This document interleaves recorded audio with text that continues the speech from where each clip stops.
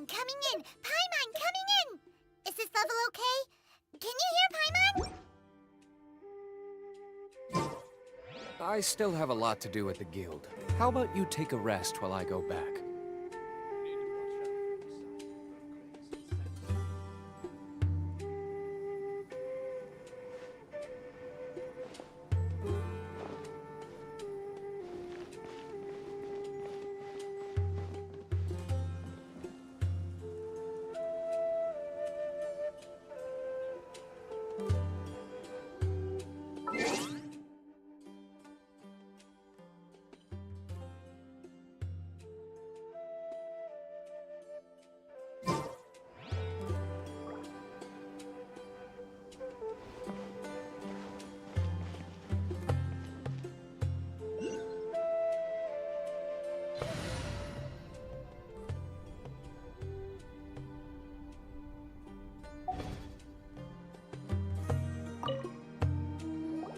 Excuse me, did you happen to see where the missing scholars went?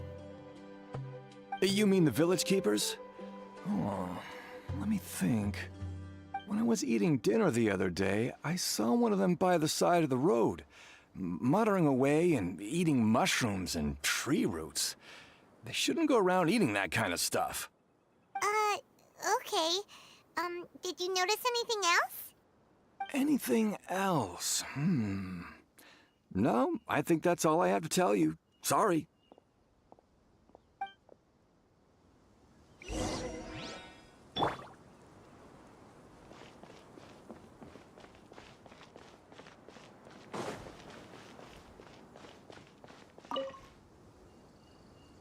The scholars that have gone missing. Have you seen them? Those eyes. Those fierce eyes. You look like a real fighter. Don't change the subject. Right. You were asking about the the mad scholars. I think it's been a few days since I last saw them. I usually go to bed pretty early, so I'm not too familiar with what goes on at night. But honestly, I feel quite sympathetic towards them. Even though they act a little strange, they've helped me in the past. If it weren't for them, my house would have collapsed long ago. Do you also think Grandpa and the others are good people? Grandpa?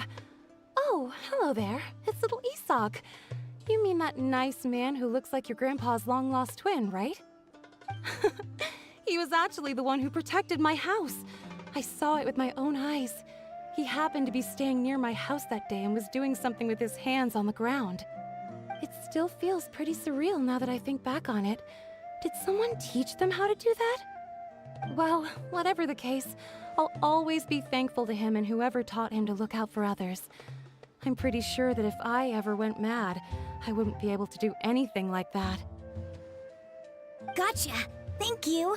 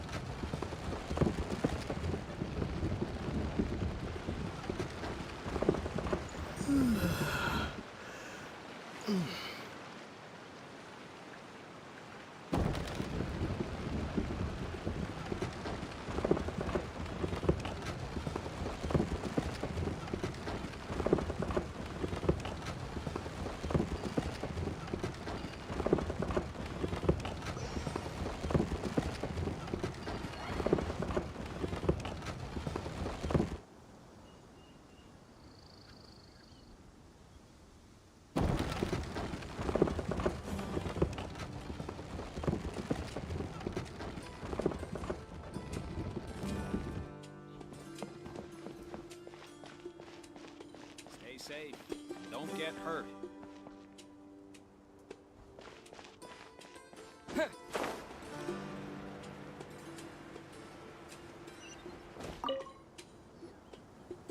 Sir, have you seen my grandpa recently?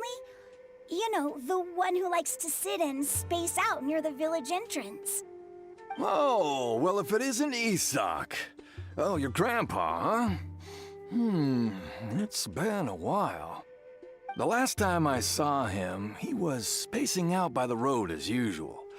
I went and asked him if he'd like any of the food I had prepared, despite my wife's protests. Like many people, she's really quite terrified of them. And speaking of my wife, she's still always complaining about how I don't make enough mora. That might explain why she's always mad at me. Oh, thank you. Thank you for taking care of him. It was nothing. You're looking for him, right? Did he go for a walk and get lost? Yeah. That's no good.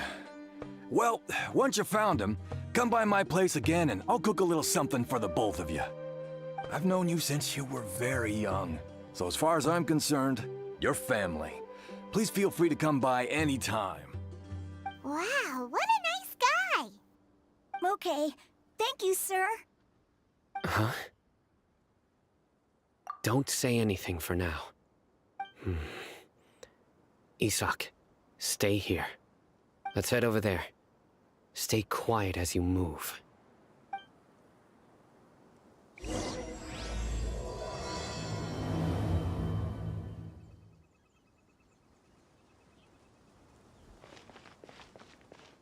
Join the Aramites and embrace a wonderful new life.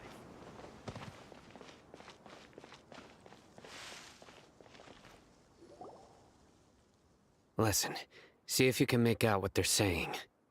Have you heard? The mighty King Deshret, the sovereign of our faith, will soon return to this world. Yes, of course I have. King Deshret is the one and only true ruler of this land. I've never believed in any other gods.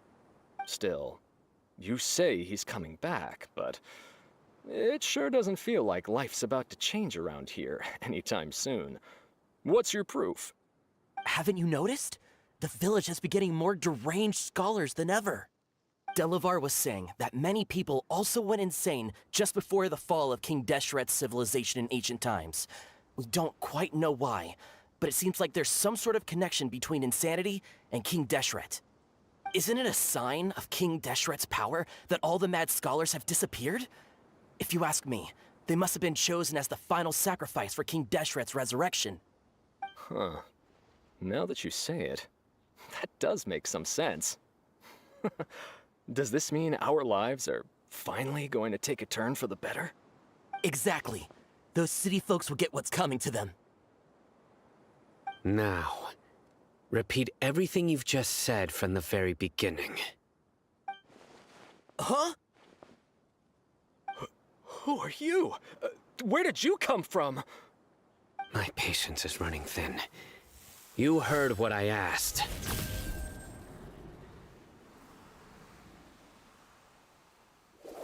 Yeah, bro, this guy's something else.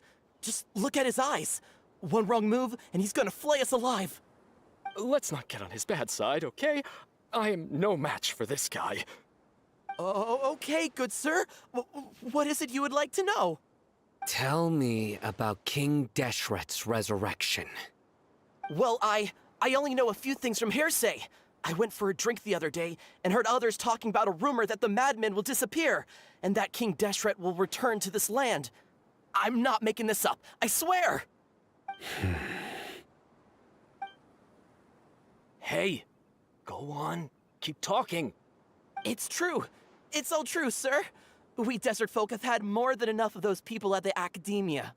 They keep sending us all their mad scholars and won't let us have a good life. Would you want to live like this if you were in our place? The radicals were even more thrilled than me when they heard the news. We're all praying for King Deshret's speedy return. Delavar also said that once King Deshret returns to our side, it's only a matter of time before we conquer the land on the other side of the wall. They're all willing to serve under King Deshret and fight for a share of the glory. Is that so? Seems like he still wants to know more. Keep talking. Got it! At first, I told myself it was just the drink talking, but then all the mad scholars vanished without a trace, just as the rumors said. Please don't beat me up just for mentioning these rumors. If I'm guilty, then everyone else around here is also guilty. I'm just saying what the others said. The people here really like King Deshret, but dislike the Dendro Archon. Where is this radical person you talked about? I haven't run into him over the past few days, so he probably hasn't been around the village. What about you, man? Have you seen him at all? No, not at all. We wouldn't dare lie to you. He's really not here right now. Sounds like you're not too close with the radicals. No, of course not. All we know are their names. I have many ways to stop you from talking. And many others to stop you from sending warning messages. So you'd best just stay home and hope I don't hear of you trying to contact anybody. Don't do anything until I've gotten to the bottom of this. Try something foolish, and even Candace won't be able to protect you. Yes, got it. We'll do just as you say. That scared Paimon half to death. Sino is pretty terrifying. He didn't try to reassure us at all. It's like he's used to hearing that. Oh, Paimon bets lots of people have told him that before. I heard that. Sorry. It's part of being a Matra. The rumor we heard just now seems like a strong lead. But we need to check a few more places. Very well. Isak! I'm here. Where's your grandpa's house? Well, I can take you there. Just follow me.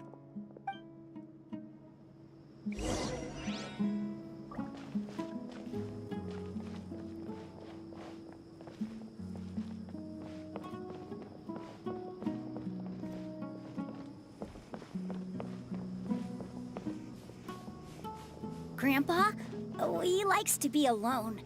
Sometimes he stares at the sky in a daze, and other times he just pokes at the ground with his fingers. Every now and then, he yells out at the top of his lungs, so a lot of people are really scared of him. But he's a good person, really. I know he is. I swear, he's just like my real grandpa.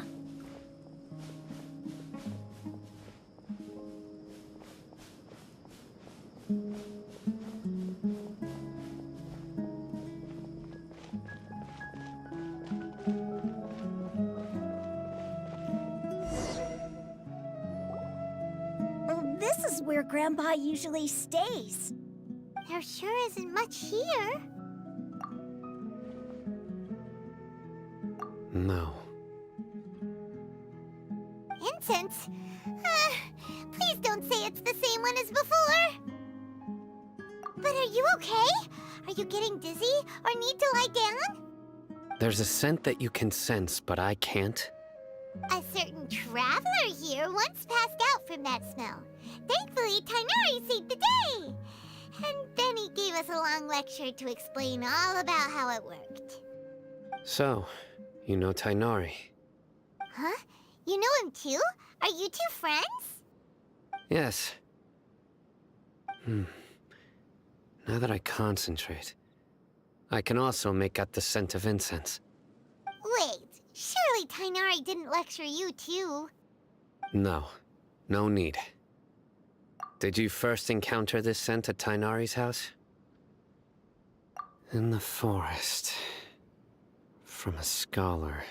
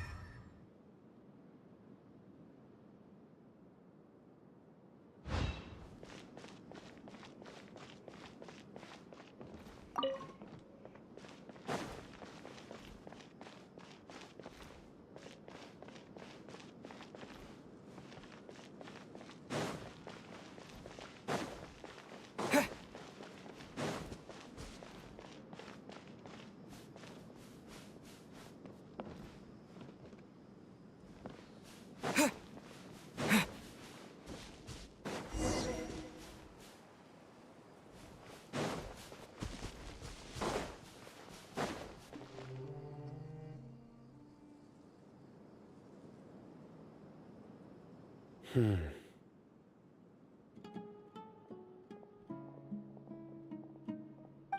are you looking for, Sino? Here it is. Take a look right here. Paimon doesn't see anything. Although the traces have been completely buried in the sand, there are footprints here. From the size and shape, they belong to an adult male. This pattern is a common one from this area. Local shoes. This was probably someone from the village. The scent is quite faint, but still extant. The footprints head in that direction. But who would come looking for Grandpa?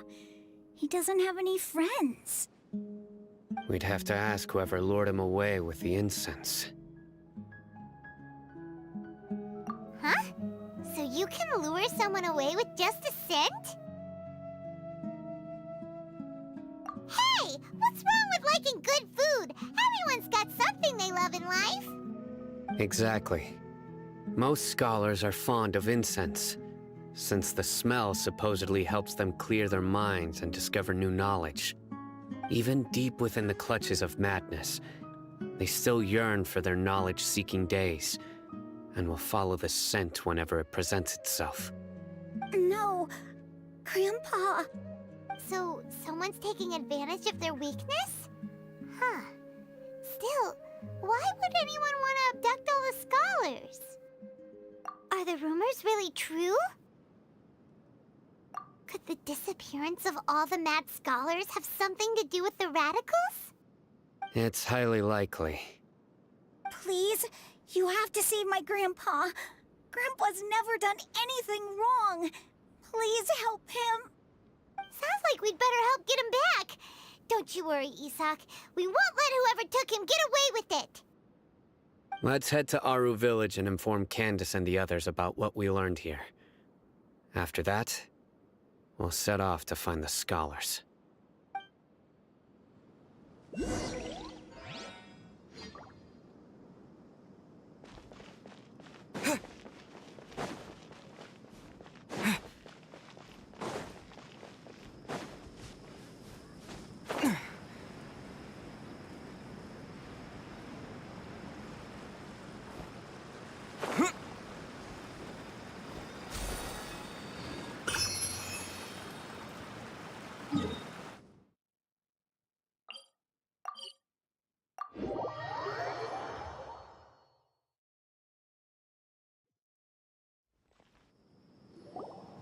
Right.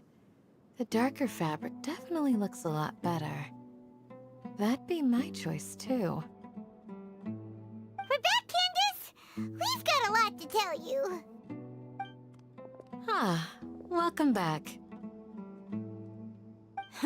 Sounds like everyone's friends already. Oh, Dia's here too! You bet. So, everything goes smoothly? Reasonably.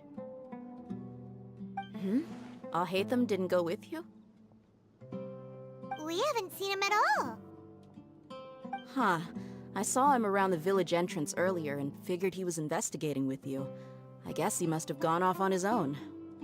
Did you find out anything useful?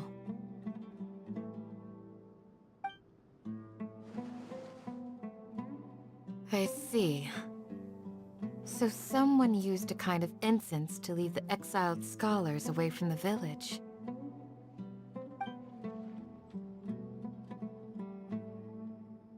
The resurrection of King Deshret? First I've heard of it. Far as I know, the kind of incense you just mentioned is only popular beyond the wall. Scholars are fond of it, but as you can see, there aren't many scholars still studying around these parts. No seller would be able to make a profit here. Not to mention, making incense is a labor-intensive process. You won't see anybody in the desert with the patience to make or sell something that requires that kind of effort. It seems someone from beyond the wall must have been supporting this. Makes sense. So what should we do then? Do we go back to the academia and search for leads there? If it was any other day, that would be your next logical step. But today, you've got me on your team, so you get an extra tip. Didn't you say that the villager got his news from the tavern? Well, I also like to drink at the tavern, so I know a thing or two about these radicals he mentioned. If Paimon remembers correctly, the leader of the radicals is some guy called Delavar. Ah, yeah. Delavar, the scar-riddled bandit, Engur, the wide-eyed butcher, and Jabari, the duck-tailed bearded crook. The whole lot of them are known around these parts.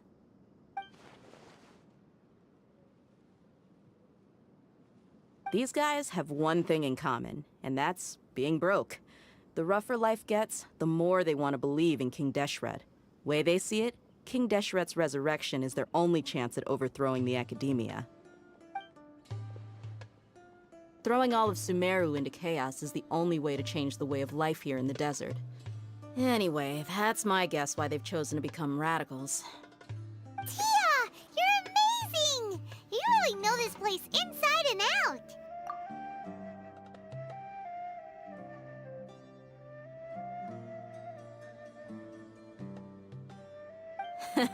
No merc can afford to slack off on gathering intelligence. Every mora I've spent in the tavern has been a valuable investment. Let's head out.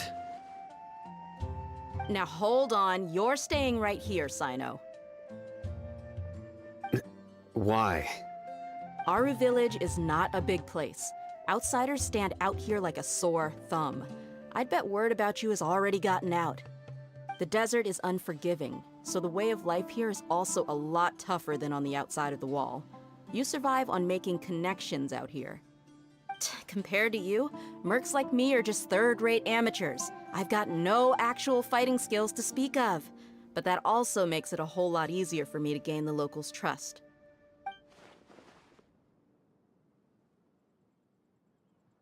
I need to go around and ask some questions, but it'll be difficult if you're with me. Fine. Good. Then we've got a plan. The Traveler and Paimon will go to Caravan Rebat with me, and we'll try our best to figure out where the mad scholars have been taken. Sino, you'll have to stay in the village and continue investigating on your own. All right! Sounds like a plan!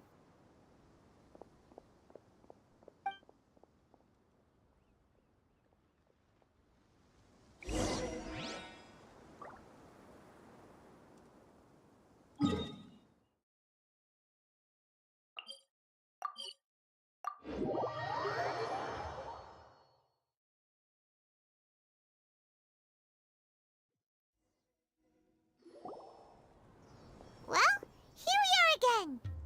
Sounds like you're starting to get familiar with the area.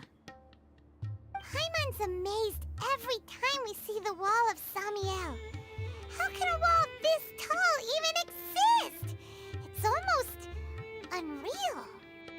I know what you mean. I had the same question every time I walked this way when I was a kid. Also, why is this high wall here? And can a wall really block sandstorms? It was only after I grew up that I realized the wall of Samiel isn't just there to keep out the sandstorms. It serves a more important purpose, keeping out people like us. Sumeru is run by wise and mighty sages. To them, us desert dwellers are nothing but tools that can be used and discarded at their whim. We're cheap labor, like livestock, but easier to control. Nothing more. Even if a child from the desert got the chance to obtain an Akasha terminal, almost all their requests for knowledge would be denied. The Academia believes we're underserving. Geniuses like Sataria are one in a million. The other children never get a single chance to try and rewrite their fate, even though the Academia knows very well that we're humans, just as they are. That's terrible. I would tear down this wall with my own hands if I could.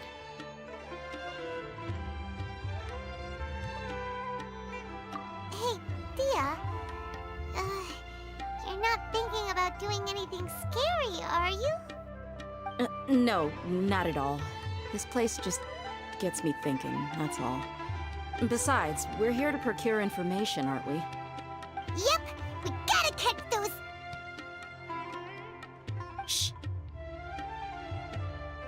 Caravan Rebot is crawling with people, so be careful what you say. We don't want anyone to find out what we're here for. Our mission started the moment we arrived here. Let's go check out the tavern. Maybe we'll find someone I know.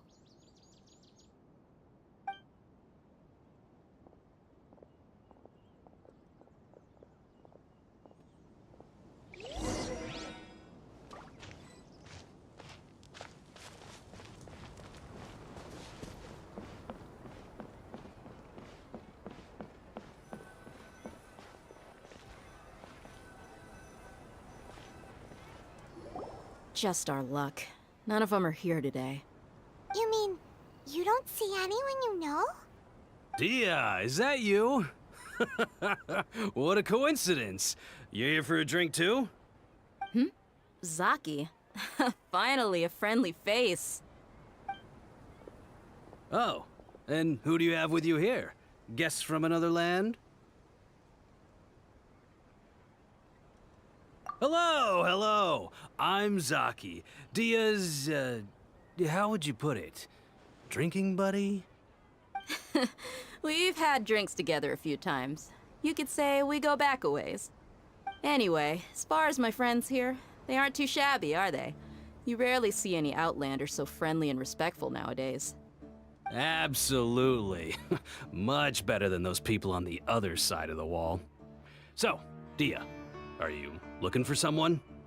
Yeah. Have you seen Enger, Delavar, or Jabari recently? Of course I have.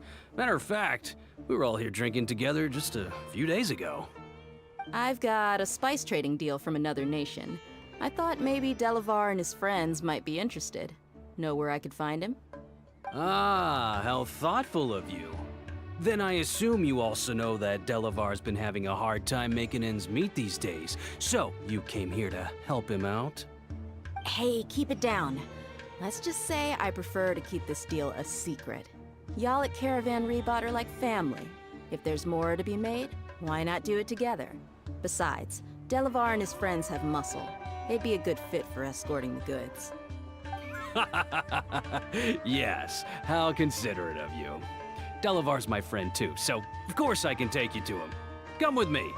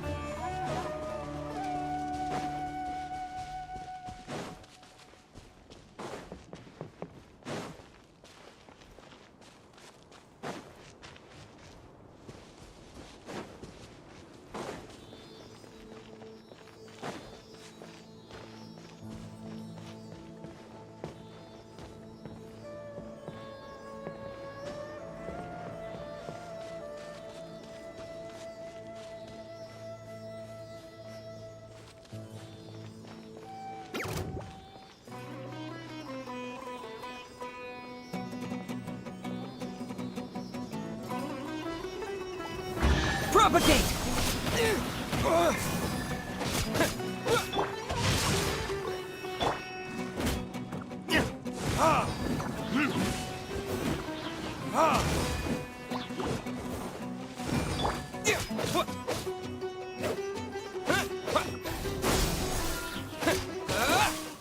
Time to act.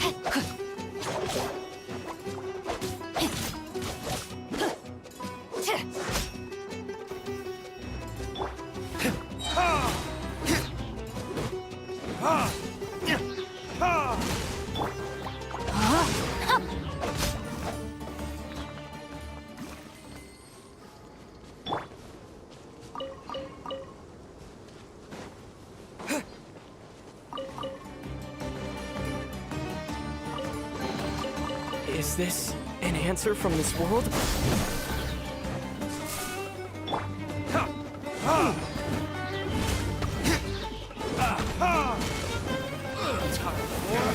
Retribution! No, my sword!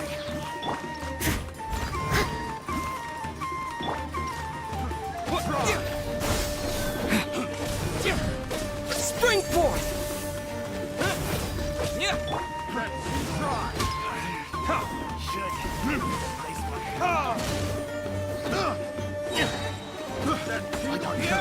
Rain outlines your fate.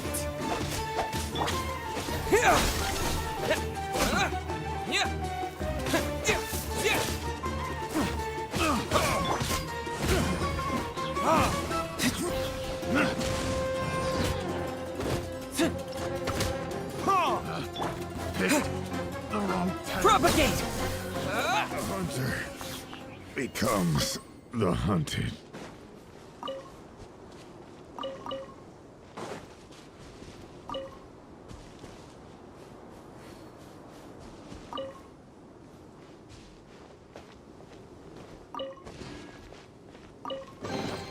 A reward on the road.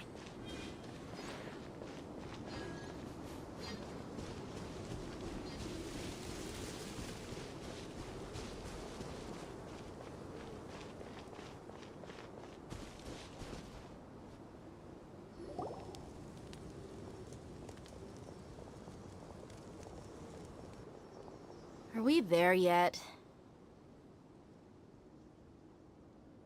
Yep, this is the place. This place is practically deserted. What are they doing in a place like this?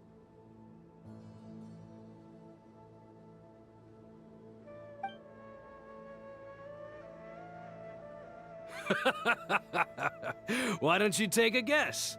Go on, a wild stab in the dark. You're like lambs to the slaughter. It's an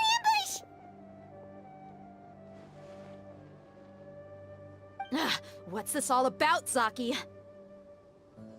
Come on, Dia. You really think we didn't hear about what you said back in Aru village?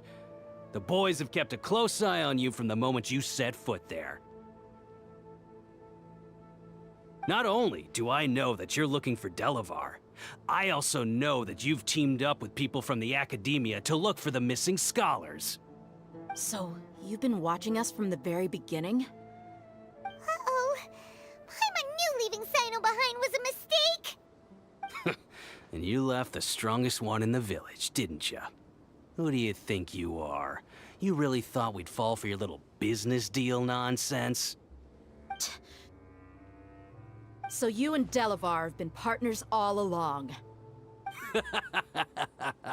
Dia, I guess it's only natural for a traveling mercenary like you to be out of the loop. Those of us who hang around the tavern have stronger bonds than you think. But you got one thing right. We're all looking forward to an uprising in Sumeru. There's nothing more we'd like to see than the desert folk overthrowing the academia. If that's the case, then I'm sure Delavar wouldn't miss a second of it. I'll be honest with you. If it weren't for what you said in the village, your little monologue about the Wall of Samiel would have convinced me that you're one of us. Delavar. And Engar, you're here too, huh? Long time no see, Miss Mercenary. You should have known the traitors are what us followers of King Deshret despise the most. Dia, I thought that you, a fellow desert dweller, would understand why King Deshret is greater than the Dendro Archon.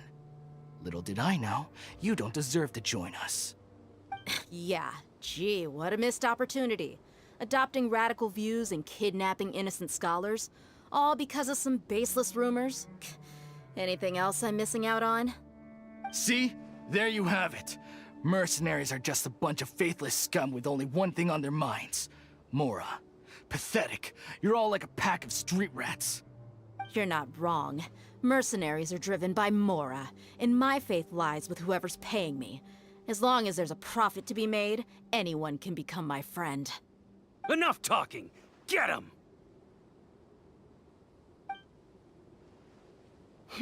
Just as I expected. Let's teach him a lesson, traveler.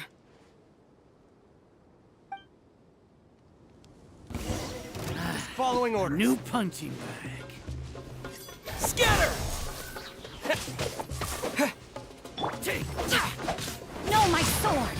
Let me read you a verse.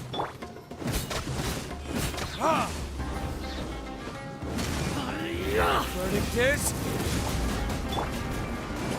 Steady as stone. Time to clean up.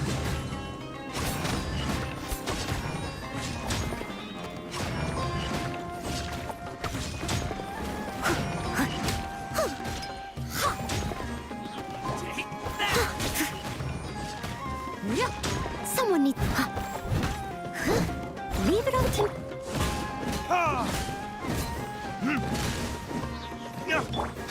Rain outlines your fate.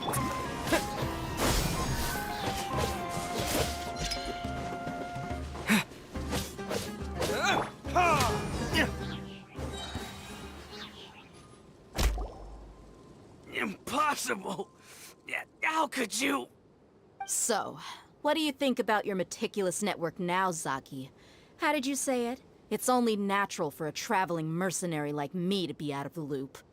I'm guessing your informant told you that I'm just an incompetent merc with no real fighting skills, correct?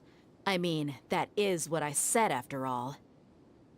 And of course you would believe everything he reported. The only thing you know about me is that I'm a mercenary, but you've never seen me in action.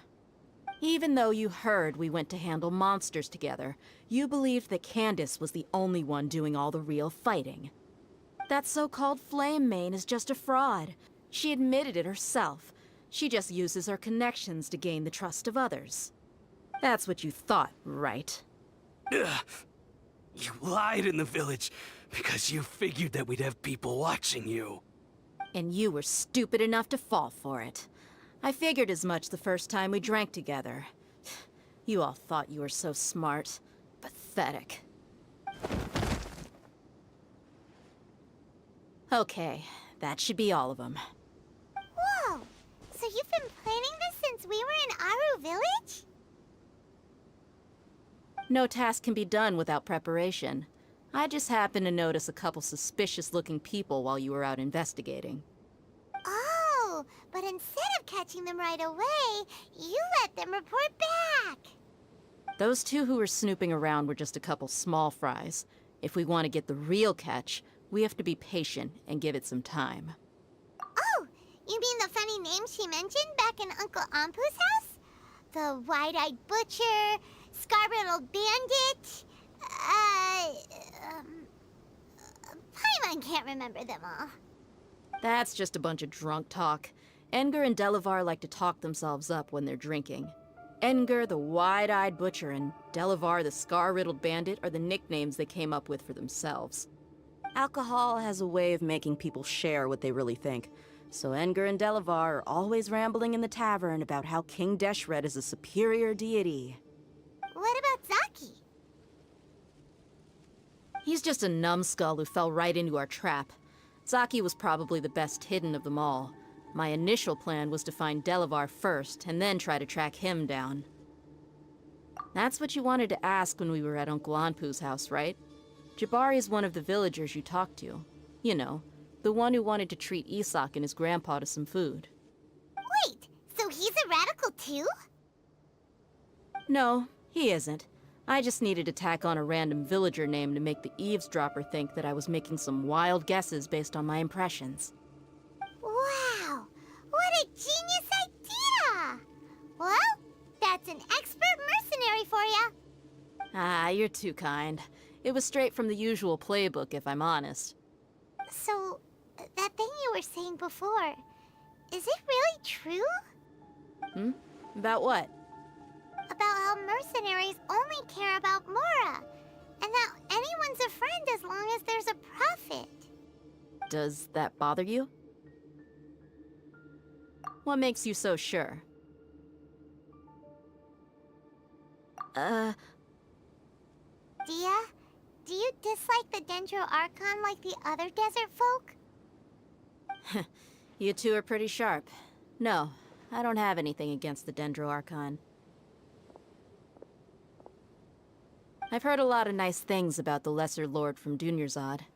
I can understand her devotion and gratitude. Dunyarzad's just an ordinary person. There's no way a god would be so involved in the lives of everyday people, unless they were truly compassionate. I've begun to realize that the sages are behind everything that's happened recently.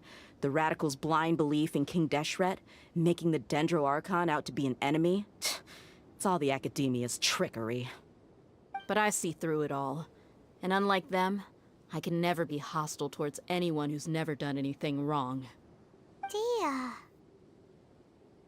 Anyway, looks like we're done with business here. Traveler, lend me a hand. Let's tie him up and bring him to the village.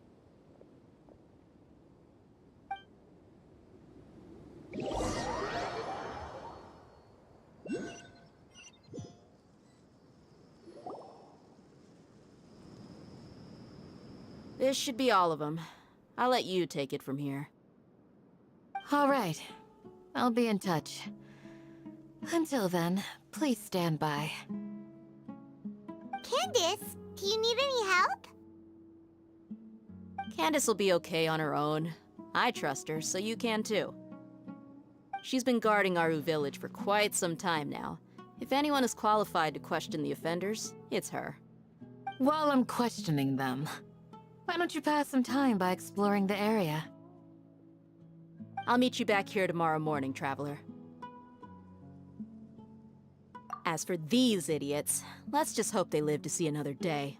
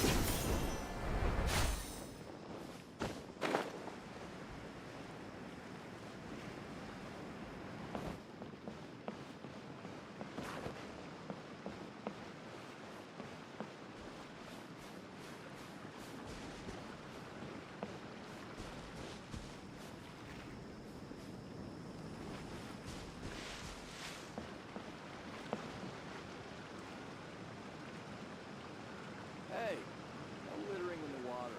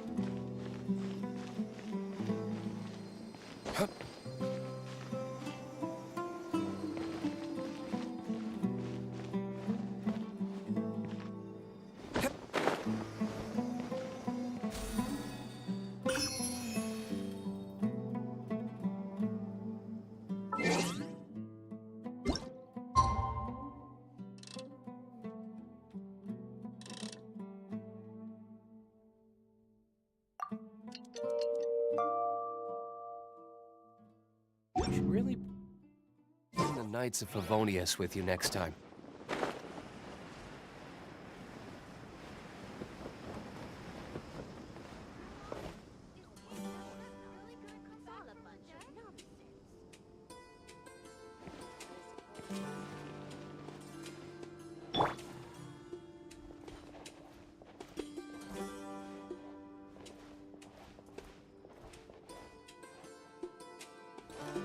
You need to watch out for any signs of earthquakes and sandstorms.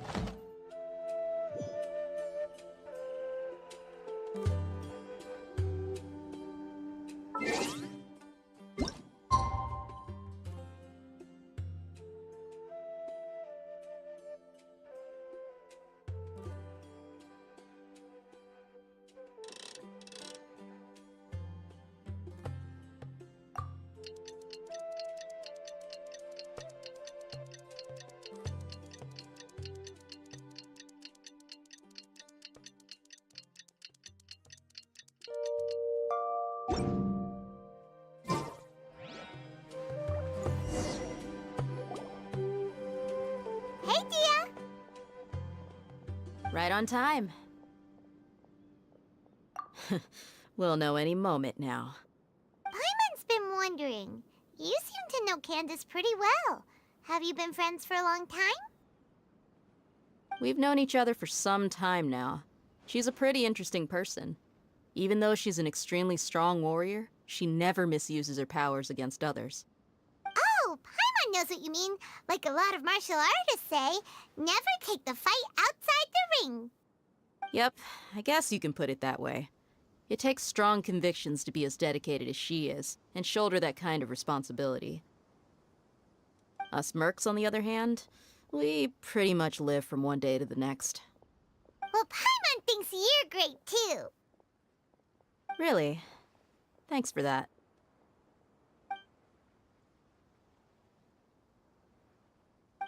Oh, Sino's here, and he's pretty early, too. Yes. I was here yesterday to help out a little. To help out? By doing what? Sharing some interrogation techniques. Oh, you mean you taught Candace some more persuasive methods? Right. Come on in, everyone. Come on, let's go inside.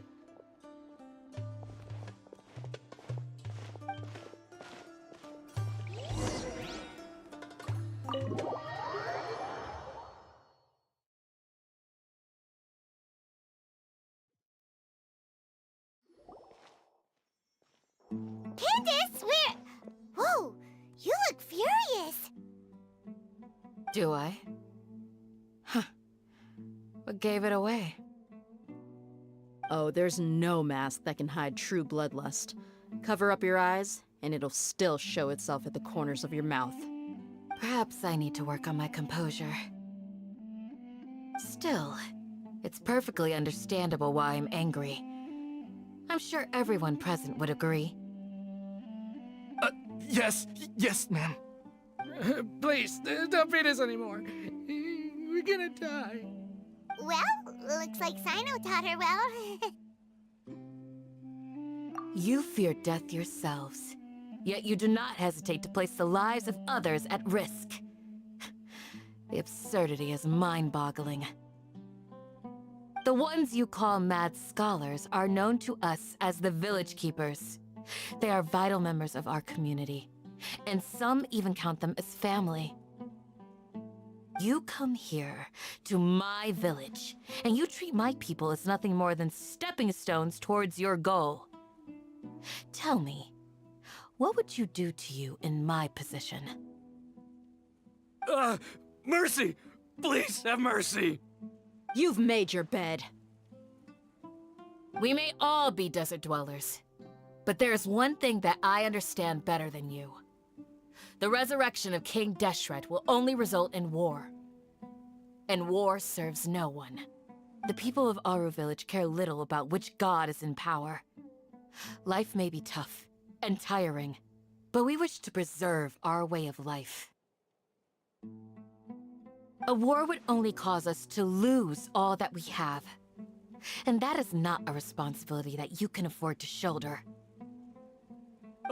We understand. We're sorry. I'll tell you everything I know. Please, just let us go.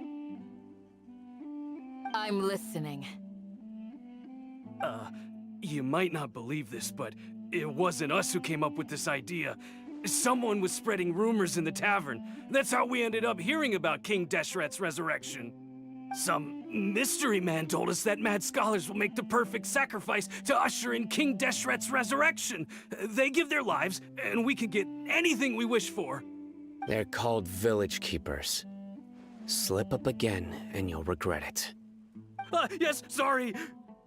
It was all that mystery man's doing. He told us to spread the word about King Deshret's resurrection, and talked us into helping him. In return, he said he'll help facilitate the resurrection process. I'm not sure. That's one. Huh? One what? Strike. You get a total of 3. Then, you die by my hand. Wait, I'm telling the truth. We don't know anything. It was all him. 2. He got us to lure them out of their houses in the night with some kind of incense.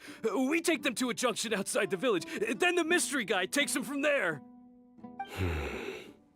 You gotta believe me, please. I'm telling the truth, I swear. Just ask them if you don't believe me. That was indeed the truth. Traveler, go on.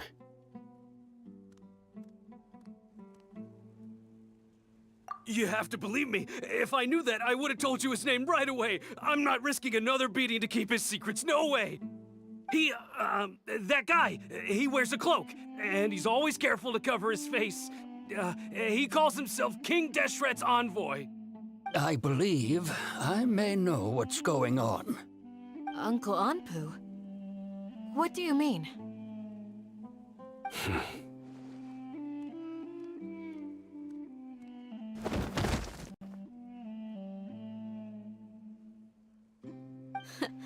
Smooth. Okay, speak.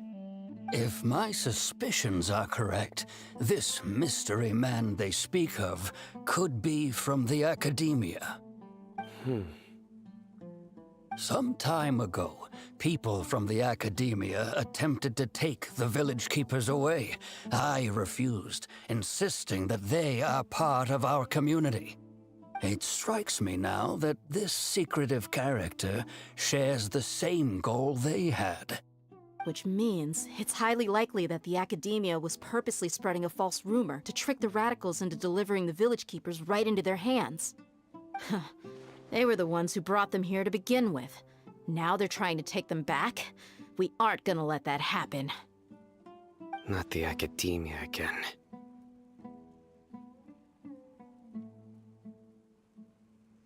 Just as I thought.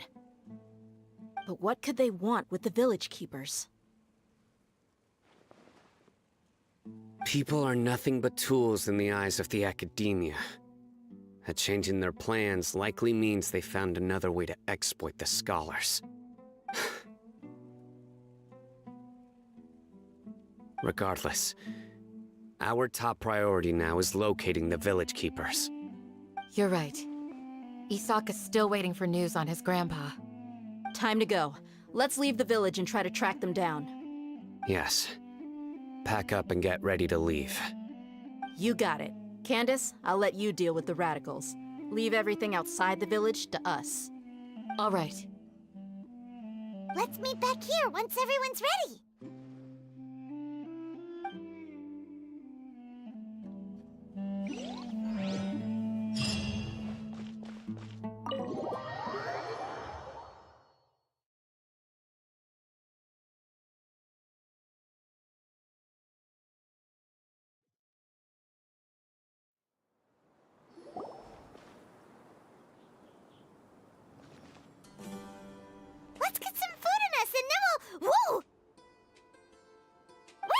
come from? Well, as you can see, I am merely sitting here and reviewing what we have deduced thus far. You were gone for ages, and now you're suddenly sitting here musing to yourself? Where have you been anyway?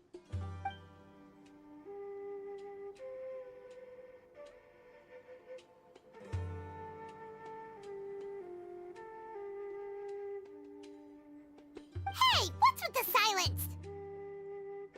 You never think things through before asking questions. I'm giving you some time to make up for that. Paimon's so mad! Paimon's gonna give you an ugly nickname!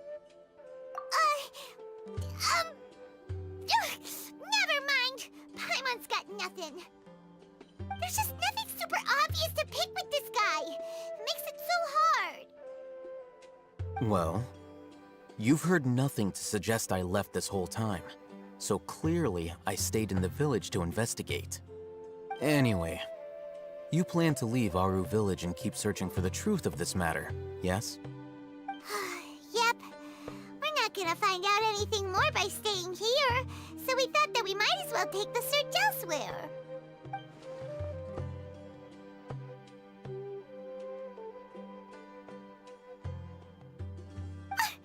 Enough with the silent treatment! No. I'm just surprised that you decided to team up with him.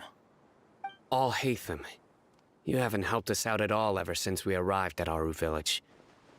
Bold of you to question our choices. Yeah, you're all talk! While you were investigating, I had my own work to do, which I've now finished. Really? Paimon doesn't believe you. To be honest, we aren't really a team, so I have no obligation to inform you of my whereabouts. Not to mention that going separate ways allowed me to find some important information that you all had missed. Huh? Right here in the village? Correct. What did you learn? I'm going to take you to someone. But before that, you need to understand where she's coming from. What does that mean? How do you think the residents of Aru village feel about what we're doing? In other words, do you truly believe every single word the villagers tell us?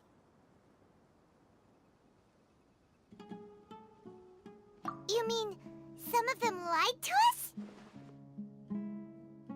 Hiding the truth does not necessarily equate to lying. Again, these people have their reasons.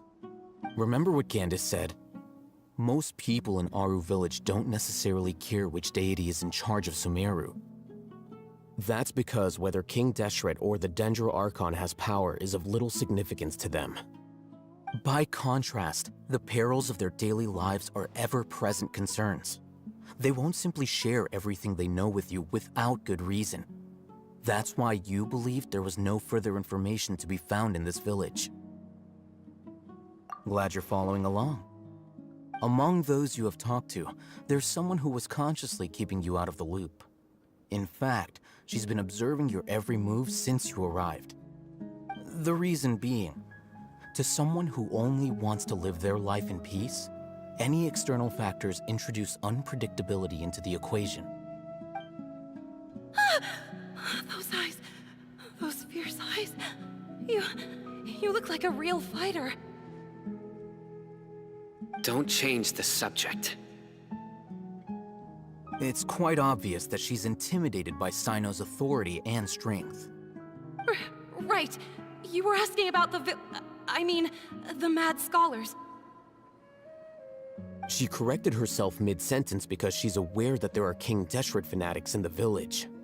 If she sounds too friendly towards the village keepers, she could easily make herself the radicals' next target. I think it's been a few days since I last saw them. I usually go to bed pretty early, so I'm not too familiar with what goes on at night. Remember? She made a point of denying her involvement in anything that occurs at night.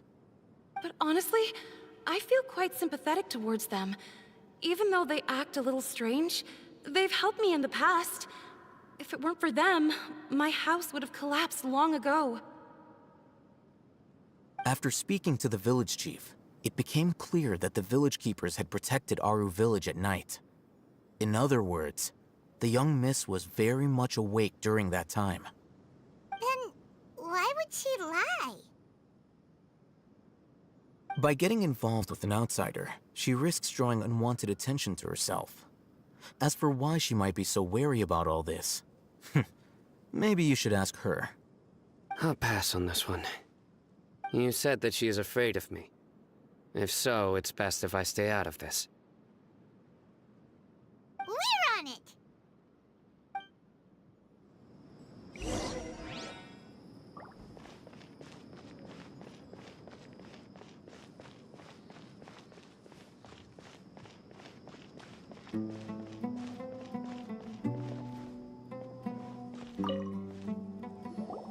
Miss Shawnee, as we discussed earlier, I've brought someone with me. Mr. Alhaitham, I'm aware of where you stand, but how can I make sure that your friends think the same as you? Huh? What do you mean? We need to clarify our stance or something? Go ahead and talk to her. You'll get the answers you want. Go on. Earn her trust. Is it really that simple? May I call you Traveler? Hi, Traveler. I want to ask you something. Do you think the resurrection of King Deshret can truly change Sumeru for the better? Why's that? That's very similar to what Miss Candace says. I know you two are friends. That's why I'm willing to talk to you, even though I do have some reservations. Before, I wouldn't even have the courage to ask something like this. Traveler, do you believe our lives will get better? Yeah! We came here from another nation, so it isn't wrong of you to be weary. And we aren't really residents of any one nation. But even so, we've met lots of people from different places, and we've always fought for what we believed in. We have friends in Sumeru, and we want to help them. That's why we decided to stay here for a while.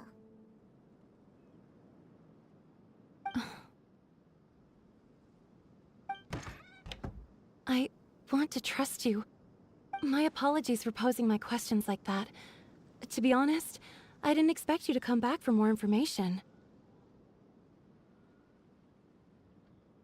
Alhaitham told us you have your reasons. It's okay. We understand. The fact is that only one side of my family is desert folk. I don't really fit in anywhere in Sumeru. Some believe in the Dendro Archon, while others believe in King Deshret.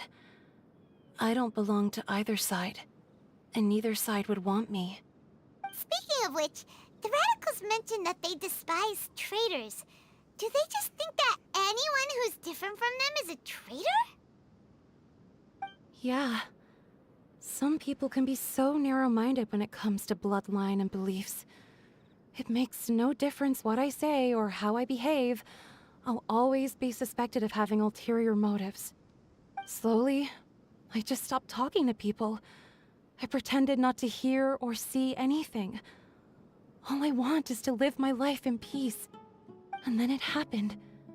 The village keepers who had helped me disappeared with no explanation, and I didn't dare breathe a word about it to anyone. Until now.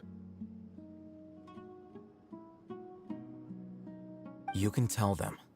I'm sure he'll keep your secret. All right. I'll tell you what I told Alhaitham. I actually have a sharper sense of hearing than most. Sometimes, I hear strange crying sounds in the night.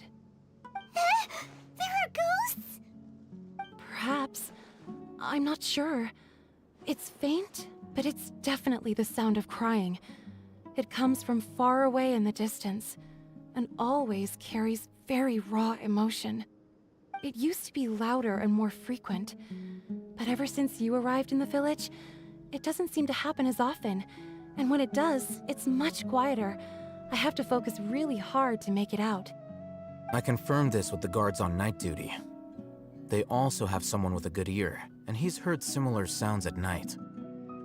But, because we're in the middle of a desert, he would rather believe that they are the cries of beasts than ghosts.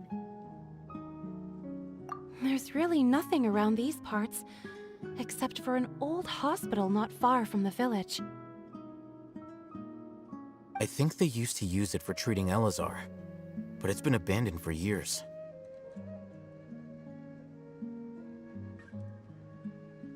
Yeah, let's go!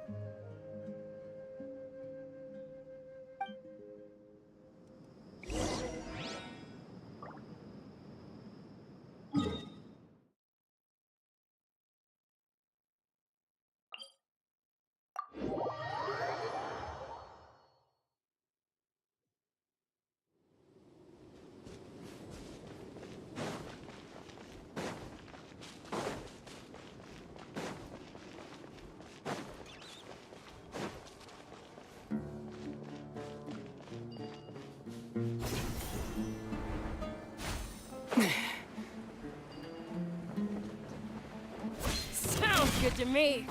Take that!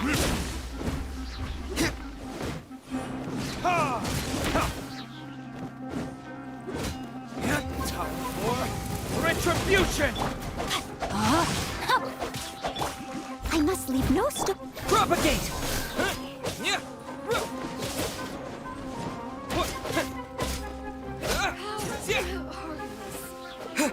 Scatter!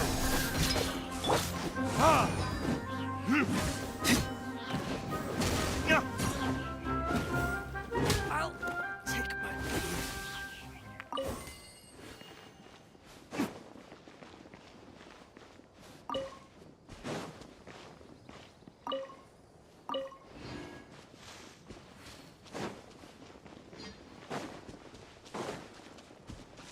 Following orders.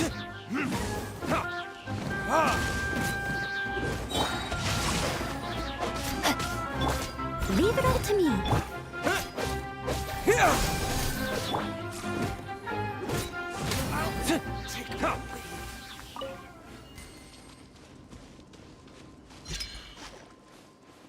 Ooh, is this the place? It's in terrible shape, and there's sand everywhere. That's Empty and forgotten. An ideal place to hide people.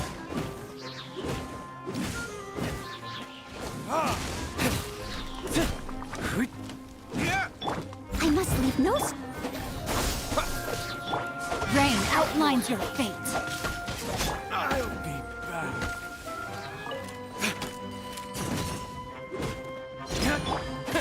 Propagate!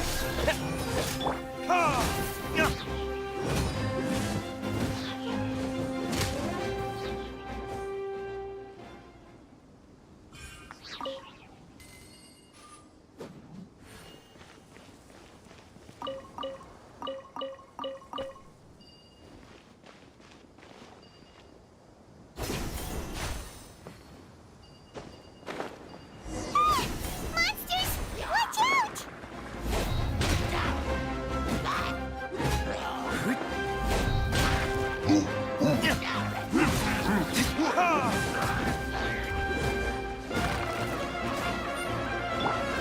Scatter! Germinate! Rain cutter. As a dutiful maid would. Verdict is...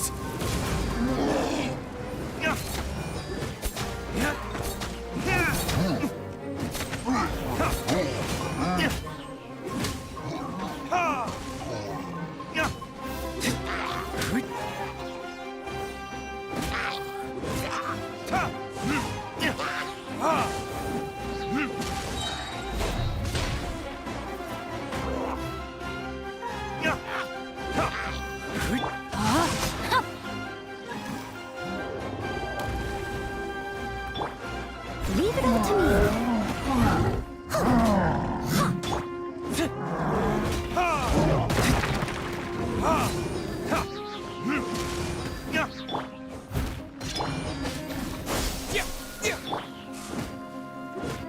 Rain outlines your fate.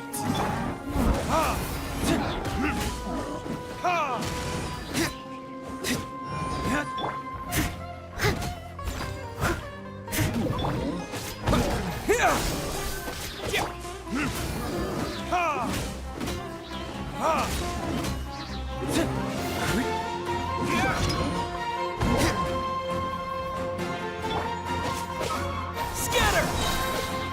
Spring forth! Know my soul! Witness the power of the rock!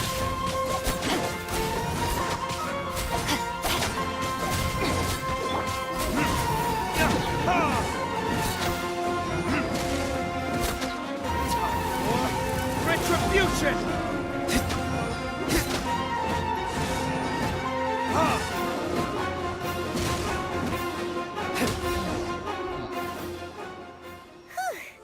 They were easier to deal with than Paimon had expected.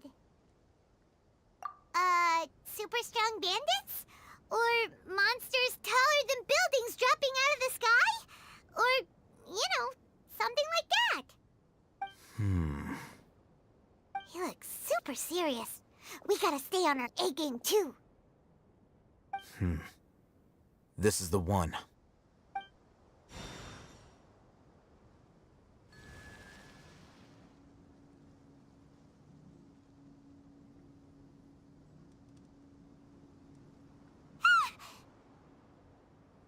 Let's go in and take a look.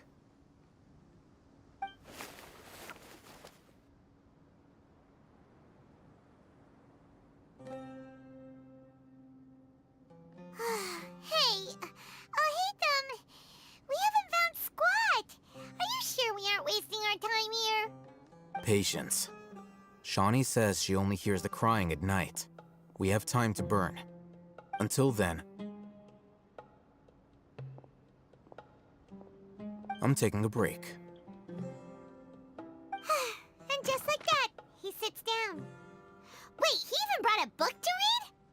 What are you reading? Let Paimon see! Okay, sure.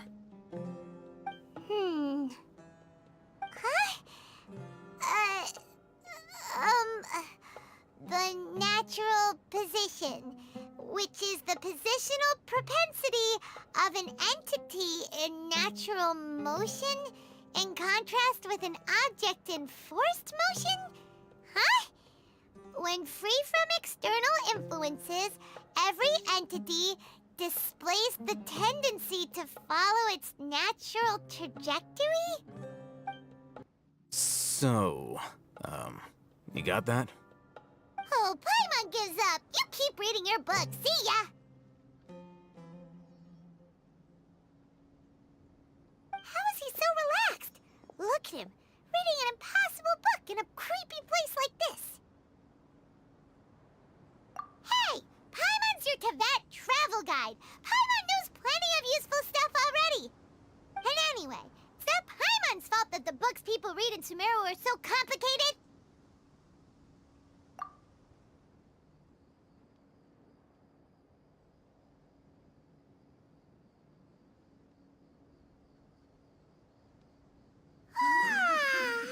Paimon's getting so sleepy. Huh? What was that sound? There it is. It's coming from that direction.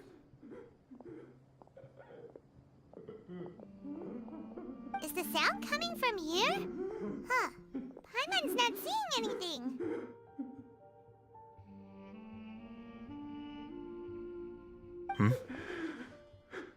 It's from below. But there's no way we can get down there. Something is off about the interior here.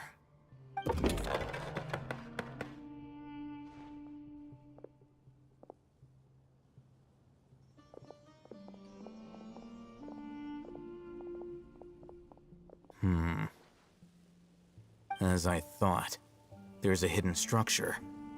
Wow. It's like they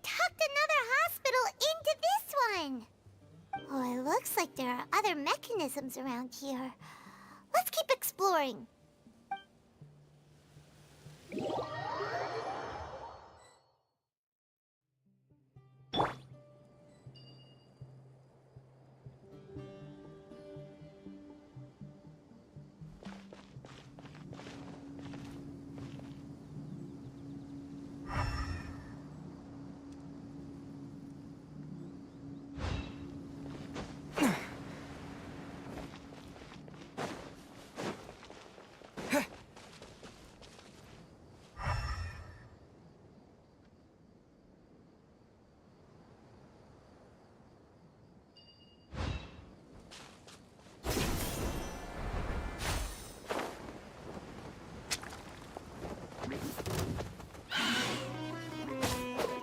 Propagate!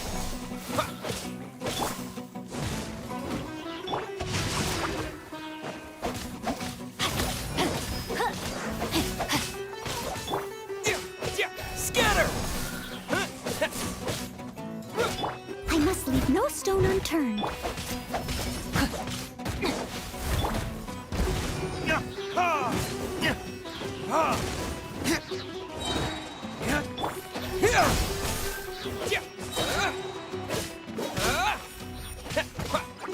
Rain outlines your fate.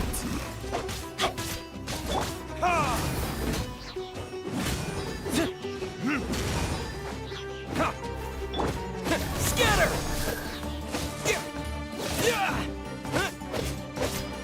Steady as stone.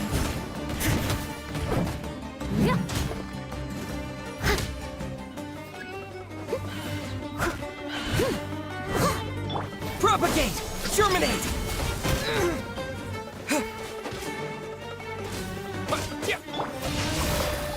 Time to act. Rain cutter.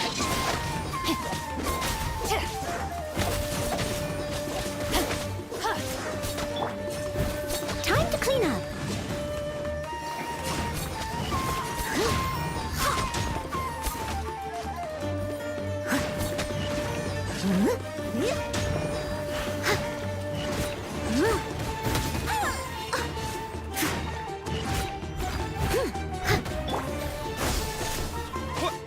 No, my sword.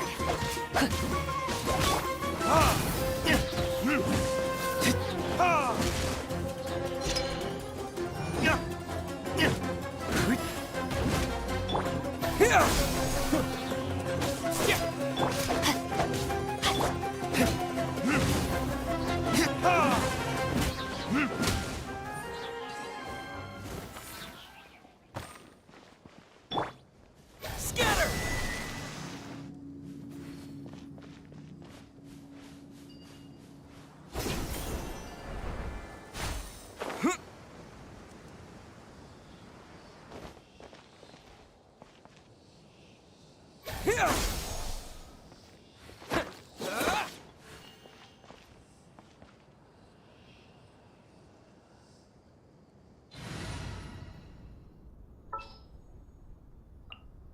I want to help. Animal test 6308.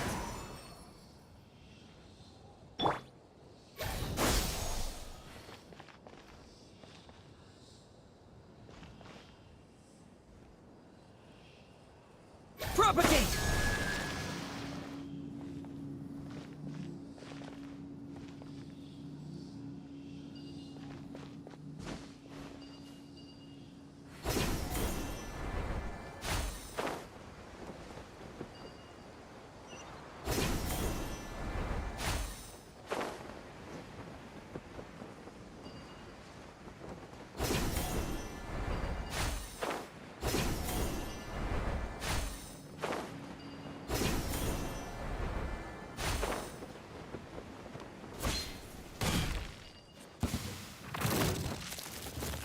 Scatter!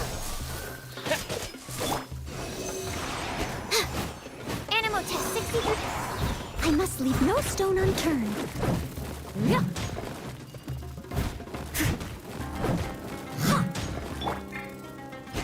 Stand clear.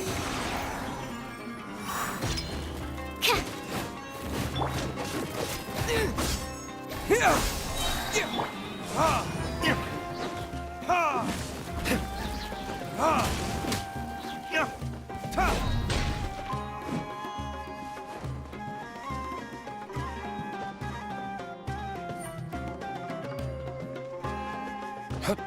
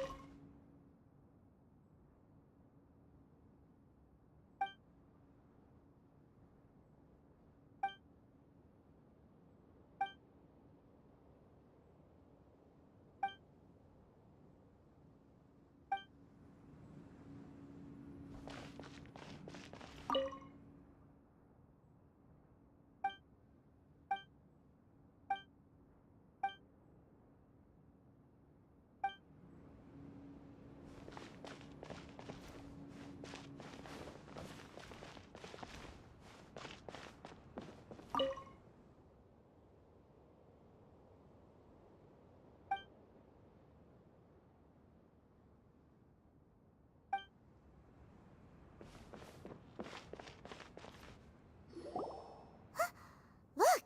There's someone over there! Good idea. Let's approach him slowly without alarming him.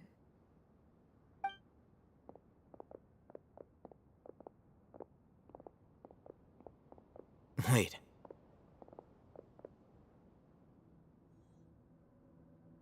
You're...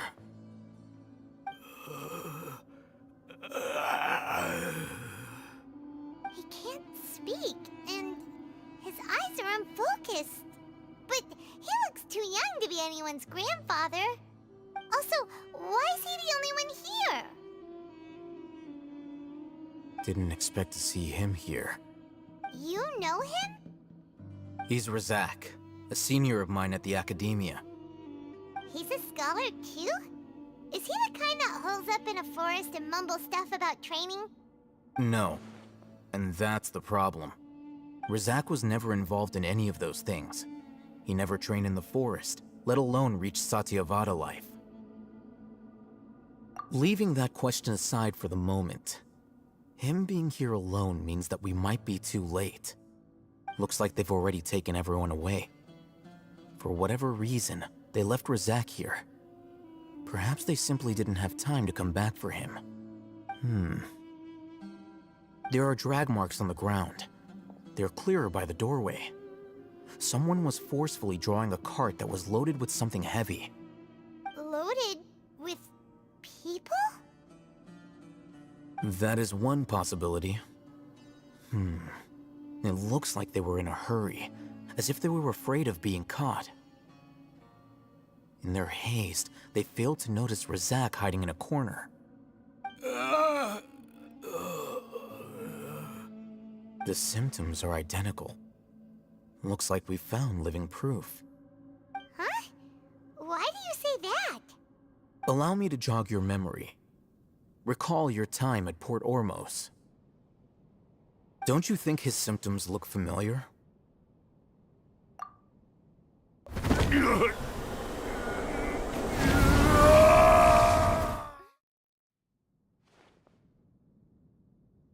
Oh, now that you mention it, they're acting the same way. Correct. The Academia is behind all of this. It isn't difficult to deduce their rationale.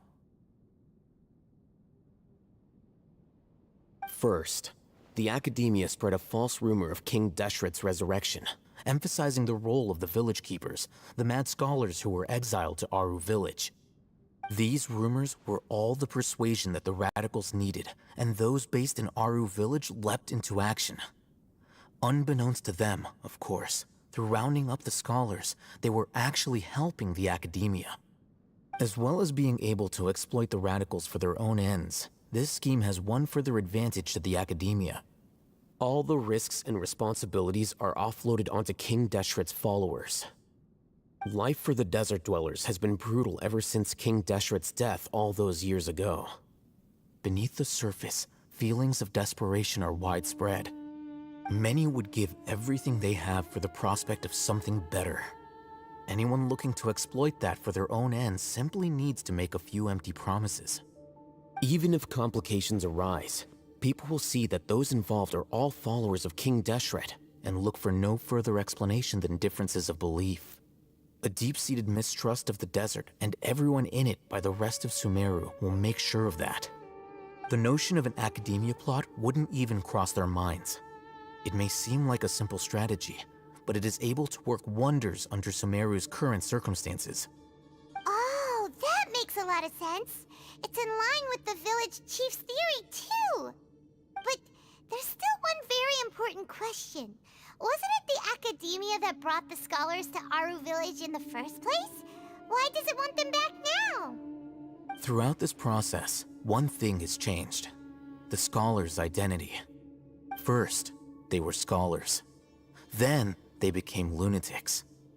After that, they were exiles.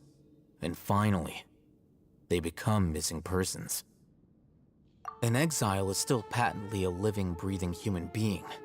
But when someone becomes a missing person, that is brought into question.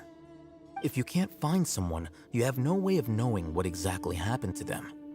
That makes missing people an ideal resource. Resource? For what exactly? One possibility is that the information in their brains could be extracted into knowledge capsules. Extracted? You mean canned knowledge comes from people's brains? With the technology of the Sumeru Academia, it's entirely possible. Perhaps the process caused them great suffering, which is why they cry out in the dead of night when no one is watching them. So, the human brain... Nope, nah, Paimon doesn't want to think about this. I'm the Academia scribe, after all. I'm familiar with their projects. Anyway, judging by Razak's state, the contents of a divine knowledge capsule were extracted from his mind. But something went wrong in the process. Or perhaps his curiosity got the better of him, and he used such a capsule for himself. Paimon's a little confused. Can they just use anyone's brain?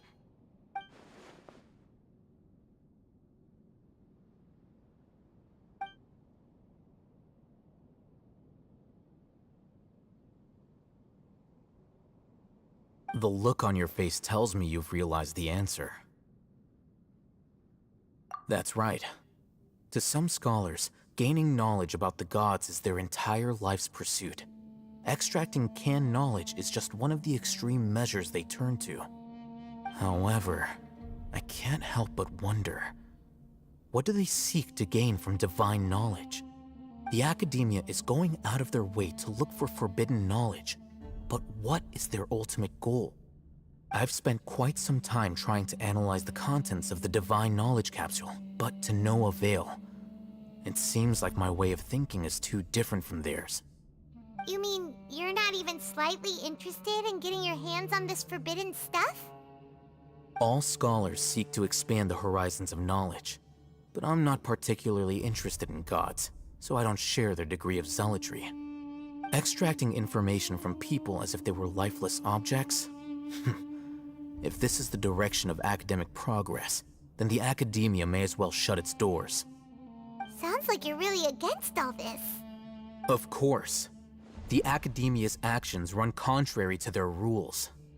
Whether it be academics or knowledge, everything has its boundaries.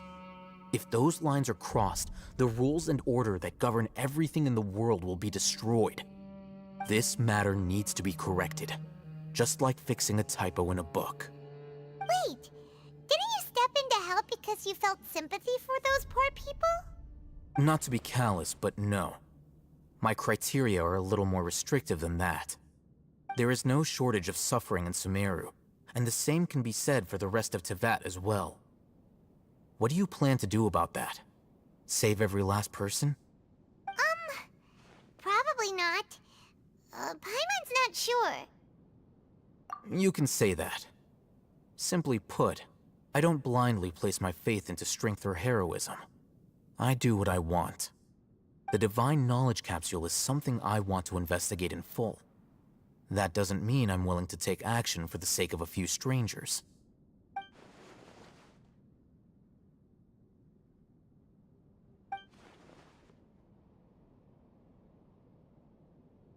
Paimon's been wanting to say this for a while. There are a lot of bad guys in the academia, but you're not one of them. You're their weirdo. You're probably right. Though I must say, I quite enjoy this feeling of being the odd one out. Uniqueness is also an asset, is it not? Wow, that's a great way to think about it. Paimon's really impressed. If only Miss Shani had a similar mindset, her life would definitely be a lot easier. I'm just a more likable person than her in general. There's nothing more to it than that.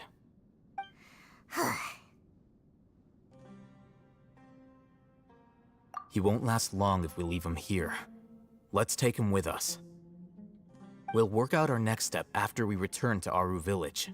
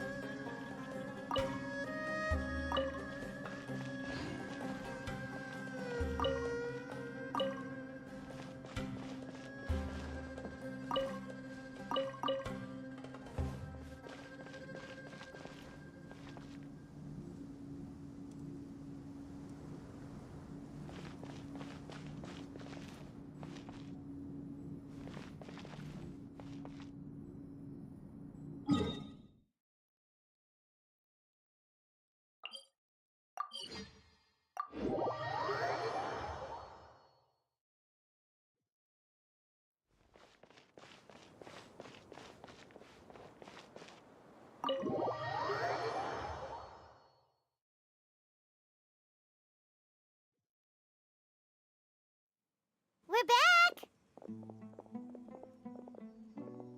You must be tired. You should rest and take some water. What's the situation? Who's this? Unfortunately, somebody who's too young to take on the role of Isak's grandfather. Nevertheless, he's one of the people we're trying to find.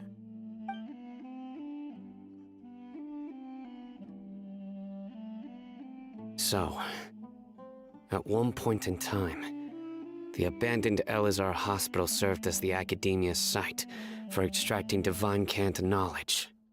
Yep, pretty much. Their plan must have been implemented at some point before we arrived at Aru Village, since divine cant knowledge has been in circulation for a while now. Yet, they fled once we were headed to the village, almost as if they knew we were on their trail. Why is that?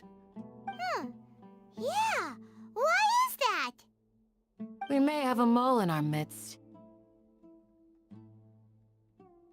One of us could be secretly revealing our whereabouts to the Academia. Huh? Are our friendships that shallow? Looks like none of you have realized wherein lies the issue. Sino, you're the reason why they can predict our movements. Wait, what's that supposed to mean? Choose your next words very carefully. It is simply a logical inference.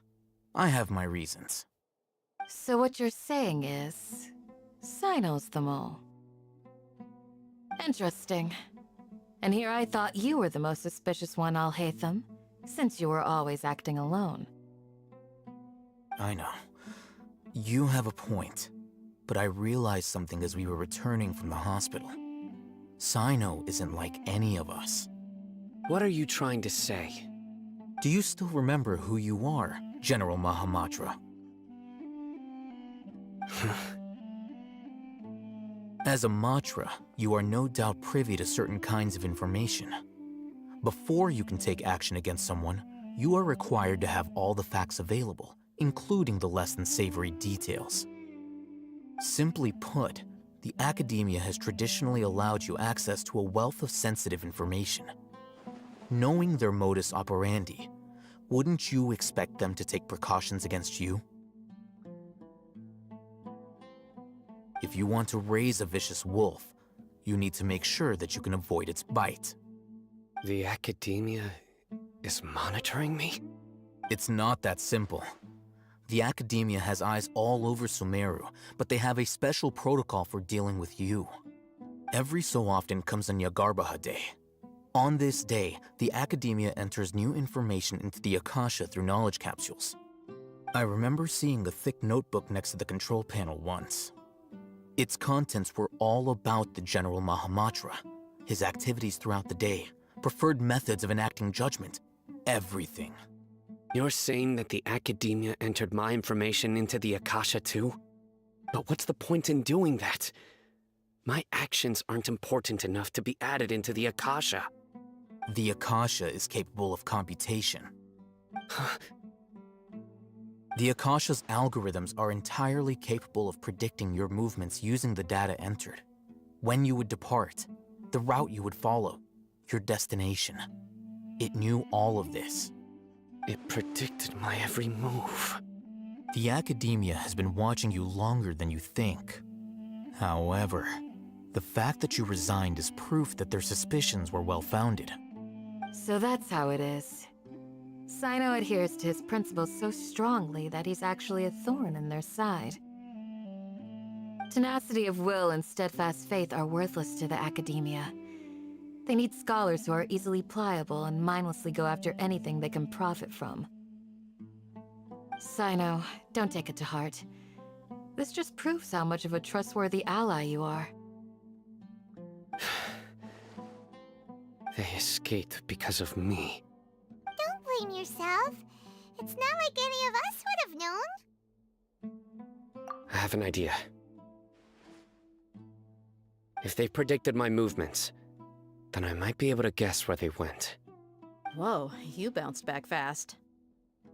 There is always an opportunity for safety after danger passes. Oh, so that's how it is! Paimon gets it now!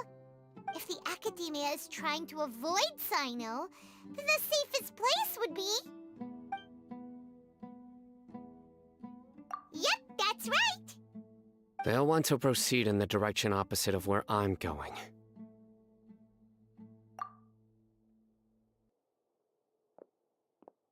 I must go. There's also something I want to investigate. Let's go, guys! After him! Please, wait! I want to go too! You want to go too? If so, you have to promise you'll stay safe. I want to find Grandpa.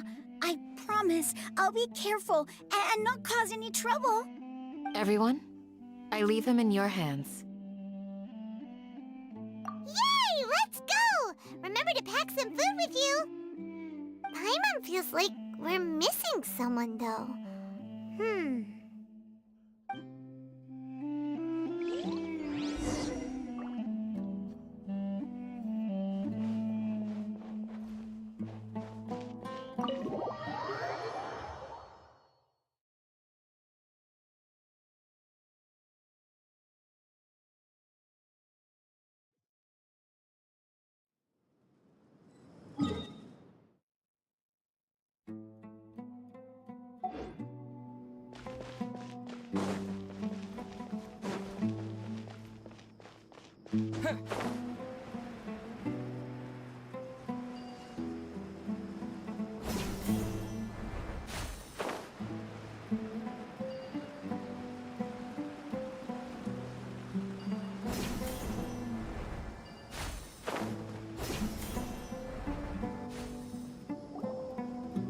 So, where do we go from here?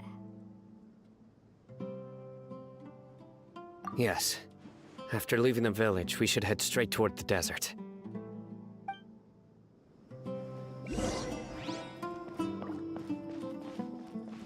I know the desert like the back of my hand.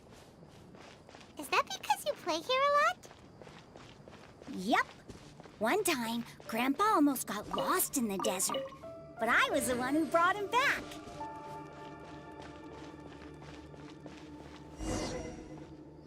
There's something here. What's this? It's buried in the sand. Looks like we'll need to roll up our sleeves and do some work. And Paimon thought running around everywhere was already enough work. Okay. So, we have to dig it out? Whatever's down there looks like it's buried really deep.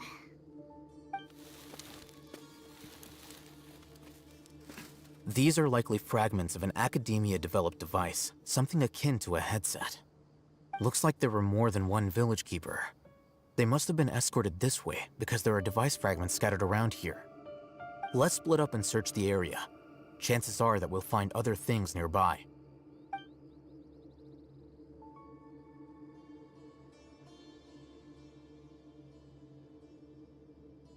Is this what we're searching for? It looks kinda scary. This is definitely a device used to extract divine knowledge. How did it end up buried in the sand? That can't have been part of the plan. They must have been attacked along the way. Wait, what? Grandpa, I hope you're okay. Don't worry, your grandpa's gonna be fine. Razak didn't display any signs of starvation or dehydration, which means that they left fairly recently. We should be able to catch up. One more thing. Given that the device had been entirely covered by sand, I believe the attack must have happened prior to the sandstorm. Let's keep going. They can't have gone far.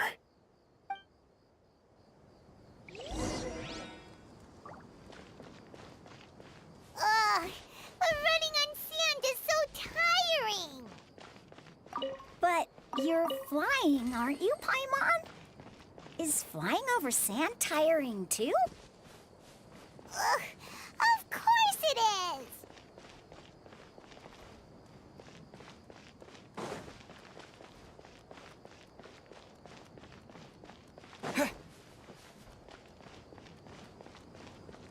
Voices, over there. It sounds like an argument. Whoa, you have really good ears. Don't get any closer. They'll notice us. Dia's talking with the Eremites? Very interesting. Let's listen in. If you had informed me sooner, there'd be plenty of room for us to... You're one of us. We would never lie. Scholars. You don't know as much as I do. Need me to... I knew it. That's our Dia. Dia? Why would you... Dia! Hey, what are you doing? Huh? Didn't you say you'd help me find Grandpa? Why are you on their side? Well, look who's here. Ain't that something? This complicates things. You've betrayed Aru village? So, this is the great General Mahamatra. Dear, you'd be better off as my assistant than hanging around with this motley crew. Seen for yourself, I have the means and methods, and my ideals are far more admirable than theirs. I'm not the type that's easily swayed, Raman. You of all people should know that. Wait, what's going on, Dia? Whose side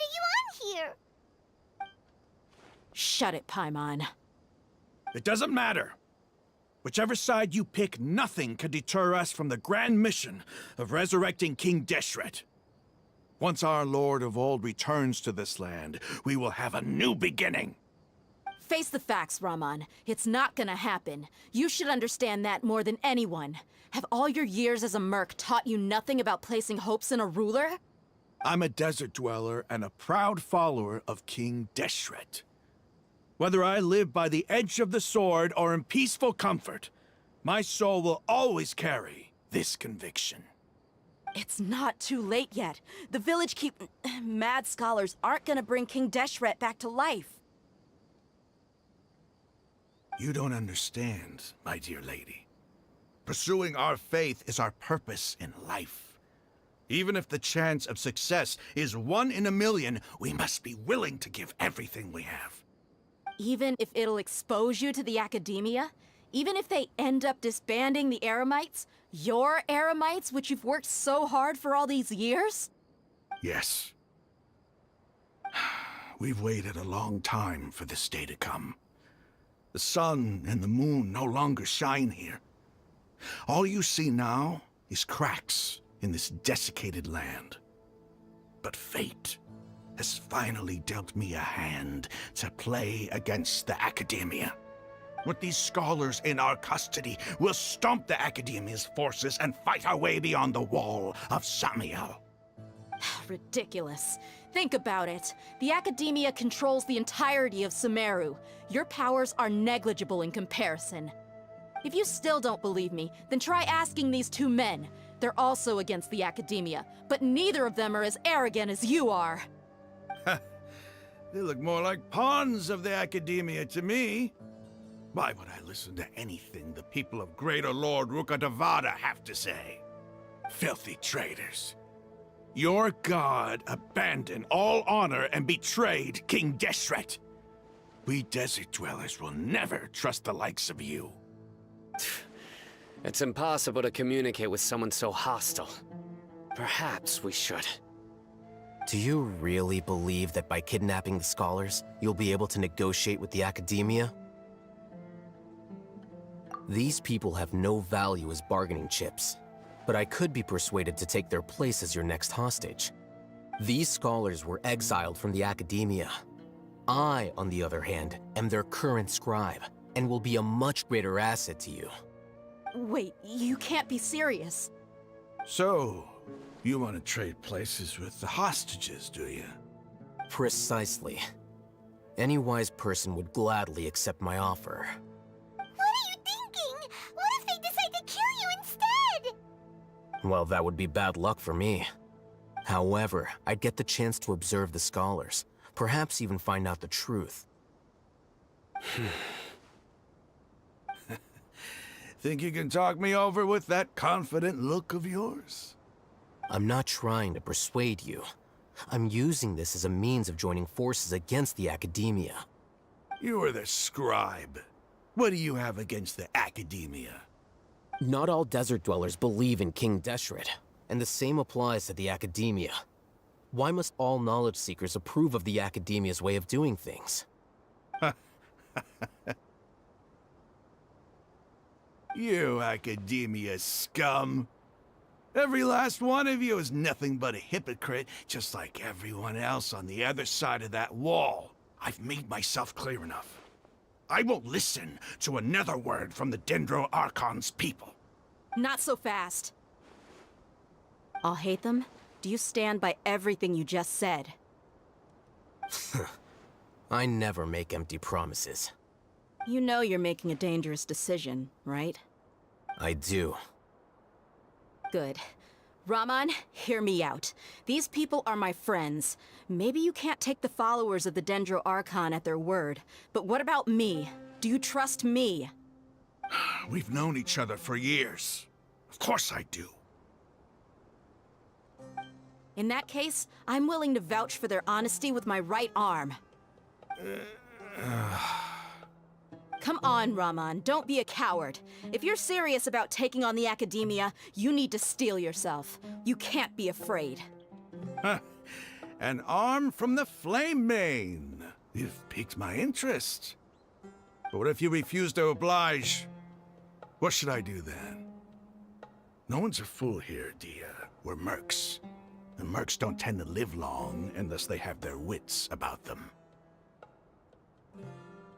You're not wrong, but this is different. I promised my friends that we'd bring back the village keepers together. Let's do it right here, then. Give me your right arm as proof of your resolve. Don't listen to him! He's not even trying to negotiate! He just wants to make things more difficult! That's fine. Are you crazy? We came here to save lives. One arm for that many people is still a pretty good deal, if you ask me. Rahman, I'm holding up my end of the deal here. You'd better not let me down. Sure. Go ahead and cut off her right arm.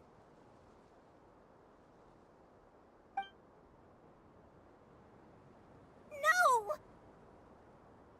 Dia! What are you gonna do? Think of something! You don't have to go this far. That's not for you to decide. Do it!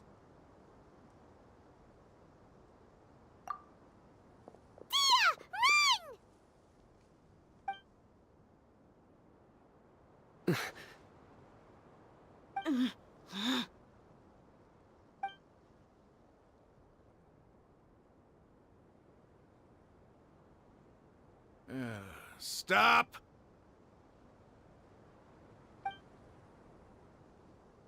What's wrong? Can't do it? Flame Mane, you and I are both desert folk. Cutting off your arm is no different than cutting off my own fingers. Where's the sense in cutting my own kin to pieces? You've shown me that you're serious. Go on now, take your friends and leave. Meet me in the desert at noon tomorrow.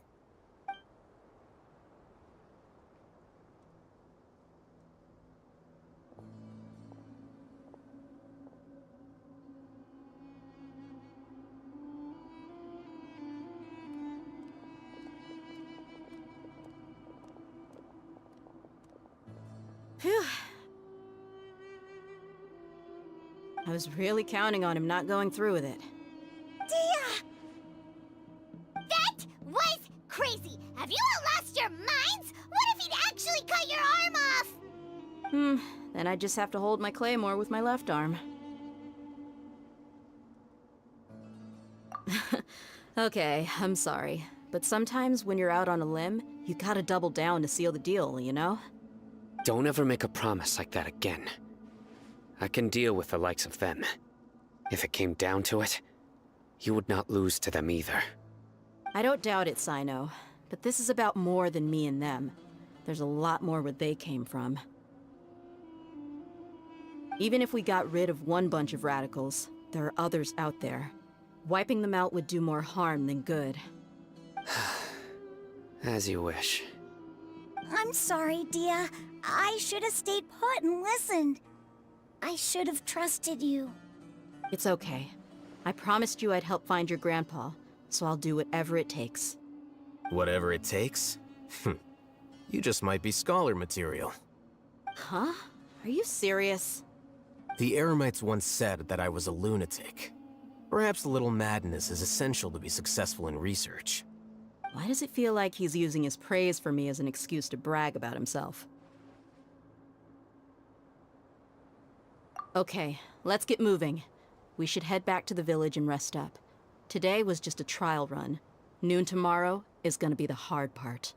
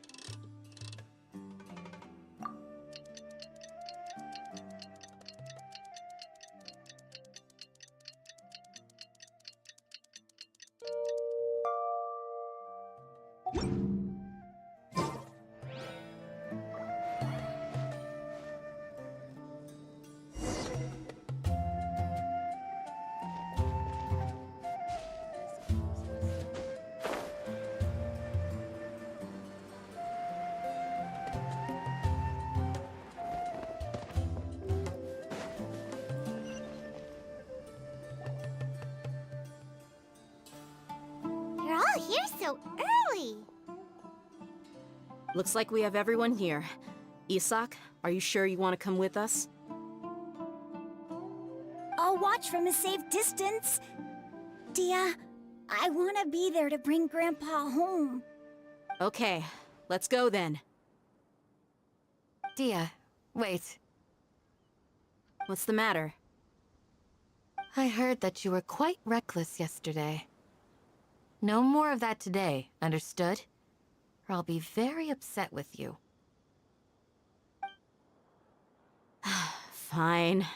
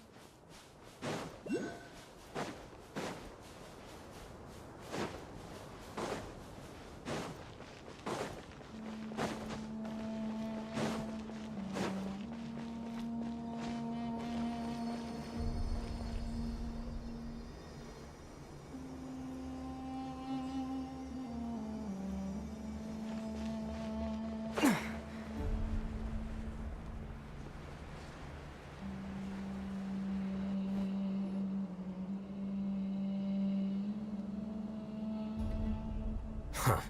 They got here before us. Uh-oh. Is it because Paimon overslept by 5 minutes and held everyone up? Is everything ready? Absolutely. Although, you brought fewer people than I imagined. Bring him over.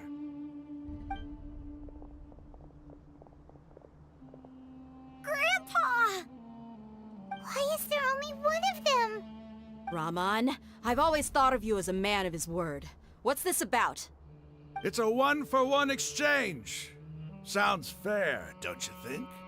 And let me put it this way. Agreeing to any kind of deal with the Dendro Archon's people is already a huge compromise on my part. Don't you think you've asked enough?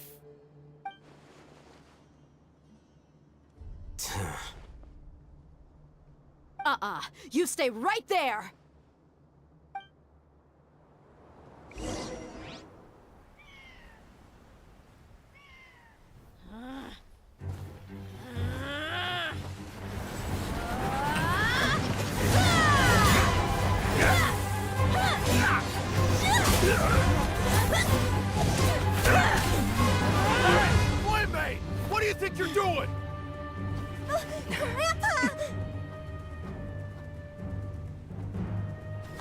see this blade here?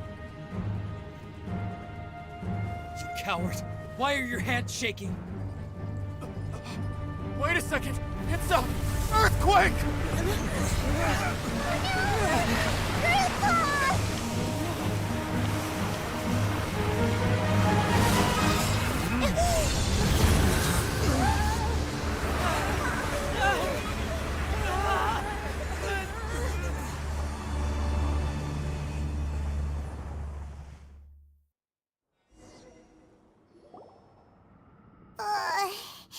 Paimon's dizzy.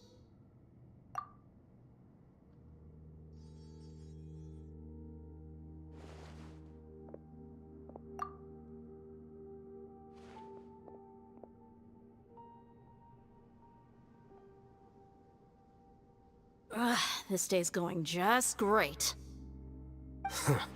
What a nuisance. The sand dune collapsed. I saw an energy field. The village keeper protected us. It glowed green with dendro. Just like you said, it may well have been the remains of Lesser Lord Kusanali's power inside the scholar's body. The dendro archon. The present one. Grandpa? Grandpa? Oh no, he's getting confused again. Hey, look around you. Did there used to be a temple here?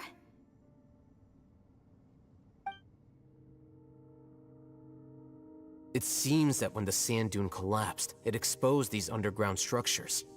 The symbols on the gate belong to King Deshret's civilization.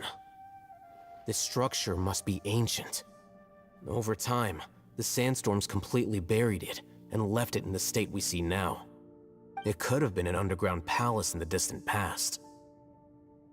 Oh, a miracle. Praise King Deshret! What's he doing here? And his men too? They must have fallen down here with us. Pretty lucky if you ask me. Most of them seem in really bad shape. Except for him. He got off lightly. Mind your head. No, this isn't the time for conflict. Our exalted lord has shown us the way to his sacred palace. He's not actually gonna go in there, is he? As it happens, I want to take a look inside too. What are you doing? Don't you think it's curious? 1 minute, Lesser Lord Kusanali's power protects us from harm, and the next, remnants of King Deshret's civilization appear. 2 major deities are vying to showcase their power to us. It would be a shame not to witness them both. Paimon thought you weren't interested in gods. Indeed. In my view, gods are just a higher form of living being, or creature, you could say. New discoveries are always worth investigating. Whether they have anything to do with gods is neither here nor there. Raman, what are you gonna do about your men? I'll just let them lay here. King Deshret will take care of his people. Right now, I'm going inside.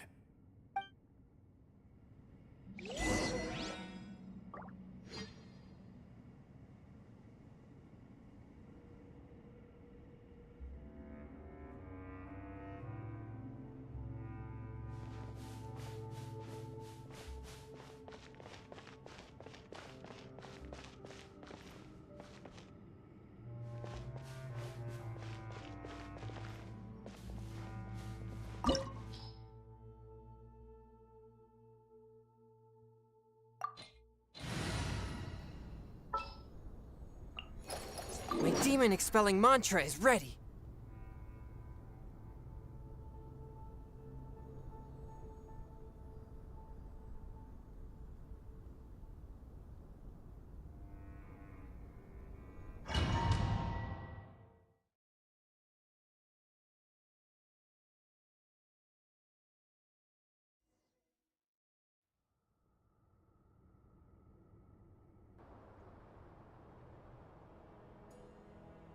It's full of life here.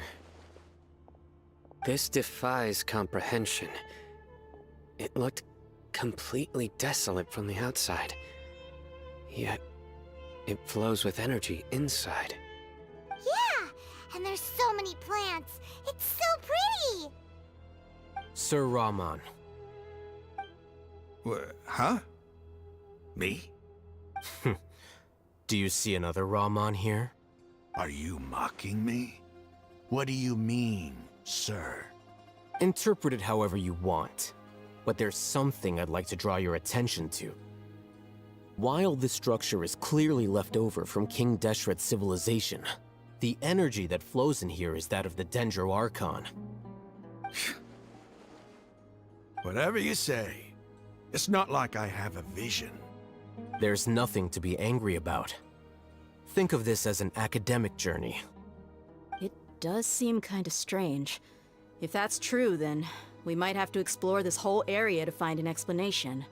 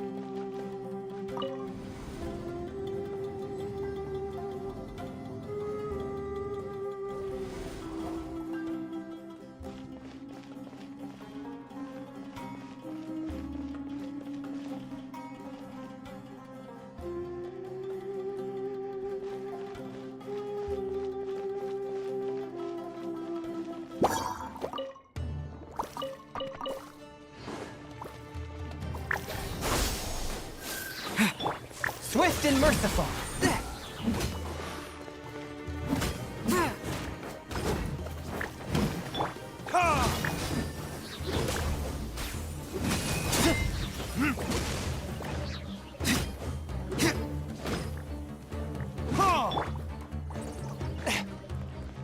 Forth, my blade.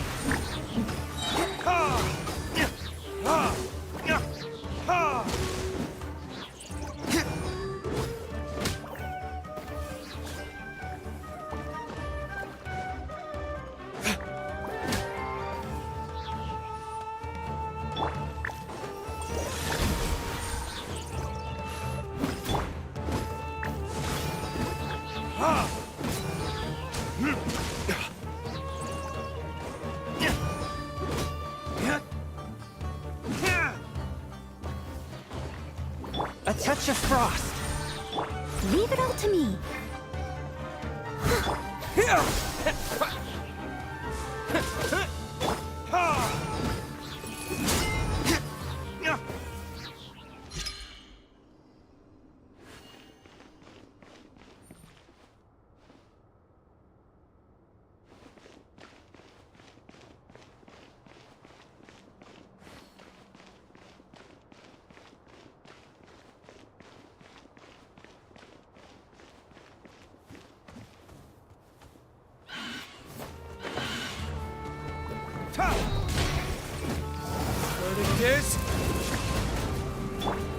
One with my blade. Scatter! Spring forth! Steady as stone.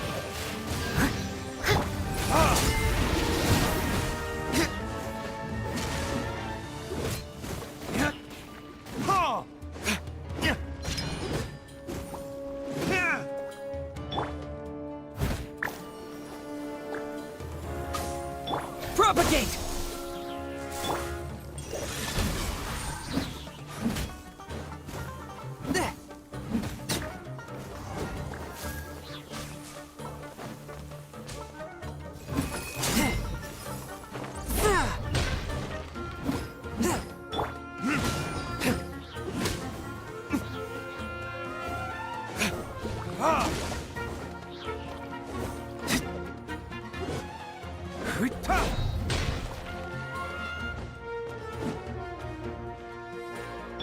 Swift and merciful.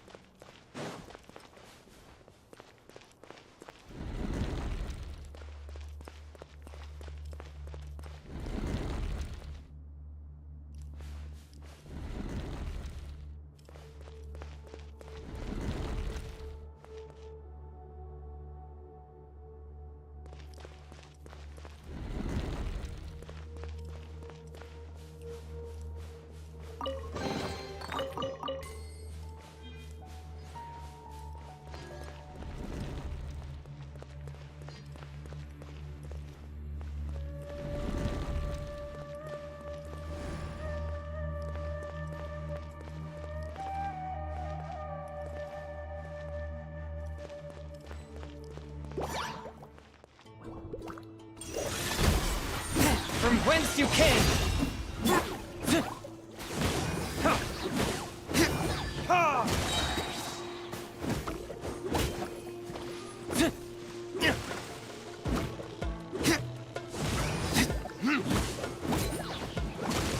One with my blade!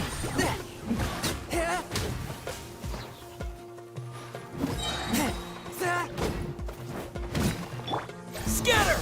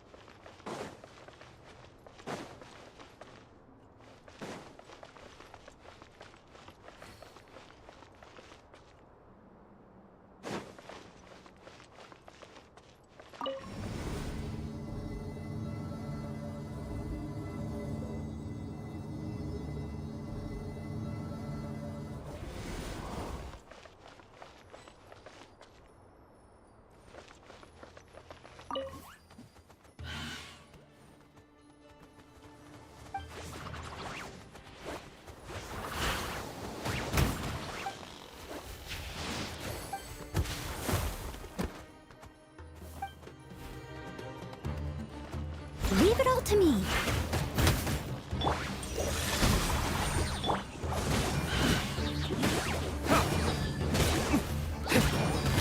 Propagate! Germinate! Spirit Blade! Attack! Swift and merciful!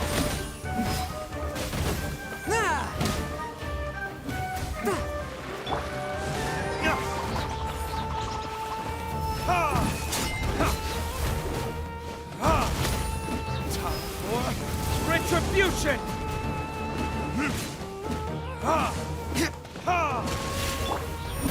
One with my blade!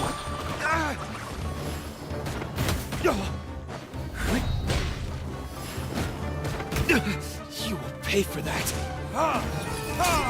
I must leave no stone unturned, as a dutiful maid would.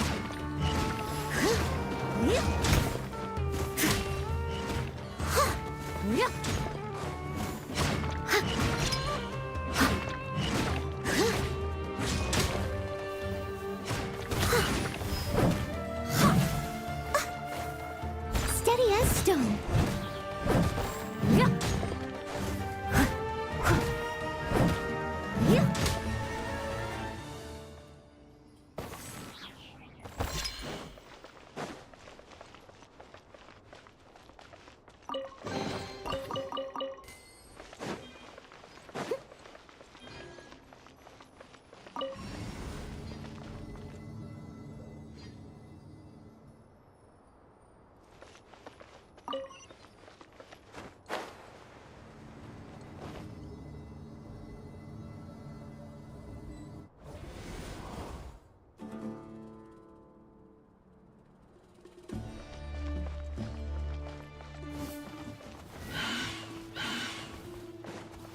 Leave it all to me.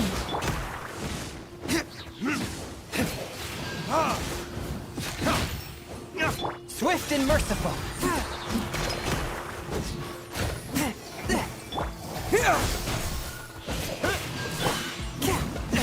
But how? From whence you came?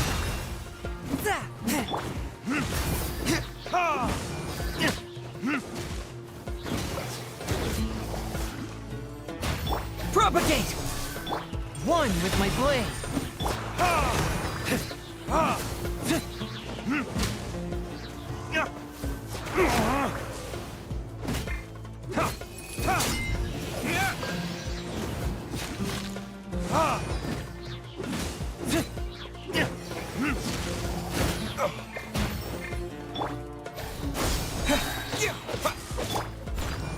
As a good knight should.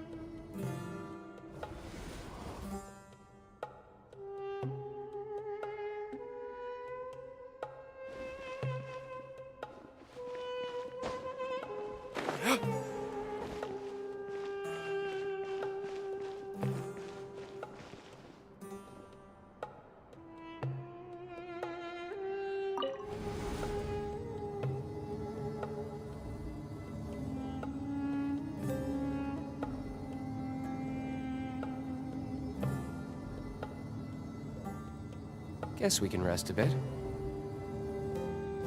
Now that's a sight to see. King Deshret's splendor surrounds us. There's so much vegetation here. It's different than what I expected. Sure are a lot of plants for a desert. That's what I call divine providence of King Deshret.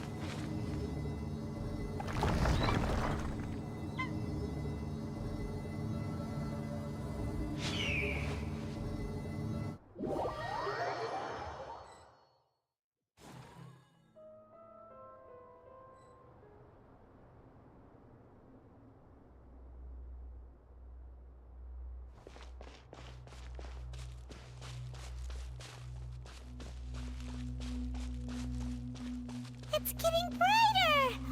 Oh, it looks so beautiful!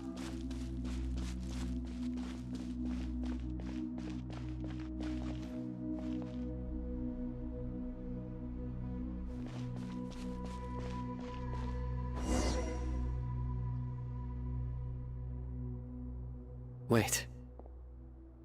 What's that?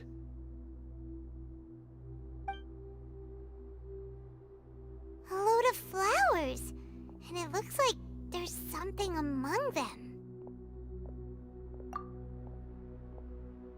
These are King Deshret runes.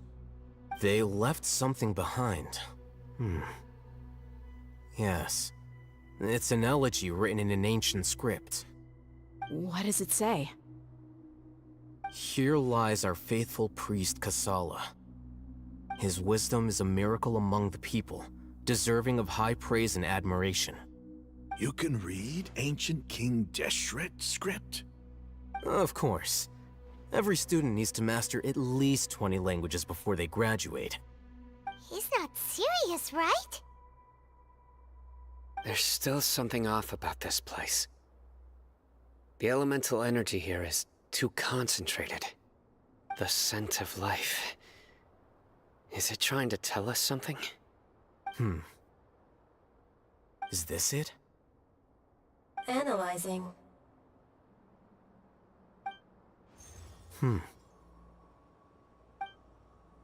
There seems to be a hidden message among these skeletal remains. Excellent. There's a device from King Deshret's civilization in this gravesite. I'll transmit the information over and project it for everyone to see. Isn't sharing knowledge against the Academia's rules? Yes. However, under the circumstances, I'd prefer you to see this for yourself. You'll understand after watching it.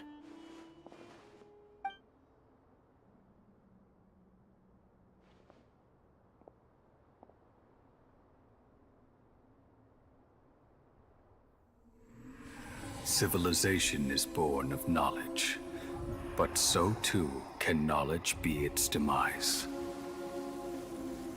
A disaster caught us unaware. It was knowledge that did not belong to this world. King Deshret brought this forbidden knowledge into our world, and it quickly spread like a plague. People's minds were filled with crazed whispers. Dark gray scales spread across their bodies. Even the land was stripped of its vigor. Only a desperate, deathly silence remained. Were it not for greater Lord Ruka Devata from the forests, the damage would have been irreversible. She summoned the priests to build temples and infused into them the divine power of life. The disaster was miraculously tempered, and the embers of our civilization were preserved in Aru village. Alas, the miracle could not last. As long as forbidden knowledge continued to exist, it would forever blight this world. In the end, the proud king of the desert, my eternal lord, chose to sacrifice himself. I have spent my whole life since guarding one of these many temples. But now, my duty is coming to an end. As I close my eyes for the final time, the sight of that noble deity will appear in my vision once more. In helping King Deshret to eradicate forbidden knowledge, she exhausted her strength, and her form became that of a small child. How strange. Now that I think of her, I no longer have any fear of death, for I sense that the spirit of life will abide with me during my eternal sleep. Children of the desert, cling no longer to past grievances, but hold tight to the memory of this act of benevolence. What was that? The priest's memories. No, impossible. Greater Lord Rukkhadevata. So the former Dendro Archon and King Deshret were never enemies at all. But this doesn't make any sense. The Dendro Archon's followers, they're clearly... Was that the former Dendro Archon? She became so tiny in the end.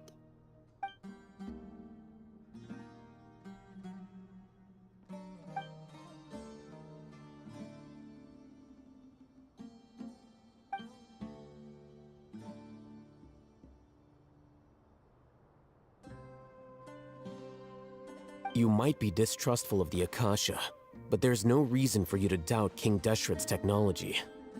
You've just witnessed his priest's last words. I've never heard about any of this before.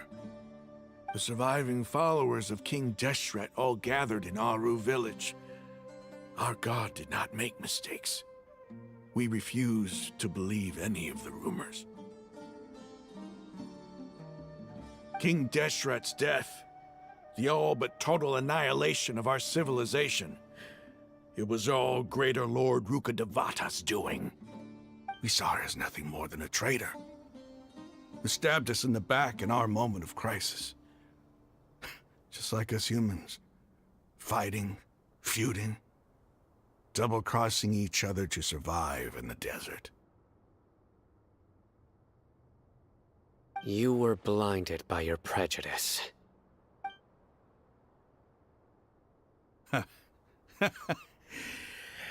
If I hadn't seen this for myself, if I hadn't witnessed his last words with my own eyes, ears, and heart, how could I ever begin to accept this? The truth is so far from what I've always known.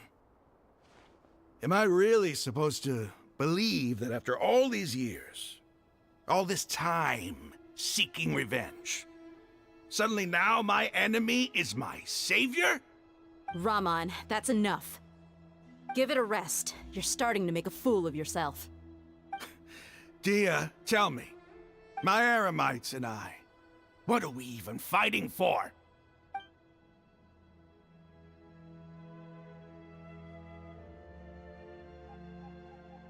Hey, how you doing? I'll live. Thanks. I should probably go. Can't just stay here forever. What's your next move gonna be? Oh, I know what you're going to ask. I feel deeply ashamed of everything I've done. You'll get everything you're asking for. But please, give me some time. After everything that's happened here today, somehow I need to explain it to the others. It's not gonna be easy. Well, I guess that's for me to deal with. Dia, this is where our camp's located. Make a note of it. When would be a good time for us to go? Tomorrow, I'll convince everyone that we're all on the same side. And I'll return every last one of your your village keepers. We'll share our other resources with you, too.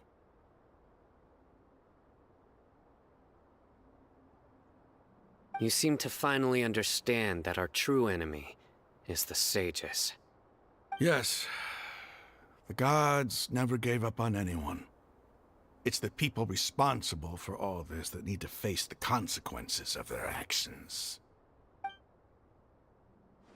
That must have been rough, but he seems to have figured things out now. Raman's no fool. Being the leader of your own faction in the desert is no easy feat. It's too bad he was held back by his belief in King Deshret. But now that that's changed, I guess we have a few more people on our side. The outcome, at least, is favorable. We should get going too. Let's head back, have a proper meal, and a nice, long sleep. We'll need all our energy tomorrow.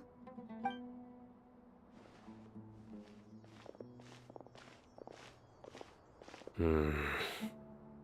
Sino, we're leaving! stop yelling.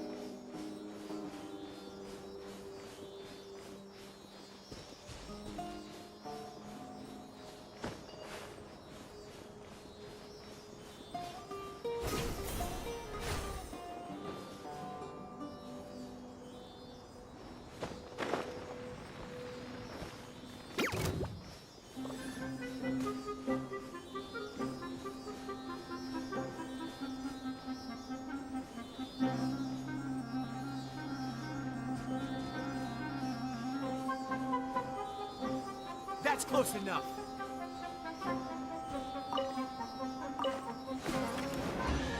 Ha! Ha!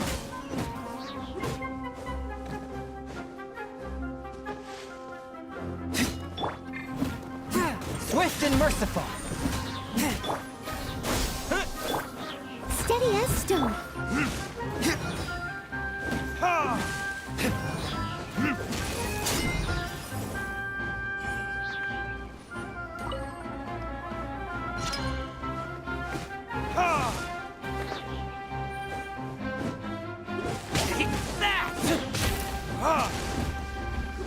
One with my blade. Leave it up. Scatter!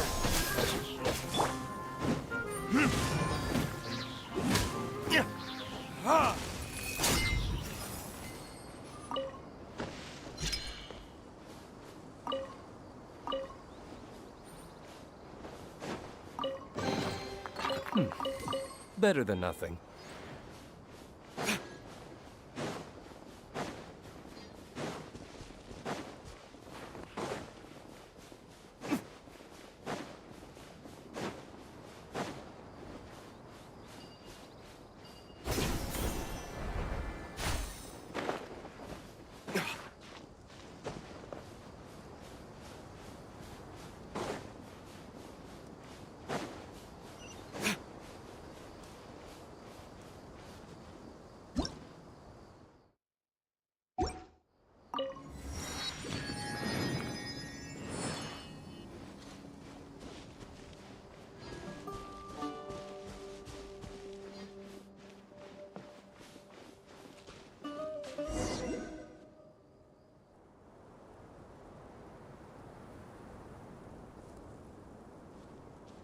Raman, we're here.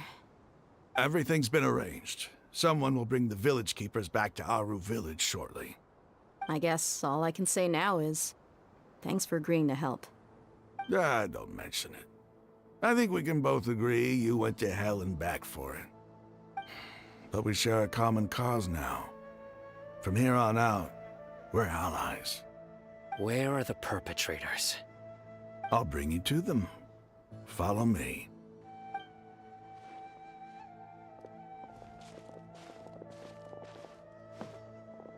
So these are the people who kidnapped the village keepers.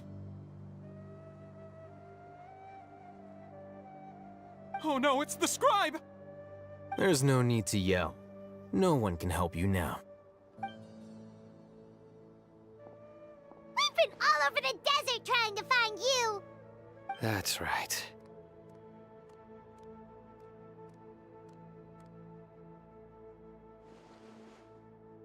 General Mahamatra? No, no! Make it quick, please! Swift and painless! Whoa.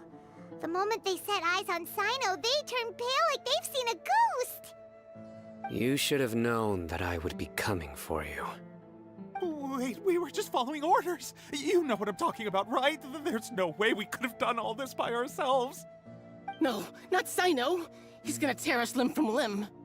I could do worse. Please have mercy! Start talking.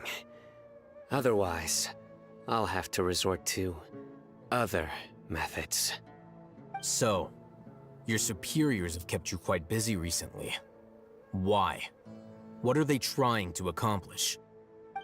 They wanted to extract canned knowledge. Don't play dumb. You know what I'm really asking. They extract divine canned knowledge. Then what? I really don't know how to explain it. Well, you better start talking or you'll be sorry! You don't want to make things any more difficult for yourself, do ya? Be my guest.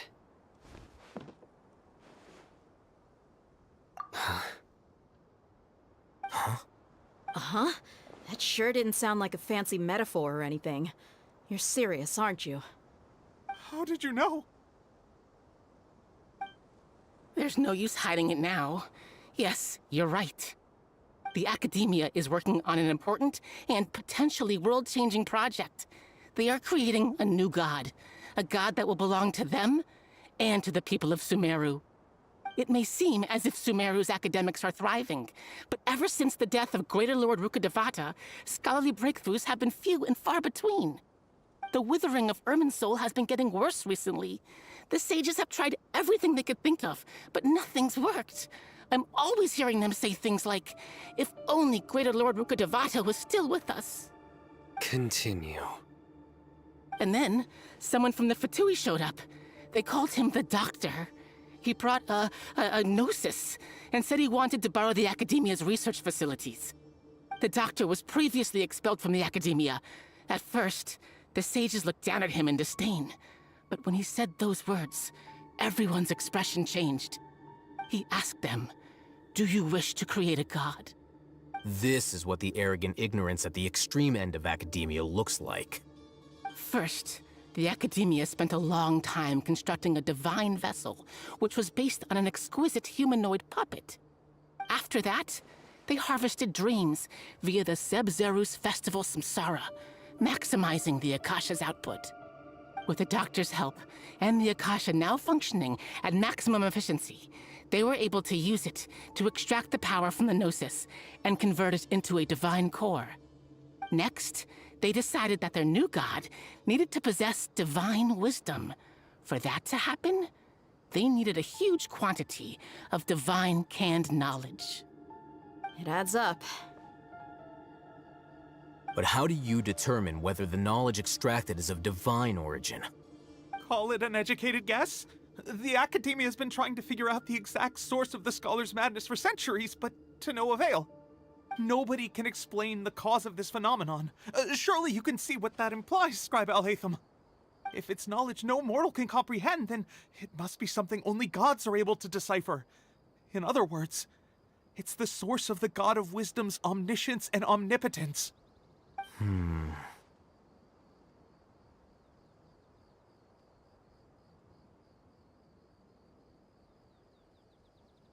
You must have noticed by now.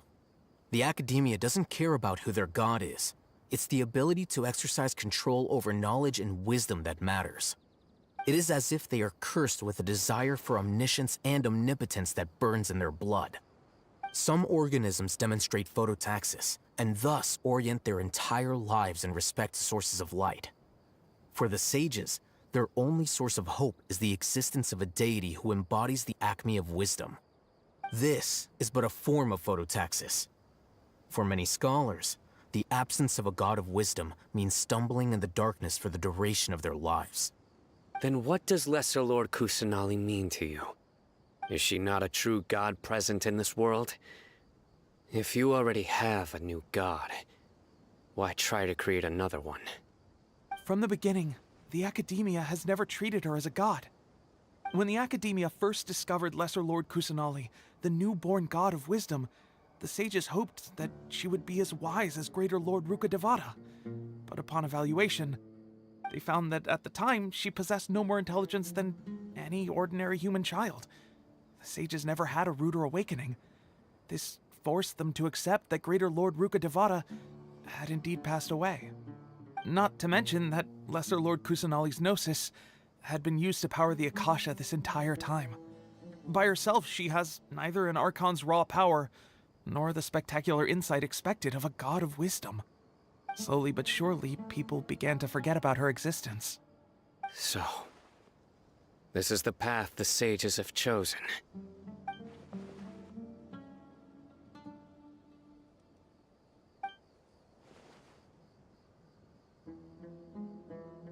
All right, let's try to keep our cool. If everyone's in a bad mood, then let's change up our scenery. Rahman, give me a few men to help us escort the village keepers back to the village. And these two scholars, they're coming too.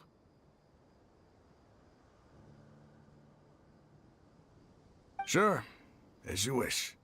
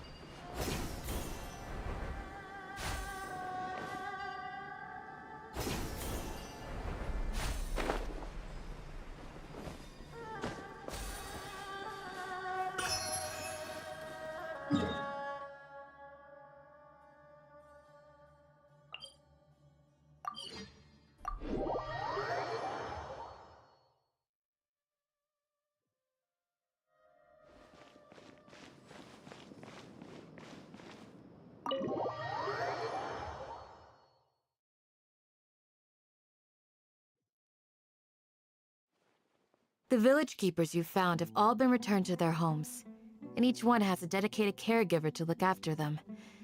The two new scholars are being kept under close supervision, too. Really great work, everyone. The atmosphere is so heavy.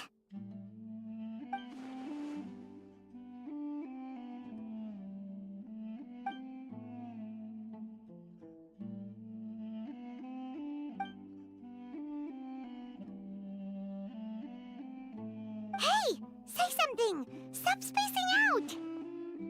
Come on, is there nothing left to talk about? In that case, let's all get some water and try to think about something else. Or I can go fetch some snacks. Oh, Paimon's so coming with you! Do you have any plans, traveler? Gods above, you're not talking about work, are you? So you were still withholding some information?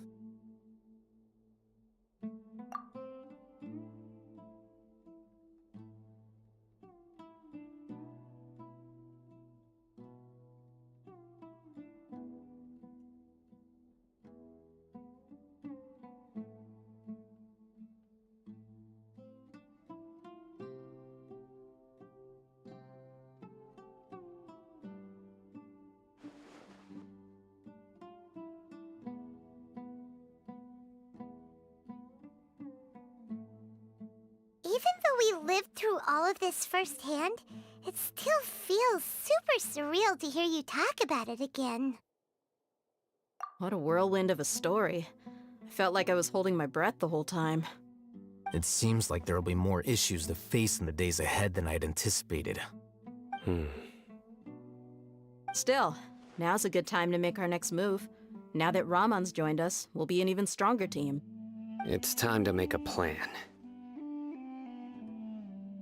Indeed. These events are a flagrant transgression of the rules in every sense. We cannot allow it to continue. So, everyone, are we on the same page? Crush the sages and rescue our god. That is our ultimate goal. Well, let's brainstorm a little more about what other resources we can draw on. The next time we gather here, we must have a solid plan. Yep, it'll work out for sure.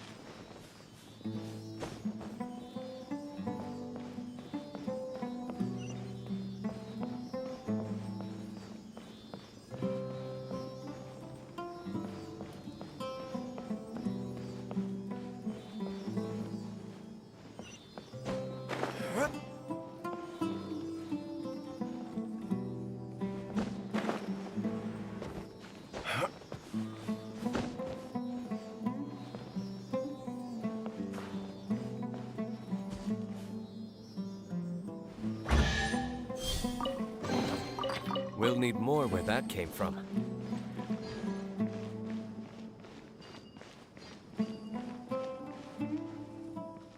I'm getting old. It's time to make plans for the future.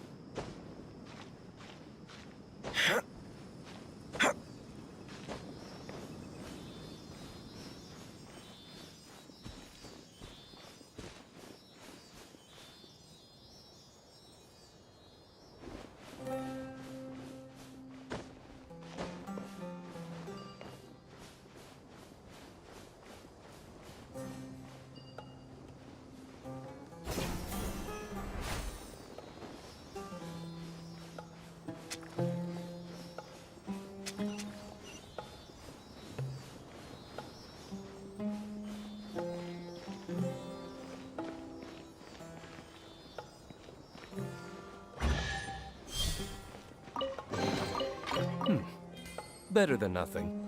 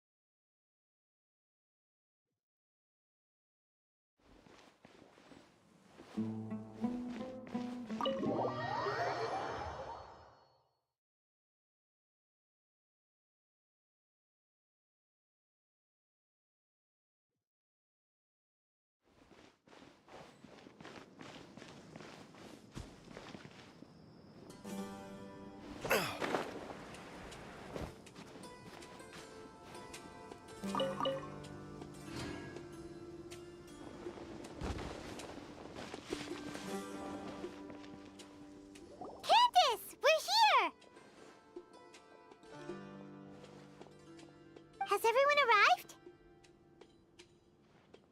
Everyone is already waiting inside.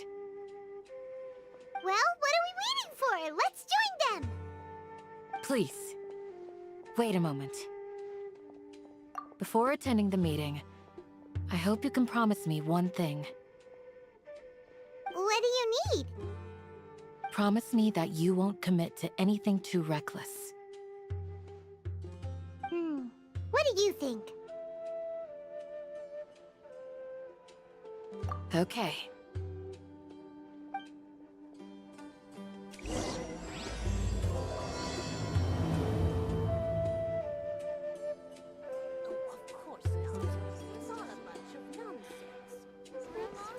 Is King Deshret really gonna come back from the dead?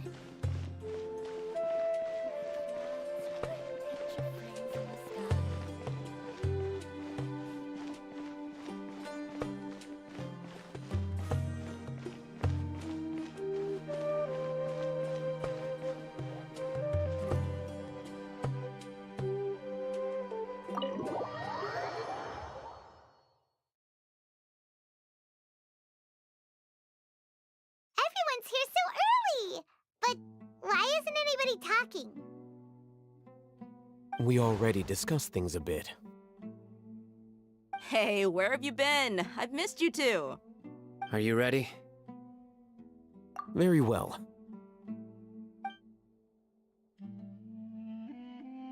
Are you sure this is gonna work? I gotta admit, it's bold. Color me impressed. It's worth a try. The point of discussion is to arrive at a solution. Let's cut the small talk and move to the next point. You're making Paimon nervous.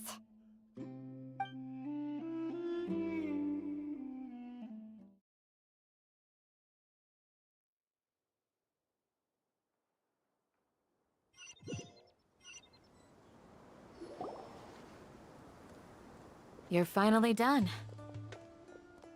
I have some other stuff to take care of. Catch you all later. Come on, don't give me that face. I know what you're going to say. I'll be careful. That's what I wanted to hear. Take care.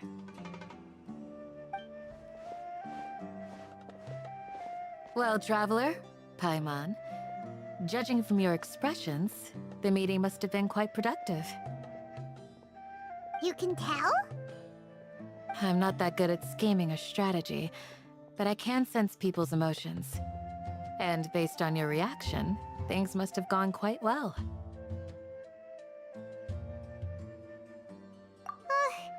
Paimon's a little worried. Hopefully nothing will go wrong. To be honest, I feel the same. But you're already some of the most capable people I know. So you have my trust. Candace gave us a compliment! Your deeds speak for themselves. Candace, we stayed behind to tell you that, although you won't be coming with us, we'll be sure to remember your words. I'm very glad to hear that. I've said the same thing to everyone here today as I said to you when you arrived. Your safety is the most important thing. Only when you're safe can the plan be successful. So please, take care. You're welcome. And thank you for taking my advice. Good luck with everything. I'll be here in the village praying for you.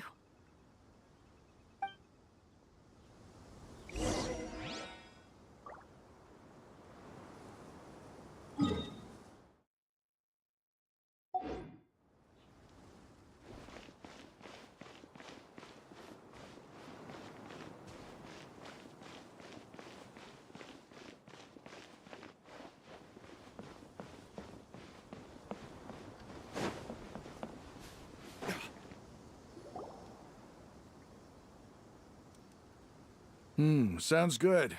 I'll go make some preparations. Okay. I'll hit them! Have you finished saying your goodbyes? Yeah! Also, Candace told everyone to be careful. Yes, she did. But I think my point also bears repeating.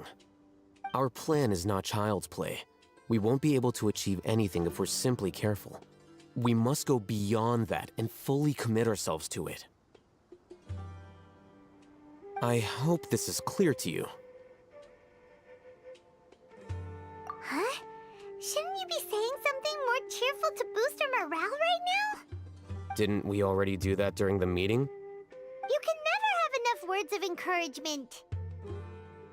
In that case, Candace can cuddle you to your heart's content while I continue to remind you of the seriousness of our situation. We all have our jobs to do after all. It's like how some people can be put in charge of logistics while others will fight on the front lines. Speaking of the front lines, you don't look anything like a soldier.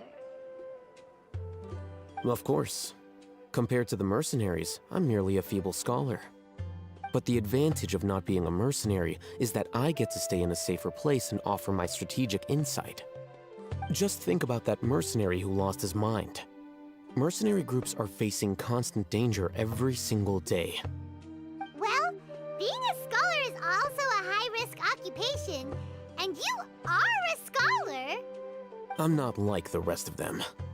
Even among members of the same species, some will exhibit far more potential than others. This guy. Paimon still remembers when those mercenaries in Port Ormos called you a lunatic.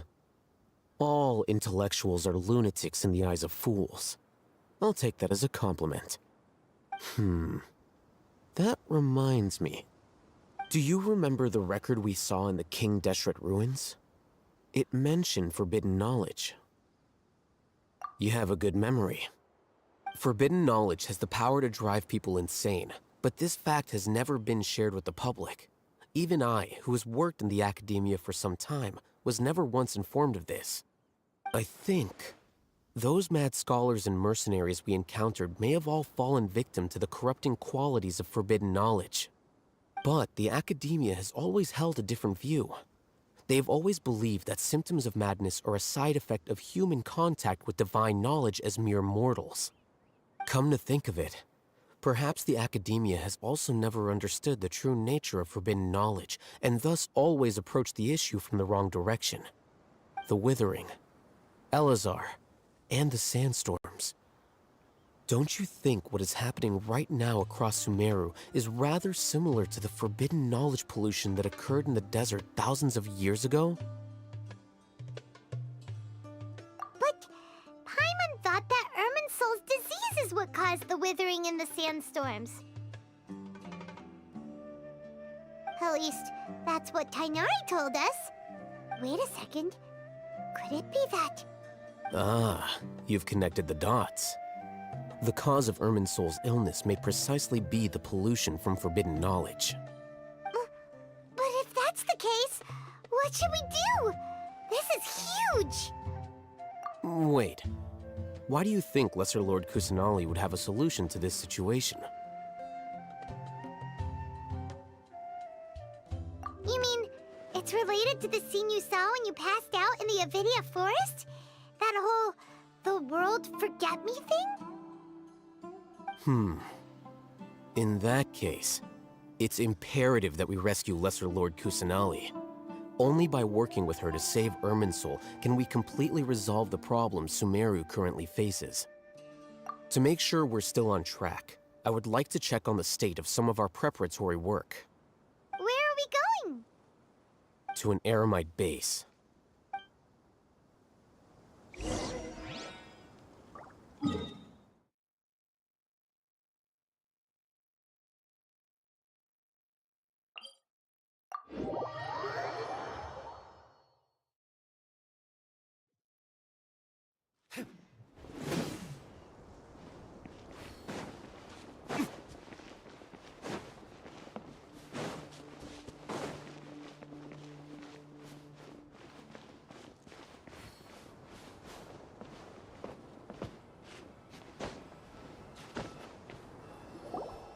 Ah, they're here. Huh? What are they doing here? I gave them some technical work to do. Ah, it's the scribe. And is that the traveler I see? How's the work going? Ah, yes! We have fixed the devices according to your instructions. One of them is already ready for use, while the others are still under repair. Aren't those devices for canned knowledge extraction? What are you doing with those? Look here. Huh? More canned knowledge? Are you going to put more weird stuff into his head again? What's that look on your face? Are you scared? Paimon's a little scared, but very, very furious! That's an interesting response. Anyway, we're not going to use this just yet. As I mentioned during the meeting, this knowledge capsule contains a decree I drew up in the past. The academia should also have their own copy. And according to the plan we just came up with, Traveler, I want you to record something into this capsule. Do you believe we can save Lesser Lord Kusanali? Good. Conviction is the most important part of all of this. Now, please get ready and put on this device. You want us to record our conviction into the knowledge capsule? Yes. Paimon is still really worried. I understand, but trust me, Paimon, this is something we have to do. It's best if you can do as I say. Because, to achieve this impossible task, it sounds like you'll need to fool your own heart first. Although it may feel like a trick, self-encouragement may be the most important tool we have. Paimon can see the point you're trying to make. Imagine this. We have orchestrated our plan and successfully rescued Lesser Lord Kusanali. As a result, we have changed Sumeru's entire political landscape. Everything went without a hitch, and everyone recognizes and praises our achievements. Now, open your eyes. Here. What's this? Read it out loud.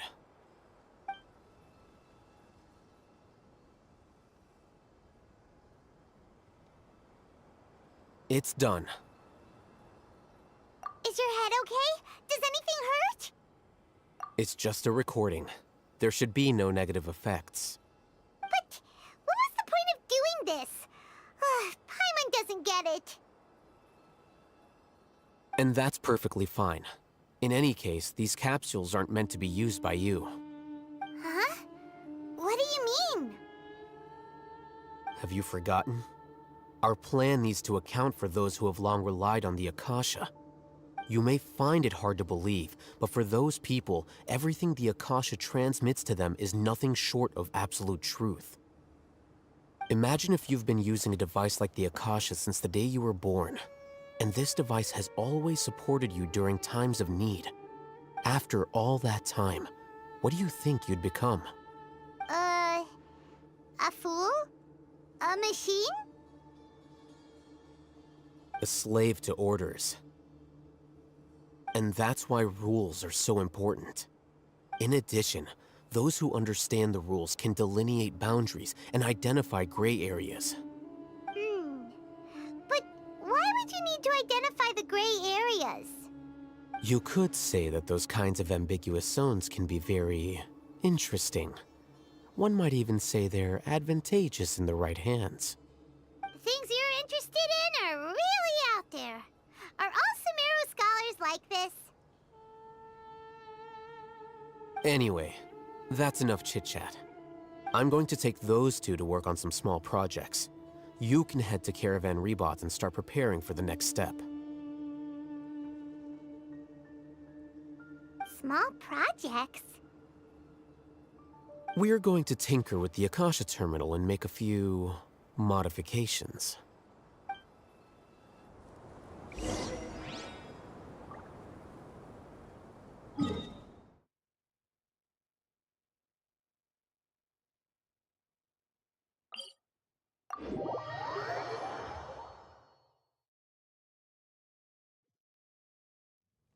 Listen, as long as you stick to your own path, it doesn't matter what Mother Nature throws at you. I thought we agreed on a plan. How can you go back on your word? The plan is too radical and carries a high risk for casualties. I've given it a lot of thought. And in the end, I still can't agree to it. But it's still the best plan we have. As a former Matra, you of all people should be able to see the bigger picture and recognize the innate advantages of our plan. I did. And that's how I saw the danger behind these so-called advantages. Hitham's plan is even more radical than I imagined. Huh? Why are you guys arguing? My friend, you're just in time. Why don't you help me persuade Sino? He's turned against our plan. We agreed to work out a plan at the meeting. As mercenaries, you're familiar with the local environment, so you'll take care of the specifics. But then, you went to Al-Haytham for suggestions. Had I known Al-Haytham would give you those kinds of suggestions, I would not have agreed to the plan. Look, you already know that we're all on the same side here, don't you? Mercenaries place a lot of importance on their bonds of friendship, but also will not hesitate to make sacrifices if they deem the situation to be sufficiently dire. I'm sorry, but as things stand, I can't accept your principles. Seems you really do understand the ways of the desert. Traveler, Paimon, this is also something you should know. Ramon's plan is to have me work with the Caravan Rebot guards in my capacity as a Matra. We will arrest the mercenaries and escort them into Sumeru City. Wait, how can we work with the guards? We can't get through that wall easily, remember? Caravan Rebot would never let so many unregistered members of the Eremites enter Sumeru City. My plan will clear us of any possible suspicion, and also let us enter the city as a big group. There is no better way. That also sounds like something Al-Haytham told you. Am I right? Doesn't Al-Haytham know how dangerous this plan is? Of course he does. He told me, there is no perfect plan, but this can get the job done. He also said that with the help of Sino and the Traveler, our chance of success would increase significantly. I never blindly trust anyone, and I've always had a good eye for people. I think he made a number of valid points. It's my own choice to trust you. If I make the arrests alone, I can control myself and prevent you from getting hurt. But I can't guarantee that kind of discipline from the guards. To make the whole thing more convincing, you'll need to resist to some degree. Casualties are inevitable once push comes to shove. I'm okay with the deaths of enemies. But now that we're allies, I'm against the meaningless loss of our own. I can't believe a Matra would actually care about us. I've lived a hard life, and I can say that people like you are hard to come by. I've always treated my allies with honesty and respect. They have the right to know important things like this. Now you're making this hard for me. Hey, is there something we can do to help? I knew you would say that. We can help fight some of the mercenaries, which should reduce the number of times you'll have to struggle directly with the guards. That should help at least a little bit.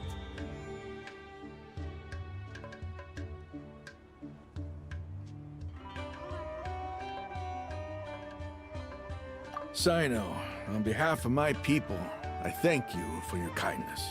But this is a mission we cannot turn our backs on. We strongly value the lives of our friends, but the goal we are about to achieve is even more important. We have no fear of casualties, because we crave the spoils of victory. So please, lend us your support. We will show you the determination of us desert dwellers. Well, now that you've put it that way, I can no longer refuse. But remember, you need to follow the plan and not do anything reckless. Candace made it very clear that we can only achieve our goals if we can ensure our safety. Since you and I both recognize the significance of this operation, there should be no more animosity between the followers of the Dendro Archon and those of King Deshret. Everyone's life is equally important. Okay, you have a deal. Let's do this for our shared dream. The guards should be stationed in the courtyard nearby. You can find them there.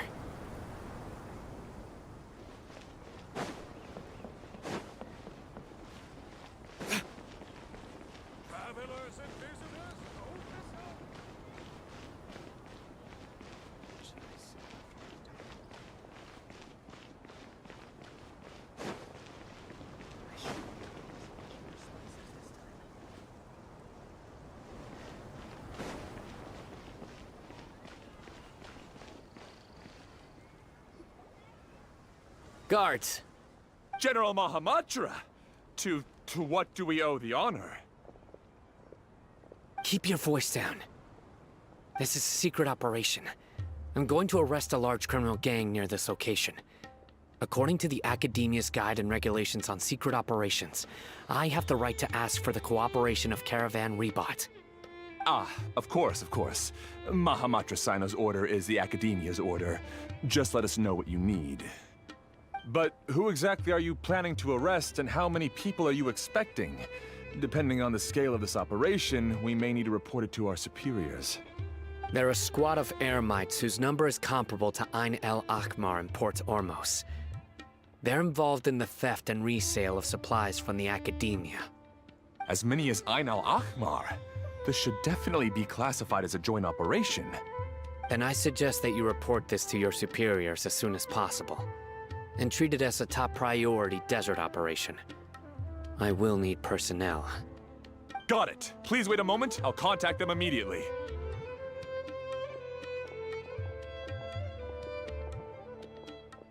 Because this is work.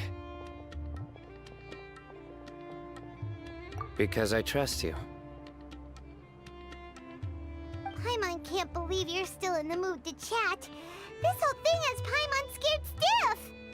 aren't you even a little worried?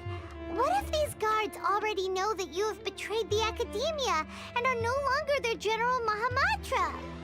Even if that guard doesn't know, their superiors might, right? We discussed this, remember? The Caravan Rebot operation is of great importance. But don't worry, the guards there shouldn't know that Sino has stepped down. How can you be so sure? First, the other Matra still don't know why Sino has left, which proves that the Academia has been covering up the matter. Second, this is a crucial moment for the Academia's God creation plan. If something were to happen to the General Mahamatra, it's bound to attract a lot of unwanted attention. No matter how you look at it, they don't seem interested in sharing the news of Sino's departure. A reasonable inference. I agree. Which brings us to our next issue. I'm sure some of you have been wondering if the prediction function of the Akasha will affect our operation. The Akasha is still in operation, so I must remain on high alert. Actually, considering the power of the Akasha, it's quite strange that it hasn't already tried to interfere with my actions. I've given that a lot of thought. For now, I don't think you'll need to worry. If you remember, when you first came to Aru Village, all your actions and routes were predicted by the Akasha. It even gave that information to those who kidnapped the village keepers. But things like that never happened again after we met up with the Traveler. That's true. But why? Look at it from a different angle. Why do you think the Akasha will predict your actions? Because my personal data has been entered into the Akasha. That's true, but the key to this question is, how well can the Akasha make predictions about a person? Haven't you ever thought about it? Just how can it do this in the first place? Because the Akasha controls the entirety of Sumeru. The Academia firmly believes that all human actions can be explained through logic. By sorting and analyzing entered data, the Akasha can derive behavioral logic and predict the actions of those who fit an existing logic model. However, at the risk of sounding like an advocate for fallacies, can everyone truly be considered logical at all times? Emotions are part of our behavioral logic, but can you guarantee that every experience of the same joy or pain would be equally intense?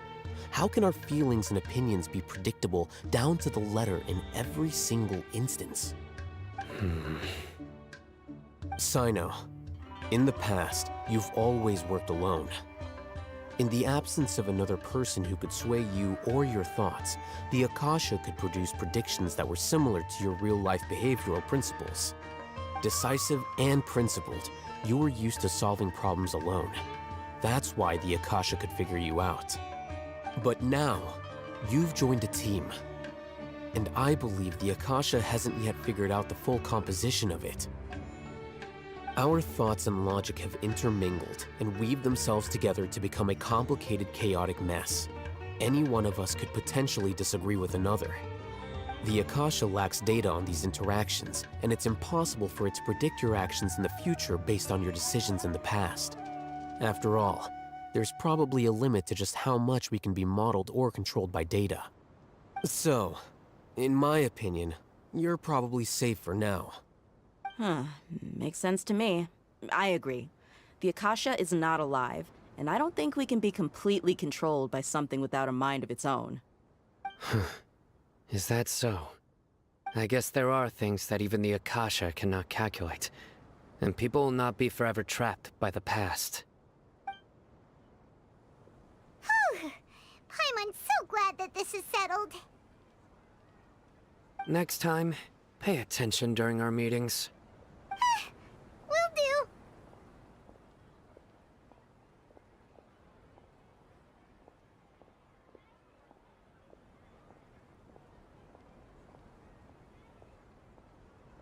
Just remember to stay vigilant.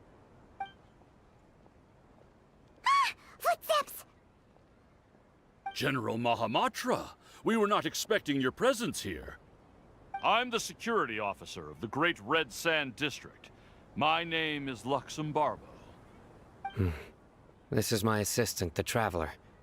He will be working with me. The construct next to him is for his work. Beep! Construct, beep! What a great honor to meet you. Your golden hair is as bright as the sun. And, is this the latest technology from the Academia? Have you made a decision regarding the matter I mentioned to your subordinate? It seems to be a dire situation, so of course you will have our full cooperation. To be perfectly honest, I've always longed to go on a mission with someone as well known as yourself. There's no need for flattery. Yes, sir. Take your most elite platoon and follow me to the eastern side of the district. We will carry out the operation there. Understood. Map. Hurry, bring the map!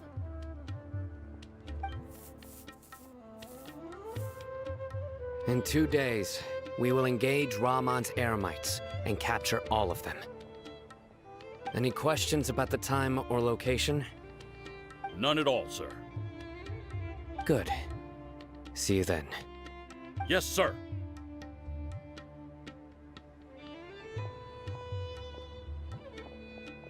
Maybe hanging around the General Mahamatra isn't so bad after all. Everyone's so respectful towards us. This is all due to the absolute authority of the Academia. And now, we're going to strike back against that massive pillar of power. Get ready. We will move out in 2 days.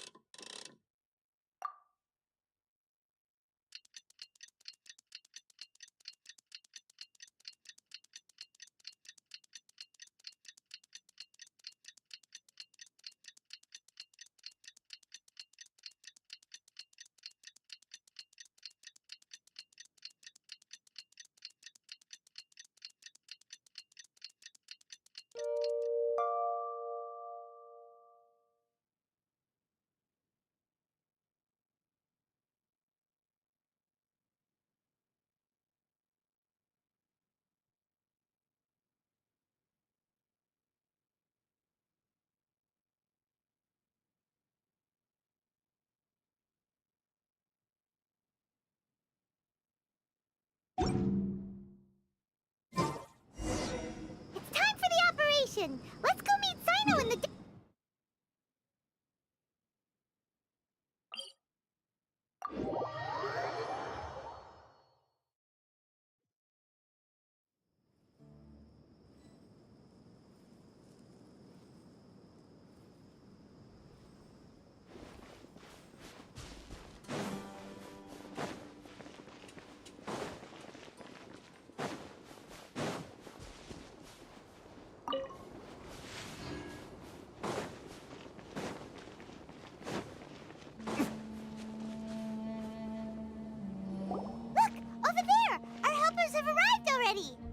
Let's hurry over!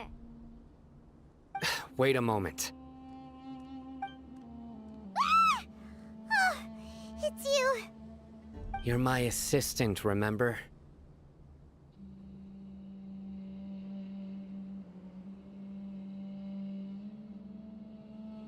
Being my assistant, you must stay with me. Now let's head over there. It's General Mahamatra and his assistants. We meet again. Huh. You're here early. It's to show how important we think the operation is. Since this is a big case for the Academia, we are prepared to give it our best. I'm glad to hear your sense of resolve. Remember, we must capture them alive. They are our only leads for the case. If they die, we will be unable to continue the investigation. Understood. Everyone! The Eremites are approaching from the west! Make preparations and be ready for combat.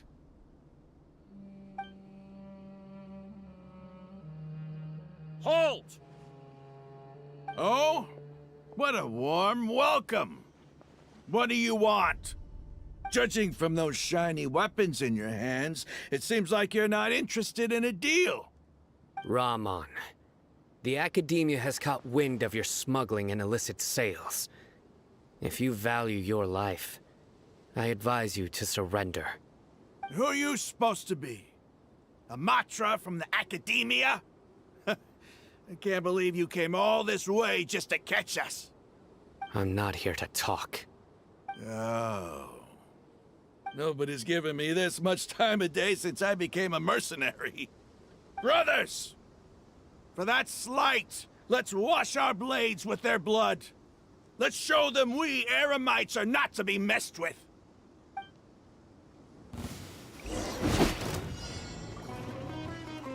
Ha! Ha! Ha! Burn!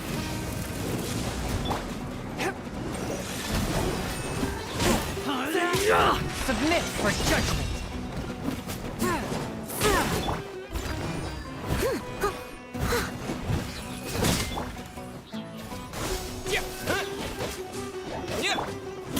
Forth my blade.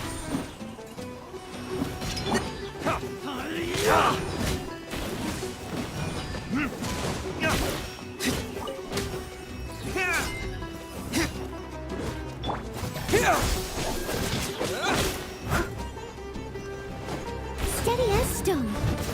Swift and merciful.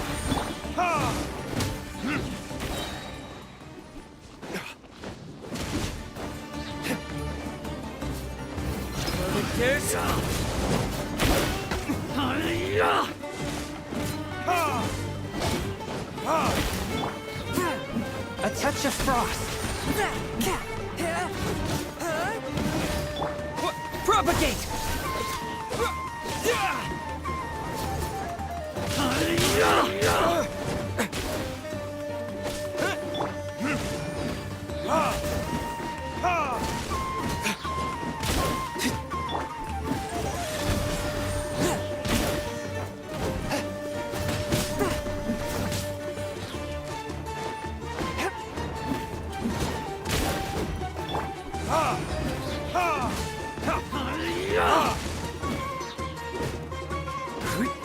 Forth my blade.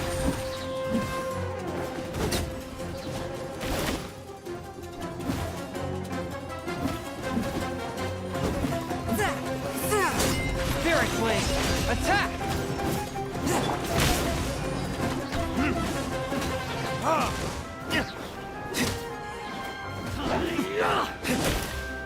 Burn! Scatter! A touch of frost. Leave it all to me. I'll catch up.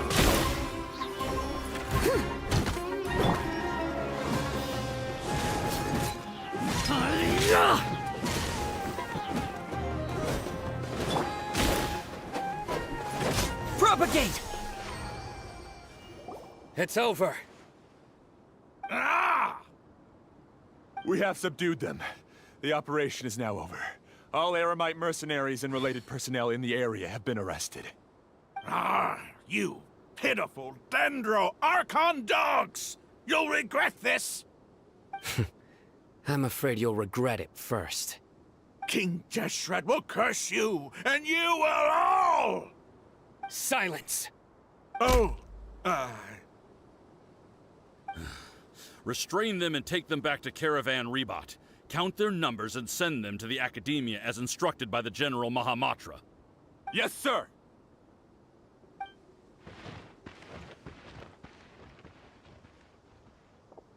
Mahamatra Sino, I will now take my leave. If you need further assistance, please come to Caravan Rebat and ask for me. Understood. You are dismissed. There they go. Let's talk elsewhere.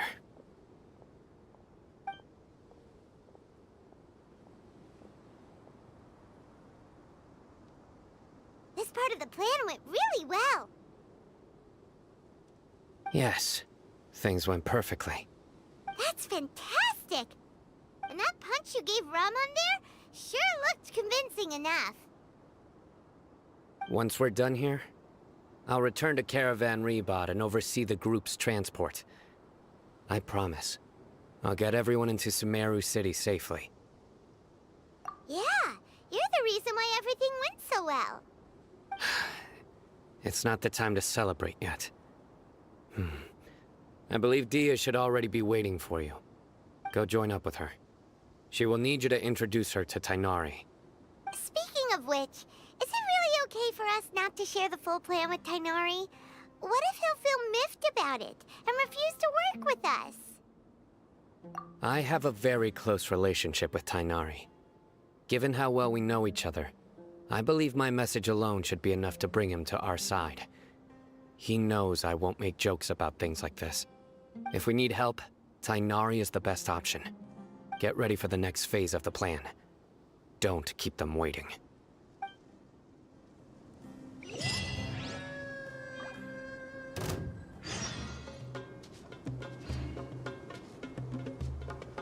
Scatter!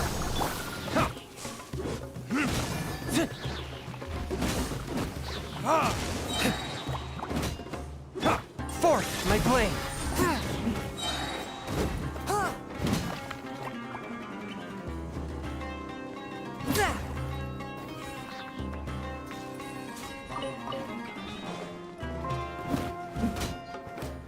A touch of frost.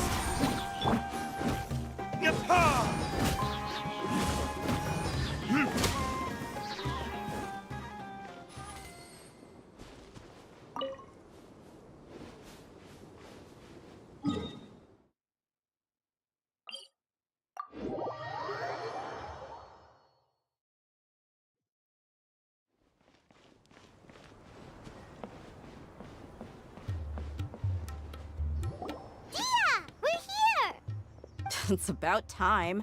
Didn't you say our part of the plan is the most important of all? And here you come rolling in late. In the time it took you to get here, I already did 5 laps around the place, downed 7 drinks, and even did some clothes shopping. Sorry. We didn't mean to keep you waiting. I just wanted to fix your attitude and rub it in a little. After all, you took your sweet time getting here, and we've got important stuff to take care of. I just like seeing that serious look on your face.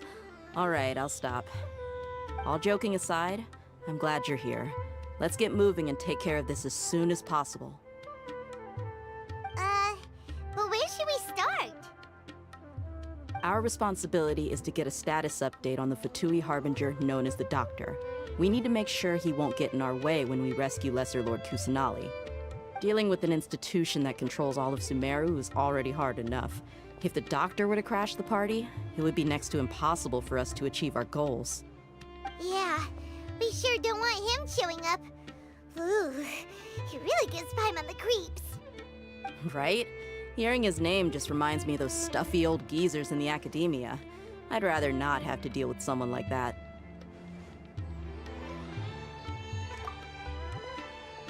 According to the plan, we should first go to Pardis DI and ask for Forest Watcher Tighnari. If all Hatham and Sino's sources are solid, then we can be sure that Tighnari still has the Academia's trust. So, we'll find Tighnari and convince him to get us the latest intel on the Doctor. Then, depending on what we learn, we'll make any necessary adjustments to our plan. The sages have placed spies everywhere on the other side of the wall. I'll follow you as a bodyguard.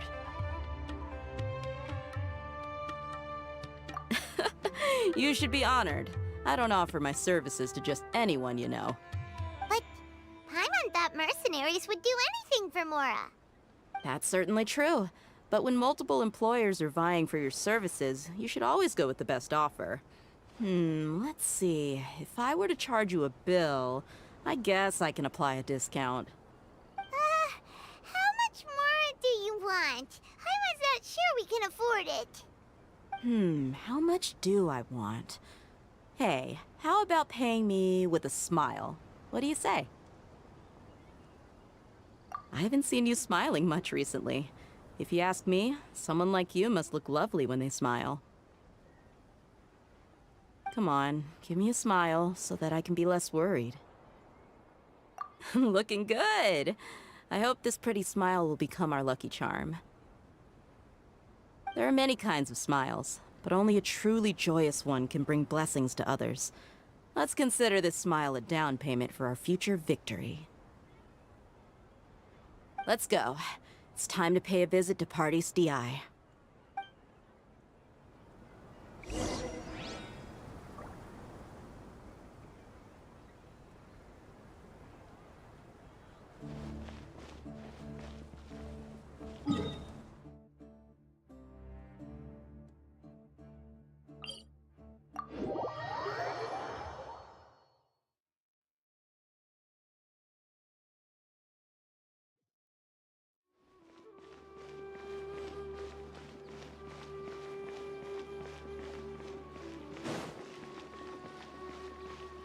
He's over there! Let's go say hi!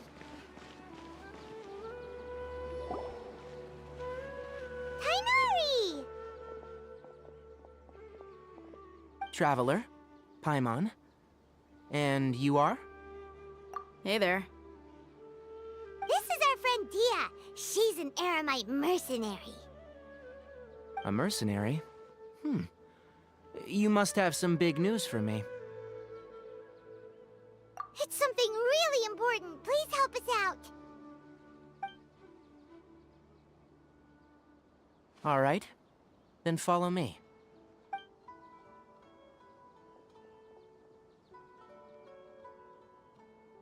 This place is better. We won't be disturbed by any passerby. Okay. What is this important thing you want to ask me?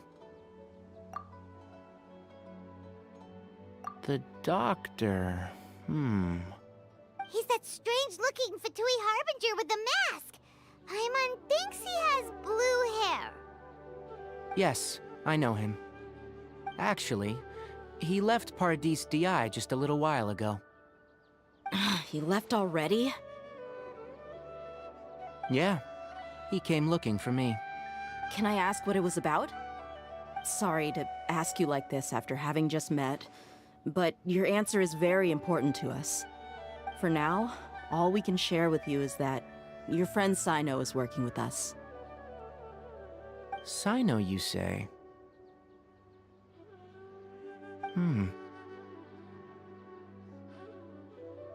I see. So that's why he hasn't been at the Academia. Okay. I'll answer your questions and will assist you any way I can. You don't have to tell me everything that's happened. Sino's name really does work wonders. You're not even a little worried that we might have made it all up? Despite having just met you, I can sense that you're the serious type.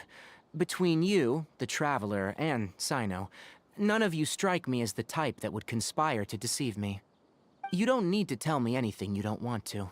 I'll also get straight to the point. The Harbinger you mentioned came to me because he wanted to take the scholar Hypatia away with him. Hypatia? Why would he want her? And what do you mean by take away? Is he planning to leave Sumeru? Yes. He told me his return to Snezhnaya is imminent. So you mean you're leaving this place soon? Indeed. Otherwise, we could have perhaps talked a little more. I was just about to set out when I remembered something important. To that end, I made a final trip to Paradis DI. Let me ask, have you been taking care of a scholar by the name of Hypatia? Your sources are accurate. No doubt because you've recruited many informants. But you're right, Hypatia has indeed been receiving treatment from me. Forgive me for asking, but how's the treatment coming along? Given the way you're asking, I assume you have something to say. Since you asked, I'll be frank.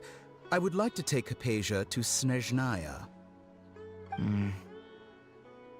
It's incredibly difficult to transfer a patient. As a scholar yourself, shouldn't you at least be aware of this? Oh? I can't believe your utter lack of faith in me. to the point of even questioning my general level of knowledge. How unbefitting. Well, you're the only one who's ever made such a request. I have my ways of keeping her safe during the journey. In addition, I can also promise that under my care, Hypatia will receive the most advanced and effective treatment. I will personally supervise her treatment and see to her recovery. Would that be agreeable to you? Hypatia was born in Sumeru and remains a scholar of the academia. Her situation has not become dire enough to necessitate her transfer to another nation. Transporting her to Snezhnaya is risky, and the potential benefits are unknown. As the person currently responsible for her treatment, I cannot possibly sign off on this transfer. Your suggestion is rude and reckless. I'll pass. I don't know much about the doctor, but after talking with him, I realized that just like many other scholars, he possesses an aura of arrogance that I've come to detest. It's not so much that he's looking down on others, but more that he's confident in himself and his abilities to a point of near insanity. I would never refer a patient to someone like him.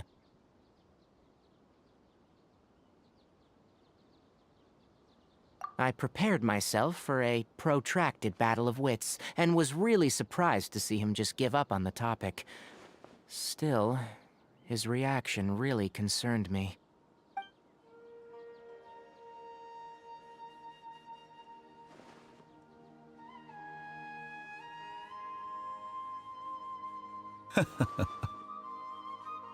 I see, I see. Of course, your opinion makes perfect sense. You're still young, but already quite stubborn. I must say, you are not like what I had expected. Under normal circumstances, I wouldn't just let you off the hook like this. But unfortunately, I'm in a hurry today, what with Her Most Noble Majesty the Tsaritsa calling for our return. Luckily, there is still some time left for me to take care of everything before I leave. It's just as the Academia said, you're a responsible and gifted scholar. Sadly, even with all of that, you're still lacking a bit of shrewdness. And that's also why people like you can never realize that sooner or later, everyone must pay the price for what they've learned.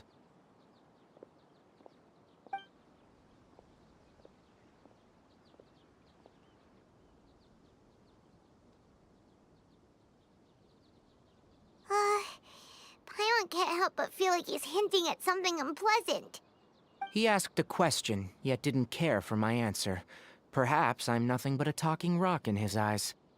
He never came off as malicious, but an utter lack of compassion permeated throughout our conversation. From his tone, I can sense that he's always looked down on others. I can barely believe it myself. But if that's true, the situation will be in our favor. I don't think I missed any details. Frankly speaking, I don't want you to do anything too risky. Now that you know a little more, it should be easier for you to stay safe. Sorry we can't tell you everything. We appreciate that you helped us anyway. I won't forget your kindness. It's okay. I have an obligation to do so. To be perfectly honest, all of this may have started because of me.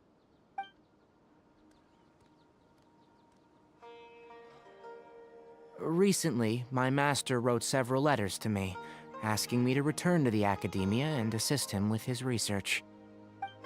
Hasn't he already asked you several times before? Yes, but there's something off about this most recent batch of letters. The handwriting and the tone are both familiar, but some details have been omitted. My master will occasionally leave a few dots on the back of the letter. 1 dot means that he wrote the letter on a sunny day, and 3 dots stand for a rainy day. This has been a habit of his for many years, but I didn't find any dots in his recent letters. I believe something may have happened to him. I get it. Since you are always at Gandharvaville, you would like me, someone already working at the Academia, to investigate this matter, right? I'd like to ask you to do that for me, if you can keep yourself safe. Please withdraw immediately at the first hint of danger. I can do that, but I have a feeling it won't be that simple. The Academia has been working on a big project. I'm not quite sure what it is, but your master might be involved with it. If the higher-ups really are hiding something, then it will be difficult to remove myself from the situation once the investigation starts. If the situation becomes critical, I'll leave the Academia. If you don't see me there for an extended period, that's your cue. All right, we've got a plan. I'll stay at Gandharvaville to support you. If that scenario comes to pass, you must be extra vigilant. And be wary of any messages or direct requests from the Academia. I must say, I didn't expect a warning like this from the General Mahamatra. Being loyal to the Academia doesn't mean blindly doing whatever the sages say. I know what I'm doing. On that note, aren't you also being quite distrustful of your alma mater? The Academia, yes. But my master is a man of integrity. Even when I was a student, I was worried that he'd get in trouble for sticking to his beliefs. I suppose he's lucky to have lasted so long, but in the end, it's still caught up to him.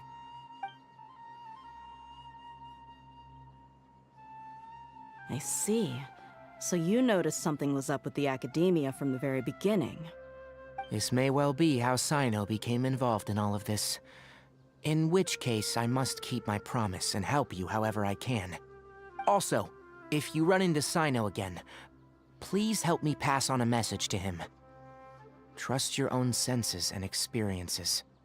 I think this may be something he needs to hear right now. Okay, we'll find a chance to tell him. Thanks. Right. Now let's go hunt down this Harbinger. Oh, by the way, which way did the doctor go when he left Pardes Di? That way. Gotcha. Thanks so much. We'll be on our way.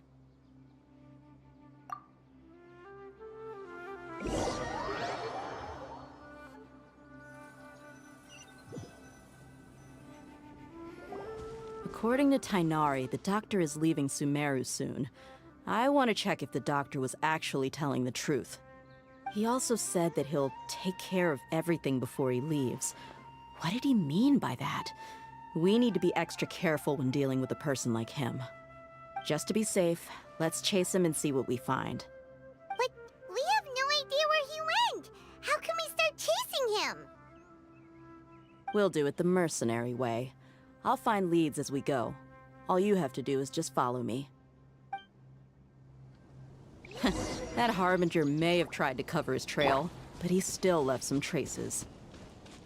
Or perhaps he never even thought about concealing his whereabouts. Maybe that's just how arrogant he really is.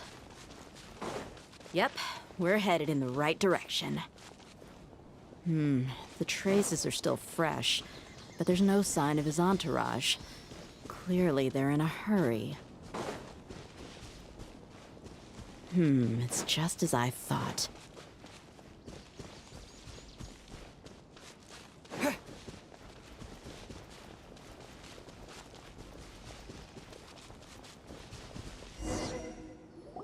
We can stop here.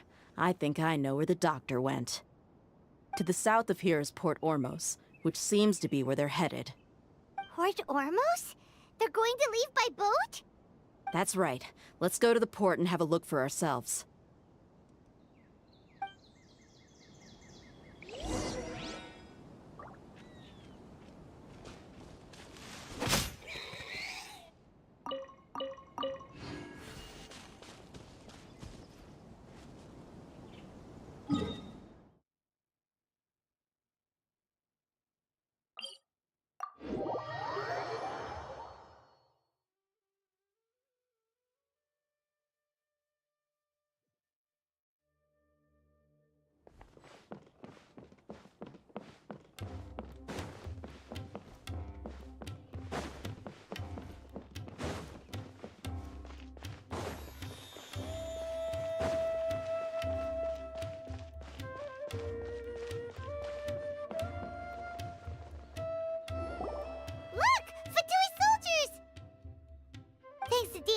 talking skills, seems we found the right place.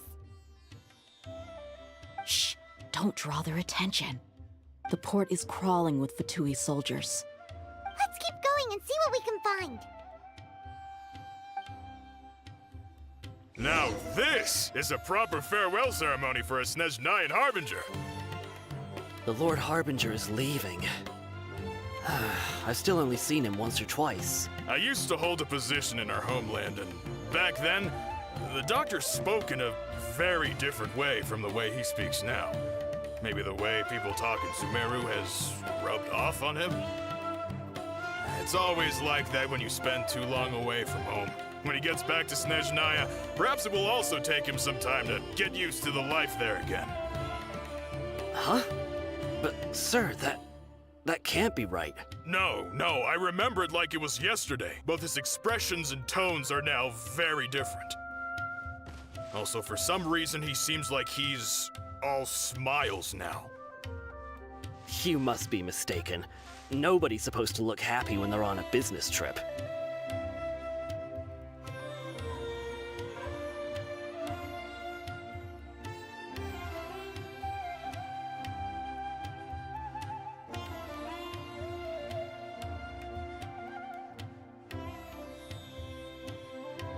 The doctor is on that boat. So he told the truth after all. He is actually leaving Sumeru. Let's get closer and find a place to hide so we can observe him.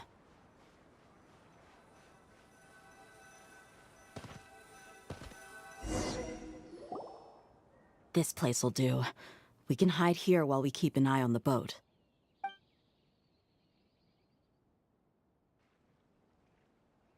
Uh-oh! He saw us.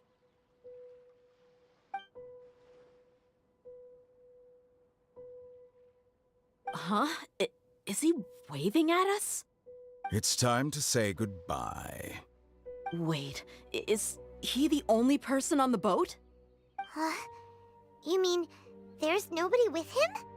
And where are all the soldiers we saw in the port just now?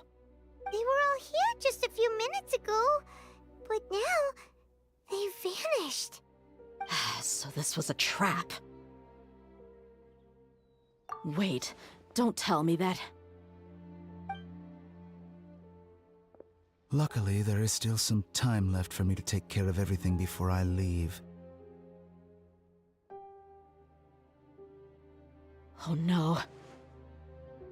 They might be after Hypatia. Let's get back to Party's DI. Huh? What do you mean? I'm afraid that she's seen something that she wasn't supposed to see. If I were the Fatui, I would also try to take her away. And if I couldn't... Oh no! Are you saying they're going to kill her? Let's go!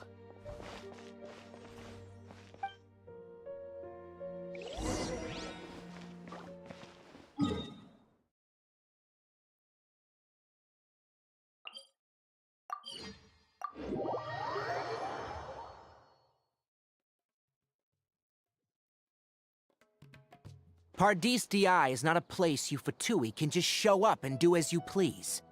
I believe we've already made ourselves quite clear. Our superior gave us permission to search for and collect medicinal herbs in Pardees DI for research purposes. But you've been in Sumeru for some time already. I find it coincidental that you chose to only come here today. Even the Grand Sage himself may not have the right to question our research, much less an ordinary scholar like yourself. I've done my duty to inform you. Don't make things difficult for yourself. It would seem that my words have fallen on deaf ears. You can keep trying to deny it, but coming to Pardees DI now, I'm pretty sure you're not just looking for herbs. With all due respect, your baseless speculations will only lead to unnecessary trouble. Well, you only have your Harbinger to blame. He knows nothing about keeping a low profile. I may be staying at Pardees DI as a scholar, but that doesn't mean I'm no longer a forest watcher. It is still my duty to protect the peace and safety of the scholars who have contributed so much to Sumeru. Then it seems our conversation has hit an impasse. No one will lay a hand on you, Hypatia. Not on my watch. Tighnari, are you alright? I'm fine. These Fatui have really crossed the line. Time to teach them a lesson.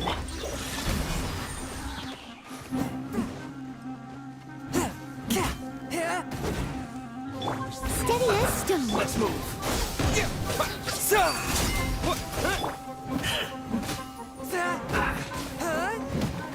Swift and merciful. From whence you came.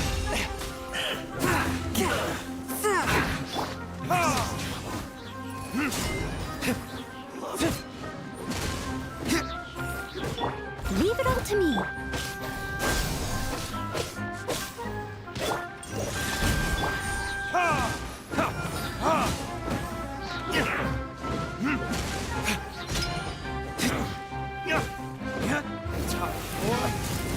There's no use resisting.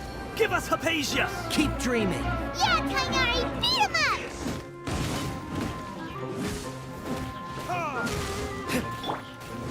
Forth, my blade.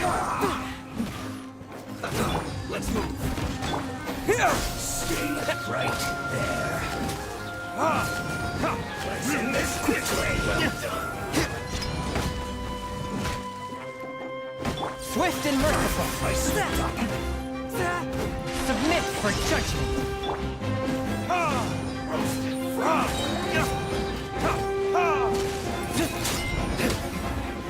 This isn't good. You need to hurry up.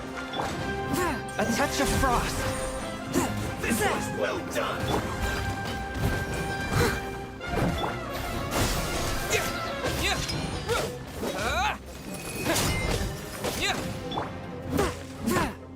Roasted fry. One with my blade.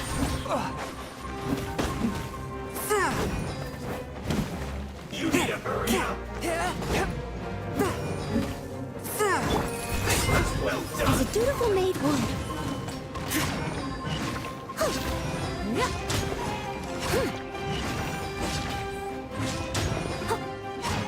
Roasted fry. A touch of frost. Spirit blade. Attack.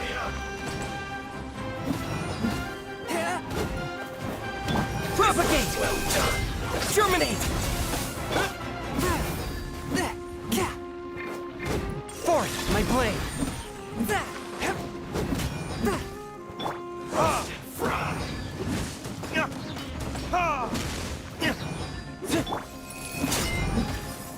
You need to hurry up. I must leave no stone unturned. This was well done. Swift and merciful.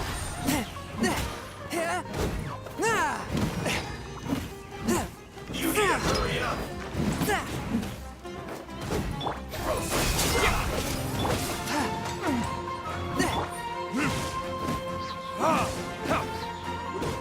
You need to hurry up. Steady as stone. This was well done.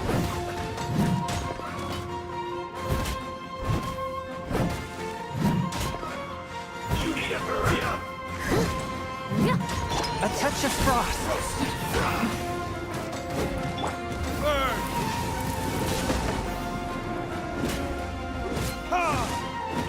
You need to hurry up. This was well done. Swift and merciful. Scatter! You need to hurry up. Leave it all to me. Roasted fry.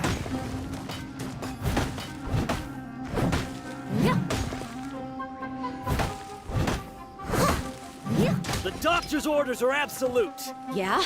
You've been someone's lapdog for so long that you don't know anything else now. Let's not waste time. Steady as stone. Time to clean up. Stay right there. So soon. Let's end this quickly.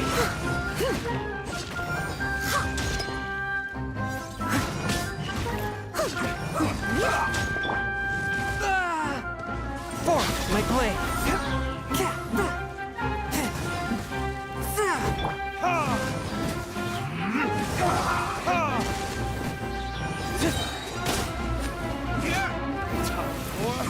Retribution!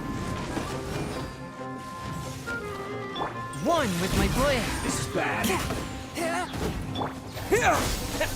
Spring forth! I must leave no stone Submit for judgment!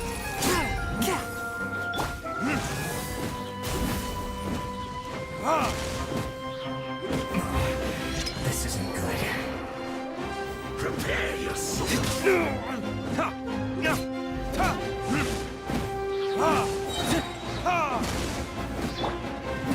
Forth, my blade! No escape. Scatter!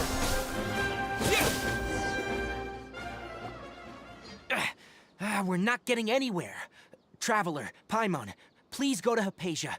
We need to make sure they don't try to sneak around and attack from behind. Got it.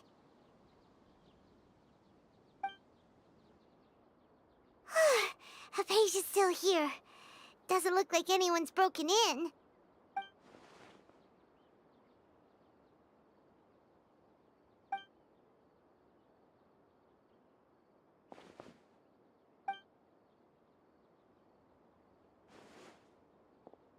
Well, how is she?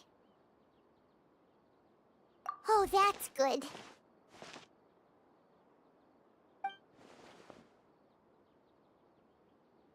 So, you think this is over?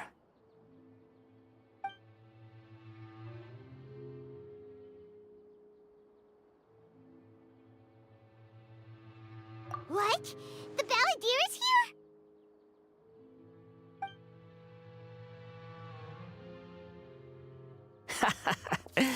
I've missed that look of abject horror. You've given me that look every time we meet. But, where is he?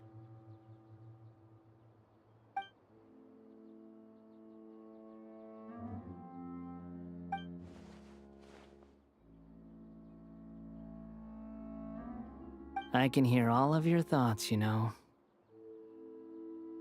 Don't you remember? I already saw you the first time you came to Parties DI and made contact with Hypatia. I didn't need to do anything. It is her honor to be able to connect her consciousness with me. Who are you talking to? It can't be the Balladeer, right? That's impossible. I know you must be curious. I might as well tell you that I decided to enter Hypatia's consciousness the moment I sensed your touch. I wanted to observe you on a fool's errand. Hey, Traveler!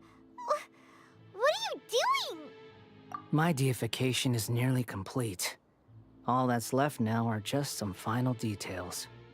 Do you understand? Even if you manage to rescue Lesser Lord Kusanali, it will be impossible for you to defeat a bona fide god like me. Is it wise to force that childlike god into a divine battle against me?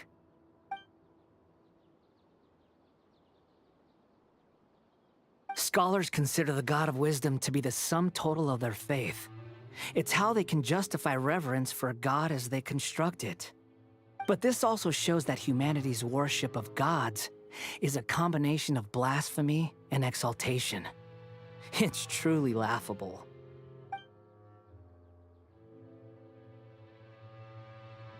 Yes. What is it?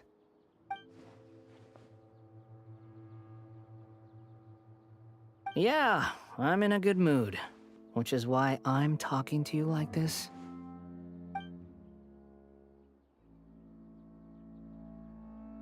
What do you mean?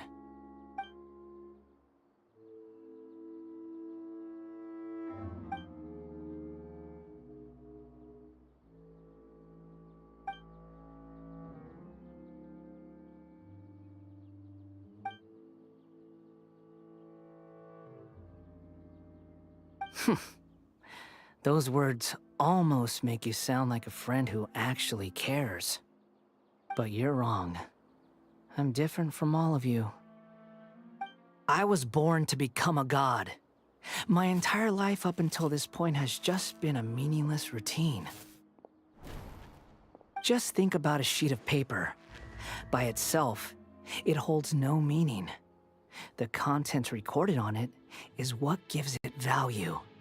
All I had recorded down before were some painful memories and boring human feelings. Such senseless drivel should have been erased a long time ago. Indeed, to me, the sight of you fools in your futile struggles is far more amusing. Tell me, just what has this world done for you to protect it with such zest and conviction? I'm connected to your consciousness, so I can hear what you're thinking and sense the depth of your determination. This is a good conversation we're having. So here's a word of advice. Let go of your misguided guardian complex. You know nothing about the truth. It'll be for your own good, as well as everyone else's. Humans are a species that can only find bliss in ignorance.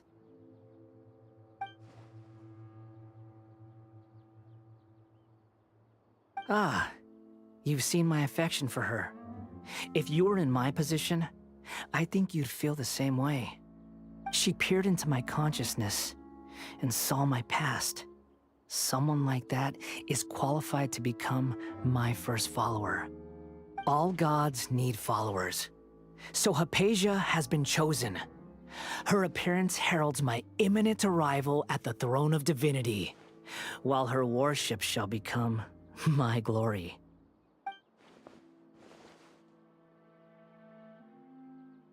You're doubting me again? No matter. Soon, you'll know what kind of authority you're challenging.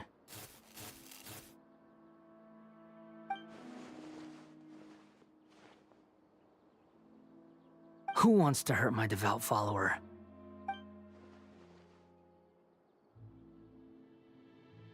The doctor wants to hurt my first follower?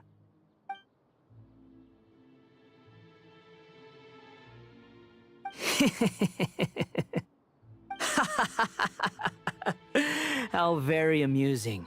Has anyone ever told you that you're not good at sowing discord?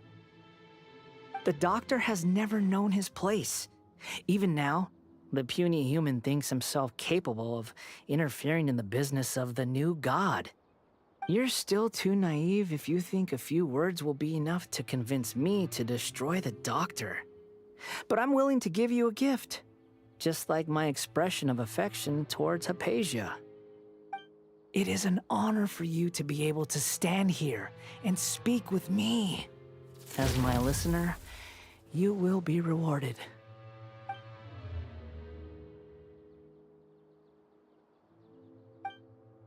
Both good things and bad things can be called gifts.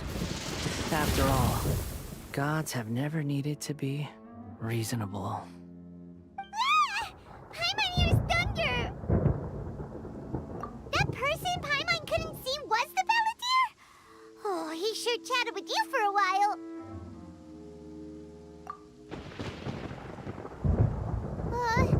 Where is the storm headed? That means anyone outside is in danger! Let's go! Tighnari and Dia still must be fighting!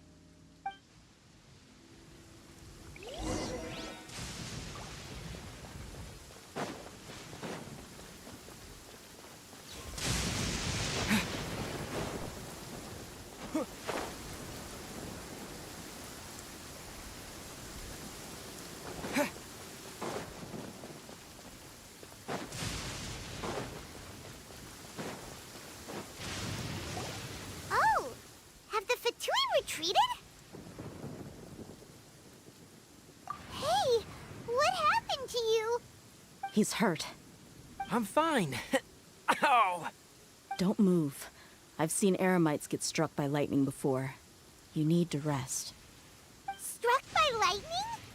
We were fighting, and just as things started looking grim, the weather suddenly became extremely strange.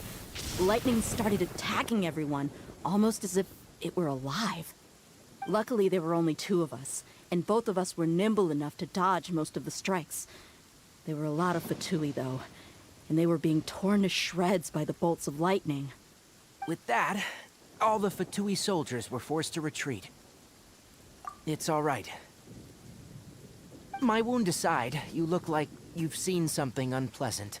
Is Hypatia all right?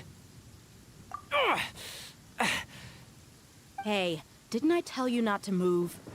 Just in case, let's go to Hypatia's place and talk about things there.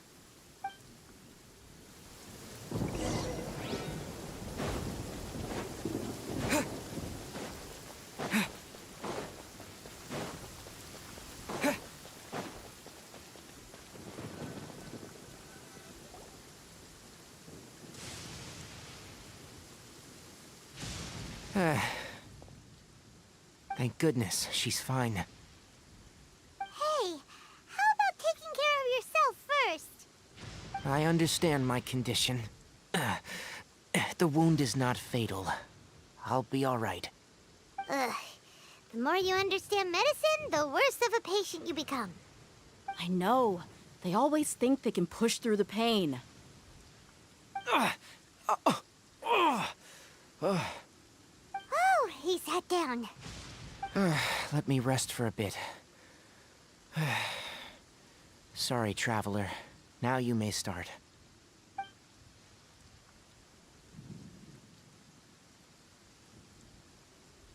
So that's what you were talking to the balladeer about? Oh, Paimon can't believe what he's thinking. The Academia's God creation plan. How ridiculous. That sounds, ambitious, I guess? Anyway, this is all way beyond me. As long as I can enjoy every day with a drink in my hand, tasty food in my stomach, and a good night's rest, that's enough. I'll only work when I have to. I must be the least ambitious person who's ever set foot in Party's DI. Don't say that. I haven't even thanked you for your help back there. Don't mention it. Well, if nothing else, all this proves that the doctor really did have some urgent matter to attend to, and left Sumeru in a hurry.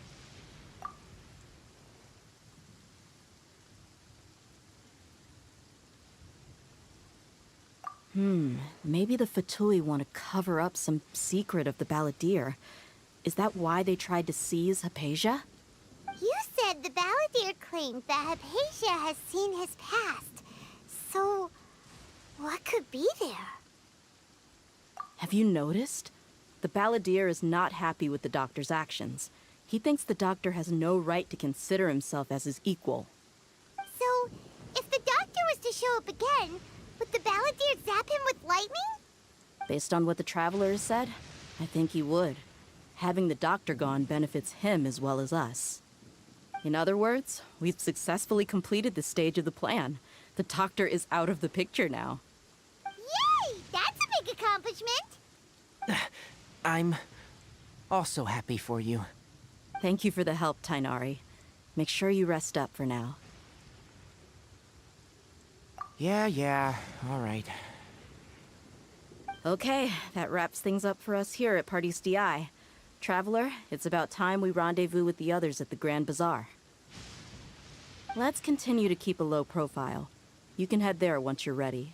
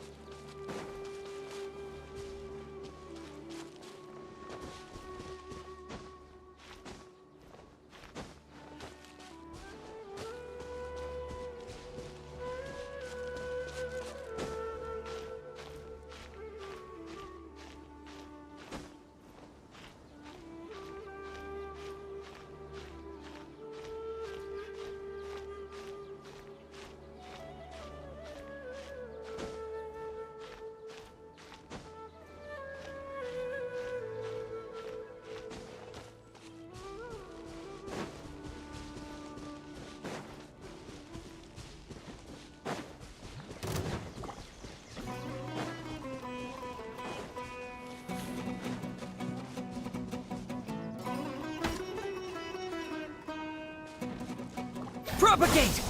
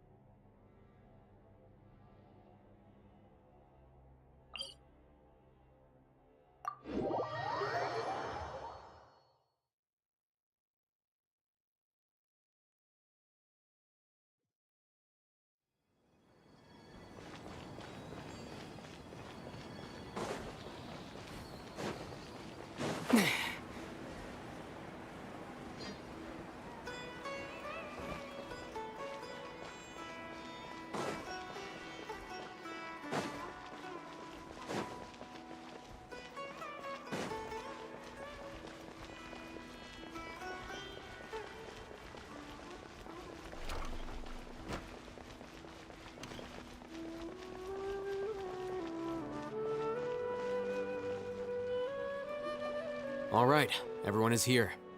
How did everything go? Any luck with your missions? Let's report back one by one. I'll start first. We've made the necessary modifications to the Akasha terminal. In addition, the props required are also ready. I'll go next. The Traveler and I went to Party's DI. The situation was a bit complicated, but we found Tainari. Unfortunately, he was wounded during a fight. Who is behind it? Well, that's the tough part. What should I say, Traveler? The Fatui or the Balladeer? After some back and forth, we confirmed that the doctor has left Sumeru by boat. He has something urgent to attend to back in Snezhnaya. So, we've successfully removed the doctor from the picture. Also, Tainari's already resting, so he'll be okay. Good. Oh, Tainari also asked us to tell you this message. Trust your own senses and experiences. All right. I'll remember that. Everything also went smoothly on my side. The Eremites should have arrived at their destination by now. To avoid alerting the quarry, they will stay there for now. I can't believe you actually got so many Eremites into Sumeru City. It's all thanks to Rahman and his brave team, as well as their bold strategy. It appears to have been very effective. I'm glad to hear it. Well, is that everything? Okay, this meeting is adjourned. Huh? Wait, you mean that's it? Well, what else is there to discuss? Shouldn't you end with some words of encouragement? You know, to fire us up now? Personally, I'd rather we all go home and get some rest. I'll hate them. Ugh. Oh, and if you wanted someone to say something to that effect, then I must reiterate that I'm here to strategize and not to lead. So you should find someone more suitable to do that. But I thought all of you academia big shots were great speakers. Then I should remind you that I'm the scribe. I know that. So what? A scribe is responsible for recording meetings, not speaking. Fine, whatever. Well, Sino doesn't seem to be much of a talker either. I guess that leaves it to my employer. Employer? Yep, the Traveler hired me. That's right. So come on, boss. What do you have to say for the team? Yeah, say something to boost morale. Huh? What are you all doing here? Oh, it's Nilu! Hey, everyone. I'm not disturbing you, am I? Not at all. I was actually just about to go find you. Judging from the group and all your serious faces, you were discussing something important, weren't you? But you also look like you're up to no good. Seems pretty interesting. Welcome, Nilu. Would you like to join us? Huh? Join you? You mean, you also want to discuss something important with me? Yes. Something very important. Nilu, are there any breaks in your performance schedule in the upcoming days? Huh? Wait, you're seriously inviting me?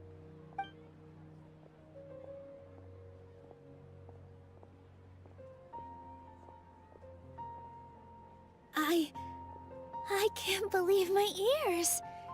You are truly the bravest and most passionate people of Sumeru, well, that I've ever met. Ahem. Oh, right. The Traveler and Paimon are not from Sumeru, but you are awesome as well. That's right. I must admit that I'm a little scared, but I'll try my best for Lesser Lord Kusanali. If I can somehow use my abilities to help you, then count me in. Remember, believe in yourself. Okay, I'll get my friends at the Grand Bazaar to help us tomorrow. Just remember not to say too much. Be discreet. Yep, you got it. All the preparations are done. Now, can we finally conclude this meeting? So, have you thought up what you'd like to say, boss? Yep. It's a grand plan and we're all super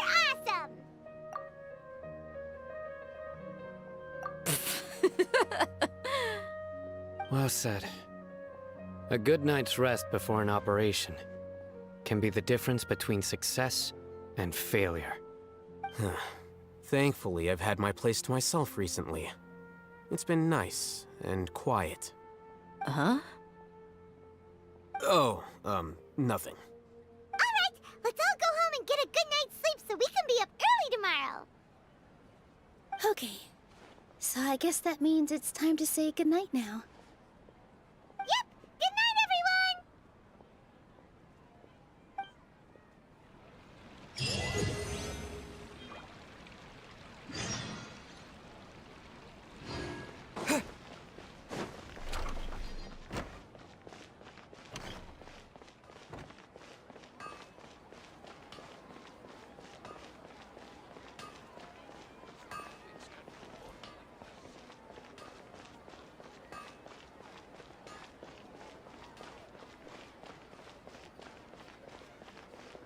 Ad Astra Abyssosk.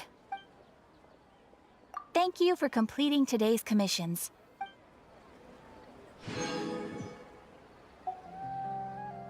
Ad Astra Abyssosk. Welcome.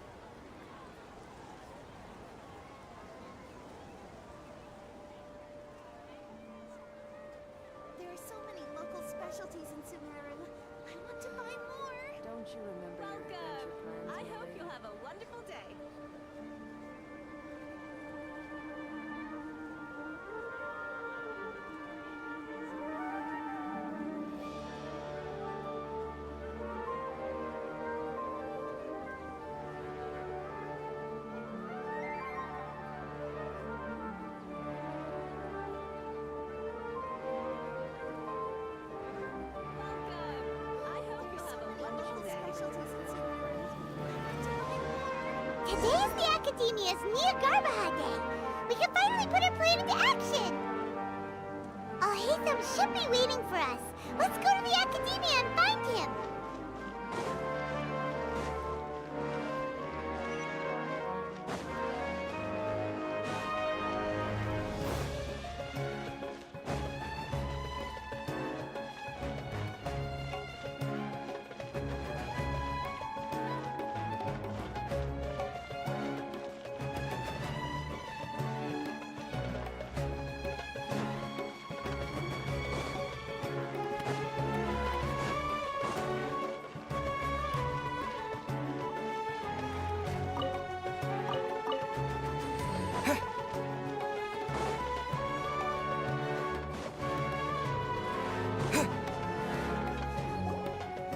Hello, you two. Sleep well? Not really. Paimon got too nervous thinking about today and didn't fall asleep until the sun was almost up. What about you, Alhaitham? Naturally, I slept just fine. After all, a good rest should be considered part of the plan, since energy is an important resource. You just want to show off how calm you are. It's crucial to dissipate any tension before we execute our plan. The only thing you're doing is being annoying. Anyway, do you need me to go over the game plan again? Our target is Grand Sage Azar's office. Everyone in the Academia knows that's where the Grand Sage's console is. Only they can operate it. Many restricted commands and operations are executed via that console. I'm sure that console has a way to free Lesser Lord Kusanali. You know, Paimon's been thinking, what kind of technology could let the sages imprison even a god? That isn't something they could have accomplished with their scholarly talents alone. In the Sanctuary of Suristhana, there's a device of Greater Lord Rukkhadevata's that she once used to isolate herself while meditating. 500 years ago, the Grand Sage at the time modified the device so that it can no longer be controlled from the inside. They were effectively trapping one god with the power of another. So, how are we gonna get to the Grand Sage's office? Don't forget, today is Niagarbaha Day, arguably the most important day to the Academia. The sages and core Academia personnel are busy loading the latest batch of research developments and legal decrees into knowledge capsules so that they can be entered into the Akasha. All the Darshan's researchers have their noses to the grindstone, and the Academia's grounds are flowing with all sorts of people. It's the perfect time for an infiltration. When the Grand Sage leaves his office to supervise the entering process, that's our cue to access the console and free the Dendro Archon. Well, yes. That's just the visible side of our plan, after all. If precedence holds, the Academia should have already started preparing for Niagarbaha Day. Everyone should be in position. All that's left is for us to lead the charge. Let's go. So are we just gonna walk in through the front door, or...? Yes. Were you expecting a stealthier approach? Paimon can't think of a good comeback. Alright, it's all on Alhaitham if things go south.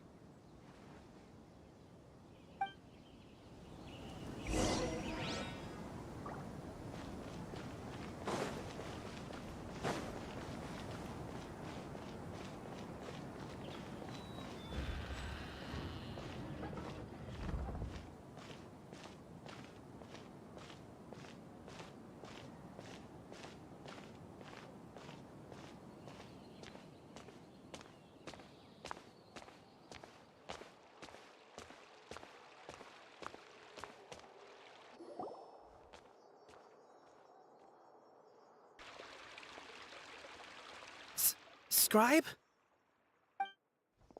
Please, wait. Are you Scribe Alhaitham?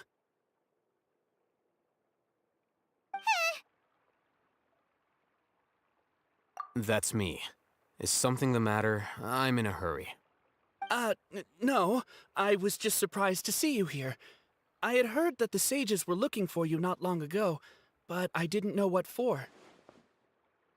And, also, please don't bring outside guests into the academia. Outside guests? How did you arrive at such a conclusion?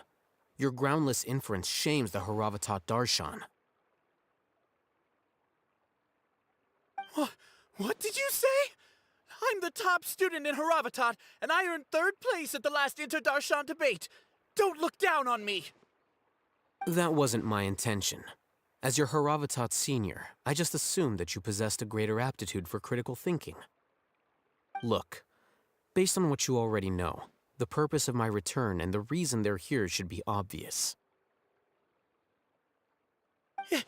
Is that so? Wait a moment. Let me think. Don't tell me the answer. The sages search for you. A blonde-haired traveler. Outside guests. So, from the start, the sages weren't looking for you, but this traveler? And you were gone from the academia for so long because... Hey, shh. Yes, you've proven yourself as the top student in Haravatat. I surmise you've arrived at the correct conclusion. As I expected. Please, forgive me. I wasn't thinking clearly just now. Thank you for getting me back on track. It's nothing. We'll be on our way then. All right. Thank you for your contributions to the academia, Scribe.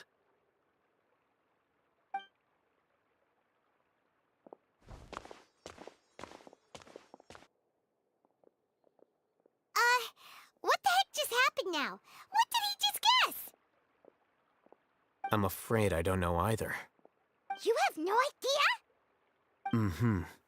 He convinced himself of whatever truth he came up with. That is the so-called pride of a scholar. If someone questions their academic facility, they will instantly feign understanding to keep up appearances. Nowadays, the academia is rampant with this type of scholar.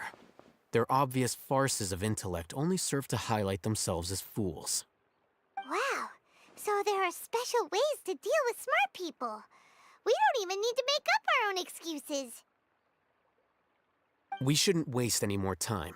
It would be problematic if we missed our window of opportunity. Let's go.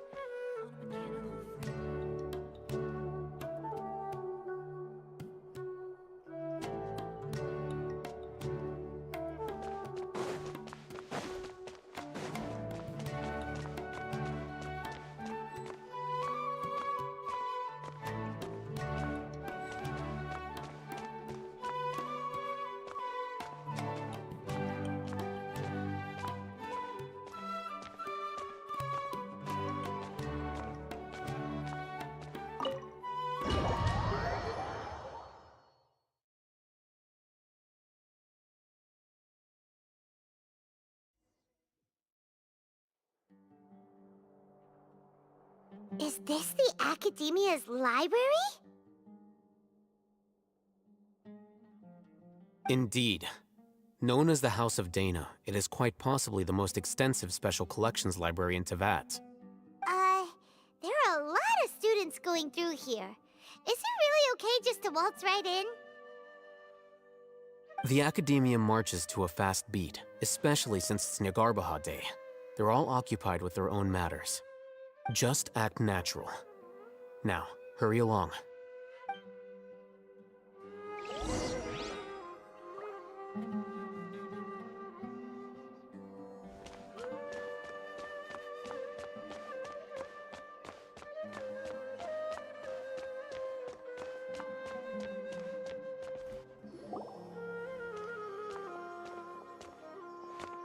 What's this platform for? It's a lift that Academia personnel use to access higher floors. Are we gonna take it then? The Grand Sage's office is up there somewhere. No, not right now. We can't guarantee that we won't run into the Grand Sage.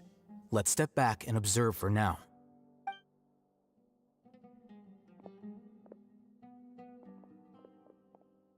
You think the Grand Sage will exit from there? And after he does, we'd sneak past him? Oh, Paimon thinks that's really dangerous. Who knows? However, if we can confirm Azar's current location, our operation will be much safer if we... Allow me to offer you a hint. If you wish to know his location, look behind you. What's Grand Sage Azar doing here?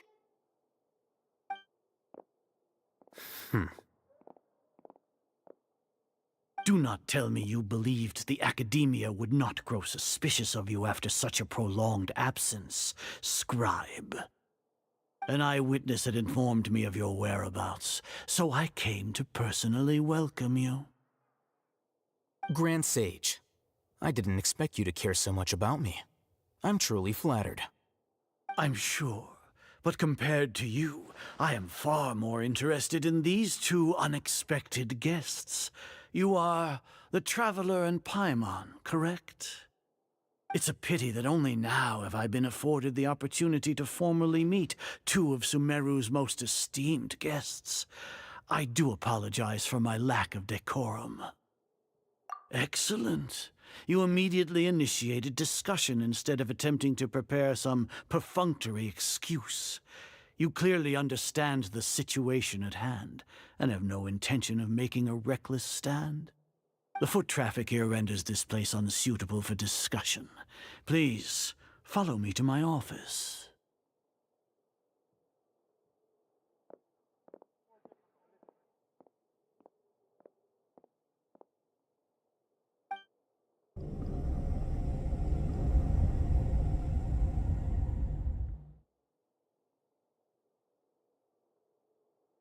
This place is crawling with guards. There's no way out for us.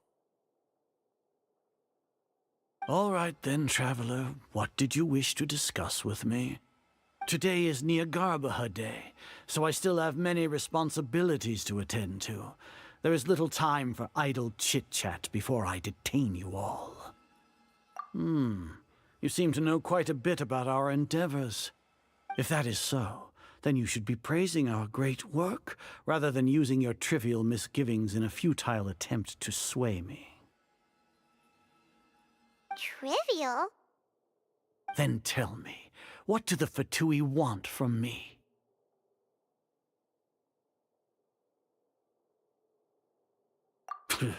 Worthless. Those are all completely worthless. Benefits, divine power. These materialistic words do nothing but debase our great work. Creating a god. Yes, we are using human wisdom to create a god. If humanity cannot attain omniscience and omnipotence, then we shall create a god to reveal them. This is the pinnacle of human wisdom. We shall regain a god's guidance at long last. No longer will we flounder in the interminable void of consciousness and knowledge. Even Irminsul will be freed from its plight. For our nation of scholars, this is the ultimate aspiration. No cost is too great to realize it. You will never understand the rapture of having a god be born within your very hands. With your degree of knowledge, you cannot even comprehend such an emotion. Gods exist on a plane that far eclipses humanity's. Lesser Lord Kusanali, what can she even do? Care for the people? Fend off sandstorms? Fabricate silly fairy tales? These are but child's play for the Academia. Does that make us equal to the gods? We are a people favored by Greater Lord Rukkhadevata. Though I may have personally not seen it, our forefathers bore witness to true wisdom. The ascension of the Lesser Lord has brought nothing but bewilderment to the scholars. They all ask, is that truly what true wisdom is supposed to look like? With that in mind, it is better to keep her isolated in the sanctuary of Suristhana, so our academy will not become embroiled in turmoil. What a pathetic justification! Do you really think that only the super smart or powerful should be able to call themselves gods? As per your judgment, Grand Sage, they are indeed dangerous individuals. Not only are they acting against the academia, but their ideologies have the potential to lead scholars astray. Looks like there really was merit in my assignment. Alhaitham? Are you talking about us? Anyway, I've brought them to the academia as ordered, but it took some time and trouble. Oh, that reminds me. Here's the investigation report you had requested. It's a summary of my time spent with the Traveler, an array of information about him ready for your perusal. Alhaitham? So you're still on the academia side! We finally started to trust you!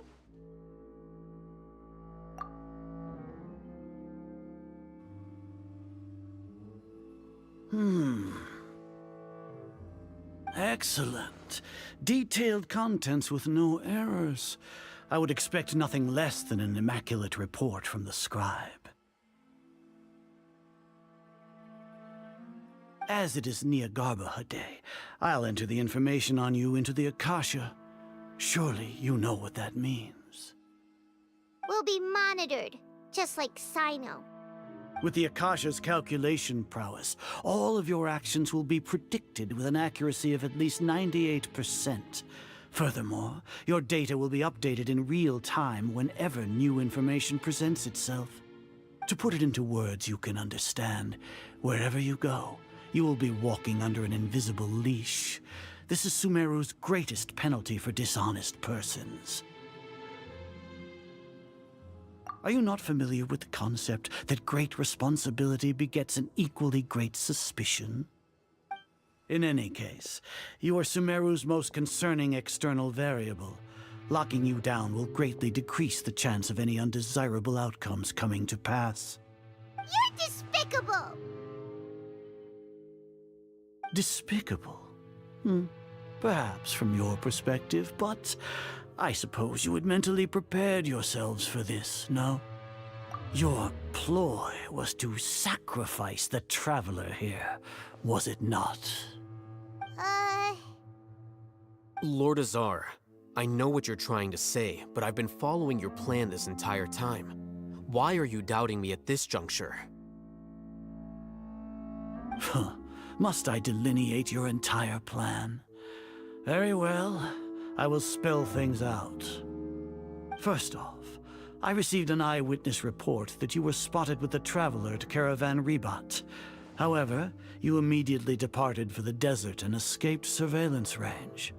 Judging by the time, you all likely encountered the truant General Mahamatra in the desert.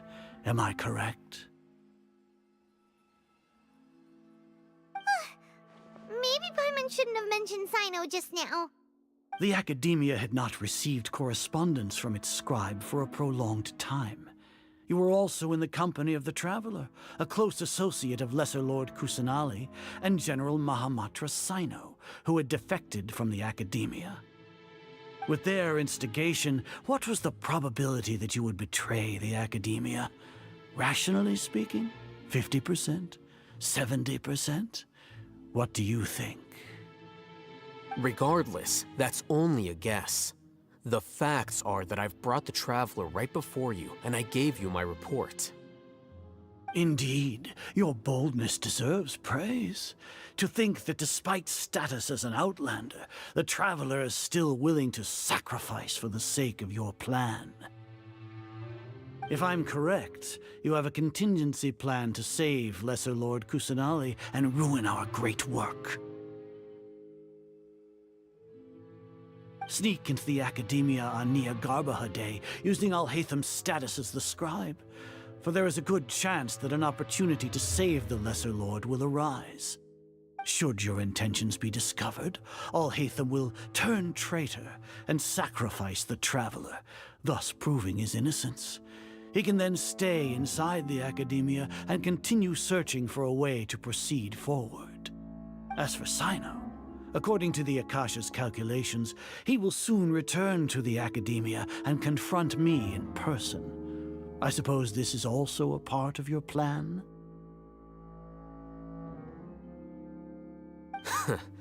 You'll see me as a traitor regardless of what I say, no?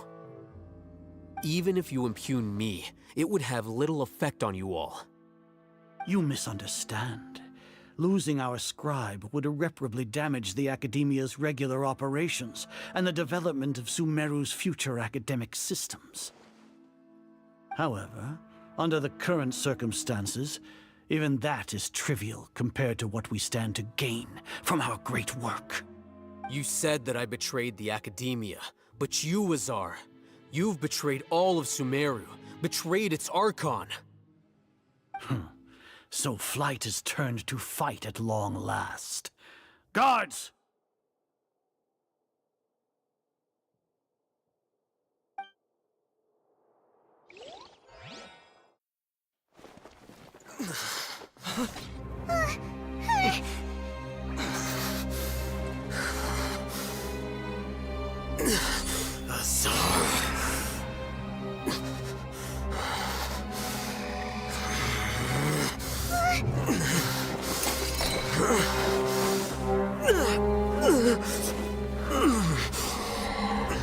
Well, what do we have here? So you stole that divine knowledge capsule? Traitor! You traitor! Even the most rational scholar will yearn for the power of a god in a moment of desperation. Aren't you doing the exact same thing as me, Alhaitham? Unfortunately for you, no god will lend you their power. Azar!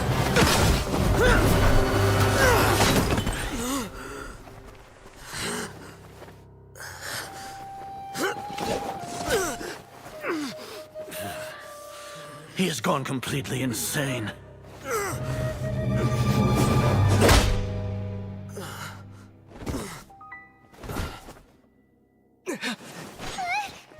Take him to the Matra and exile him to Aru village. Then find someone to take these two to the confinement room. I'll deal with them later. Grand Sage, we've finished all required preparations for Nyagarbha Day. We may begin to enter the capsules now.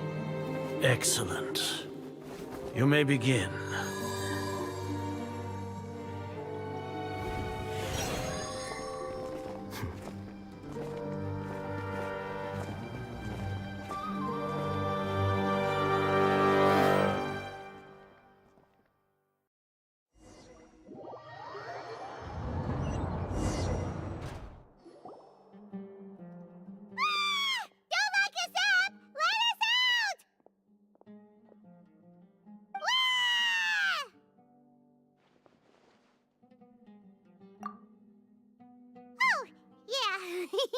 Paimon got a bit carried away there.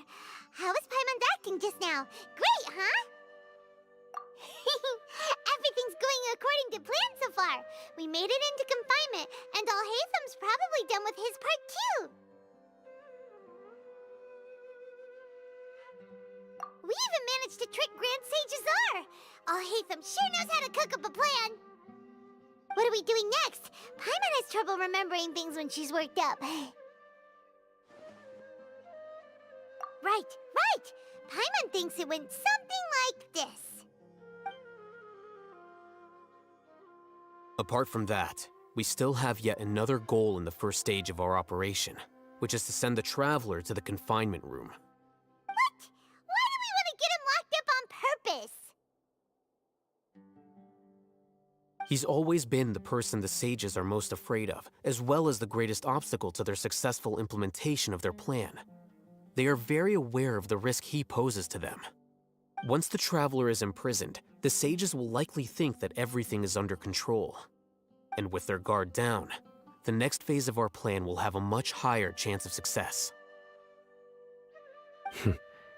I can already see the pompous looks on their faces.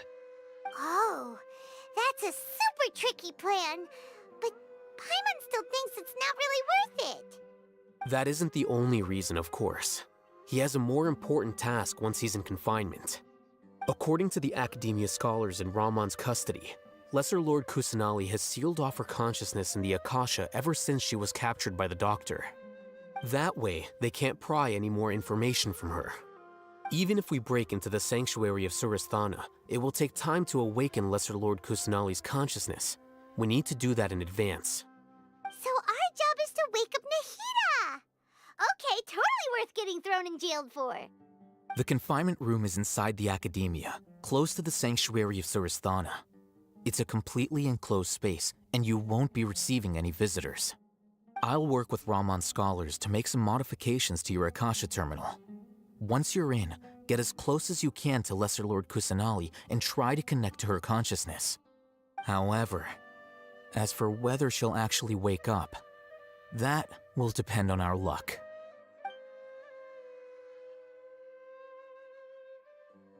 Oh, no wonder you've been wearing your Akasha terminal today. It's the one that Al-Haytham modified. Paimon thought they'd take our Akasha terminals when they locked us up in here. Were they being careless? Alright, so what now? Sounds easy enough. We can finally talk with Nahida after all this time. Let's do it.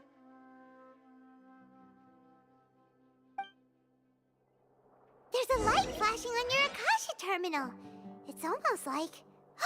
the faster it blinks, the better the signal!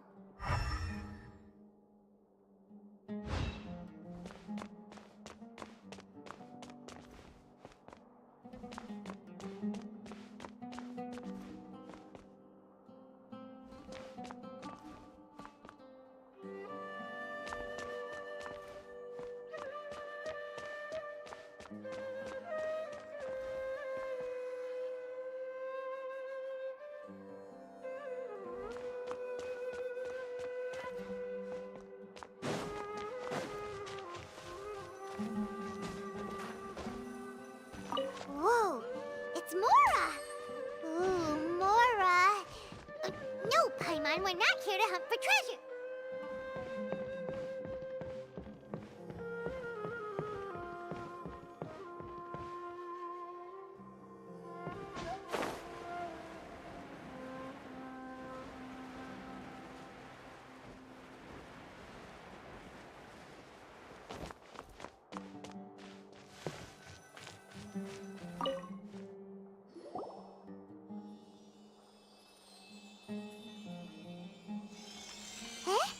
Is this the right spot?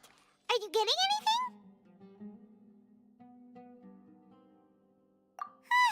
Please work!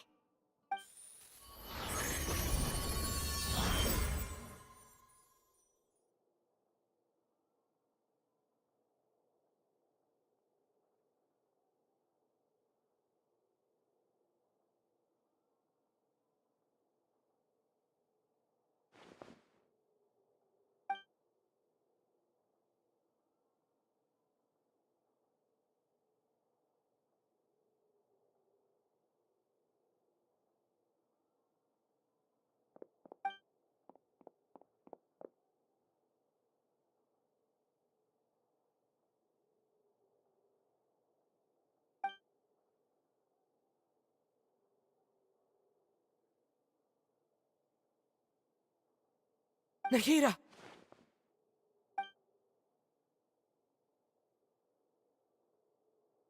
Hey, Nahida!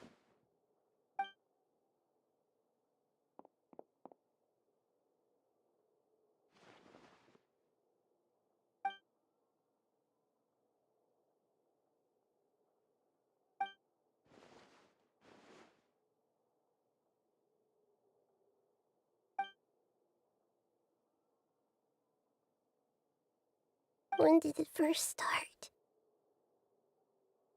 Oh, right. It started from the moment I was born.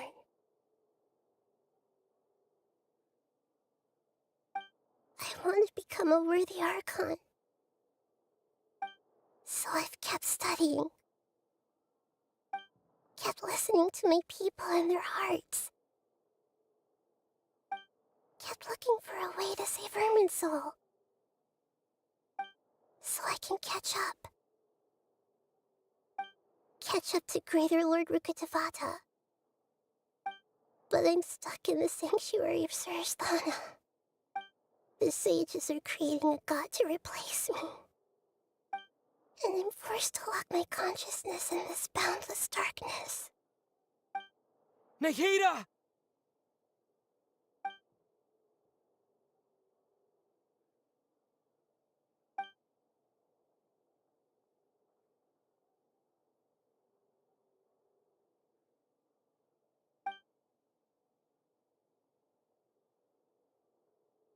Nahida!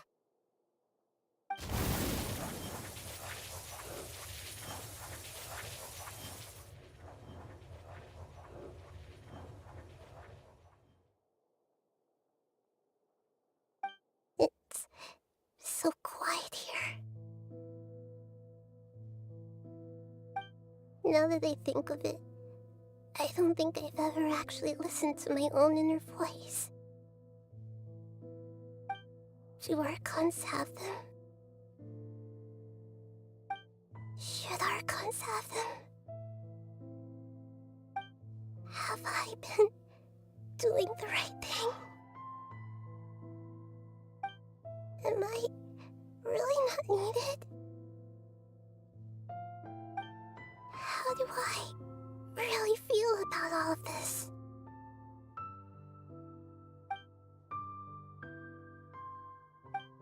It's so quiet here. Since you're the god of wisdom, you've known the answers to all these questions since the very beginning, haven't you? Who are you? Whose voice is that? It sounds familiar.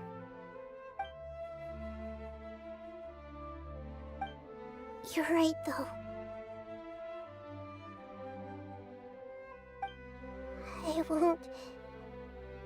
I won't ignore my own voice anymore.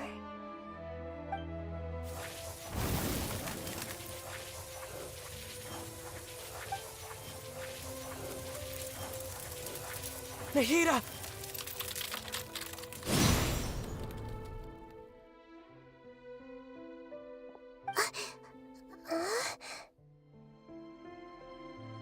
Nahida? Did you wake me up? Thank you. Why are you here? We're here to rescue you. Are you alright? I'm fine. It's just... when I think of everything that's happened to me, I feel really angry now.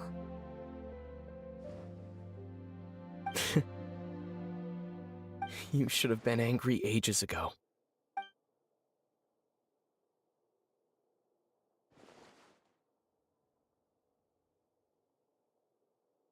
Huh? Oh, you're back! How's everything? That's wonderful news! Great! We weren't locked up for nothing! When you went to wake up Nahida, Paimon was listening for any sounds outside. You were out for a long time. There are fewer and fewer scholars going about now. You think everyone's done with their Nyargarba day stuff? Yep, so that means our next act is Nilou's performance!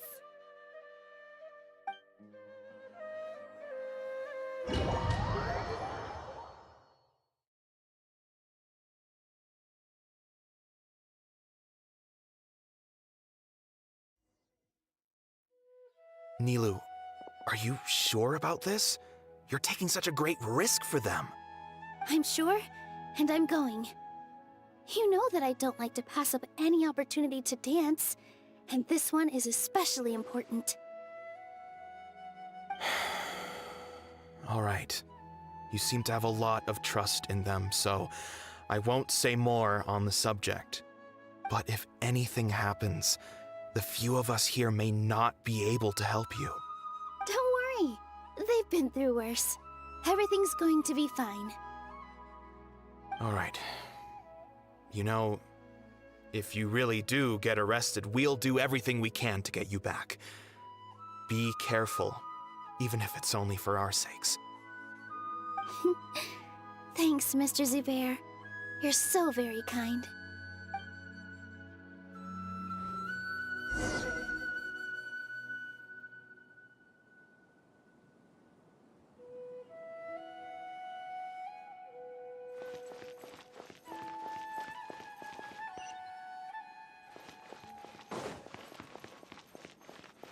With all my strength.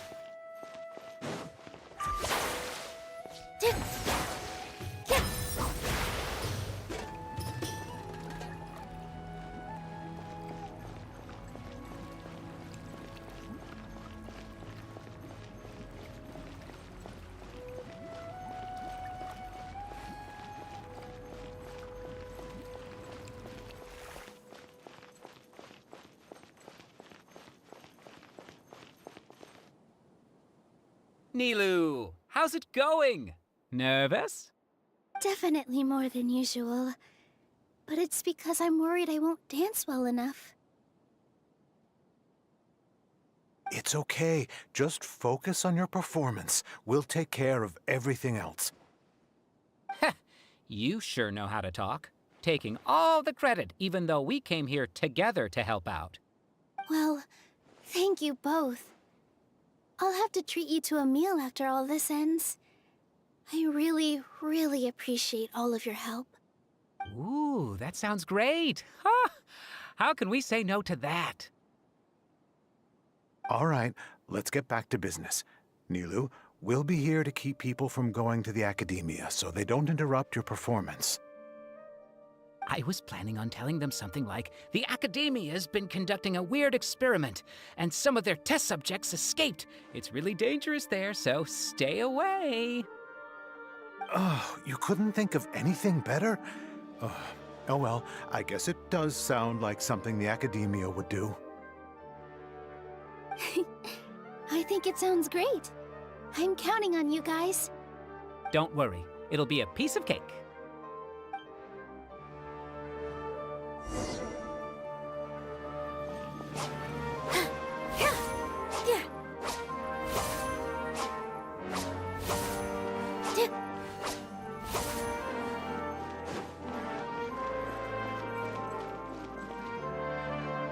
Hey, Nilou!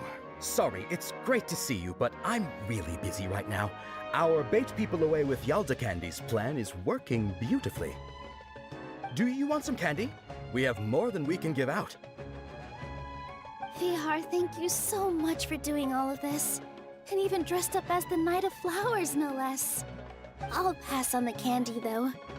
I cut back on sweets in the period leading up to a performance, and I'm about to start one. You have a point. The stage is cleared and everything's ready, so you can start your performance at any time. Yeah, thanks to you. I'm really grateful. All right, time to hit the stage. You're welcome. The honor's all mine, since I'll have such a great view of the show.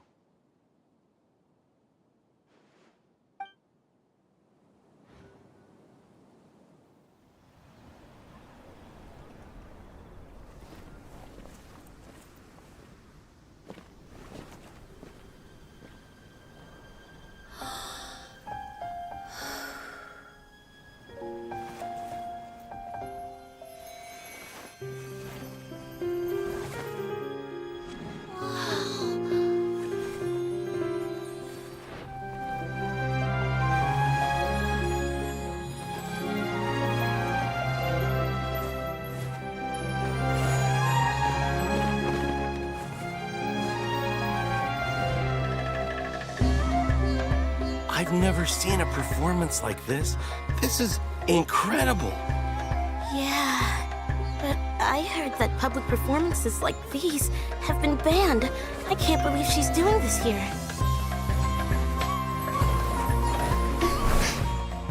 Grand Sage, there's some commotion outside.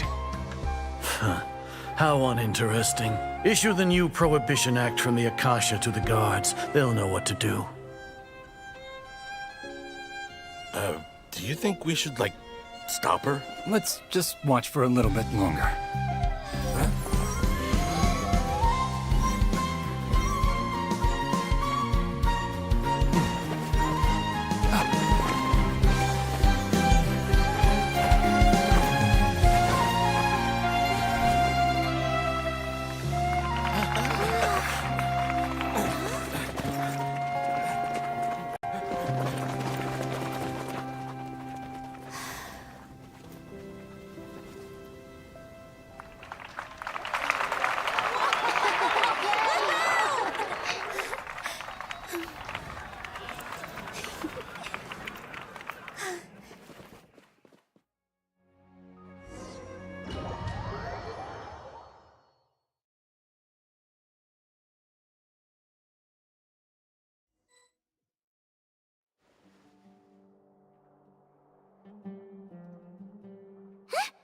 Did you hear that? It sounds like a lot of guards just ran by. Does this mean the plan has moved on to the next stage? Yep. It's great that everything seems to be going well. Come to think of it, when did Alhaitham replace the knowledge capsule that was about to be entered into the Akasha? Oh, so that's when he did it! Paimon was too nervous to notice. Speaking of, didn't Alhaitham also yoink the divine knowledge capsule from that mercenary leader in Port Ormos when everyone else was distracted? It's a time-tested trick of his. Why are we complimenting him? Yeah, he's smart and all, but he still makes Paimon's blood boil. Let's review our plan for this stage again. It's not like we have anything else to do right now anyway, and it'll help us feel more confident. Paimon remembers that Nilu's task was supposed to go a bit like this.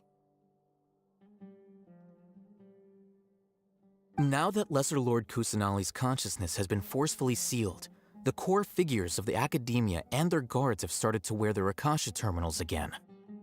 With the doctor's technological support, they think they have nothing to fear. How despicable of them to rely on such a person. But this is also our chance. I was originally asked to draft the knowledge capsule for the Artistic Performances Prohibition Act when I was still at the academia.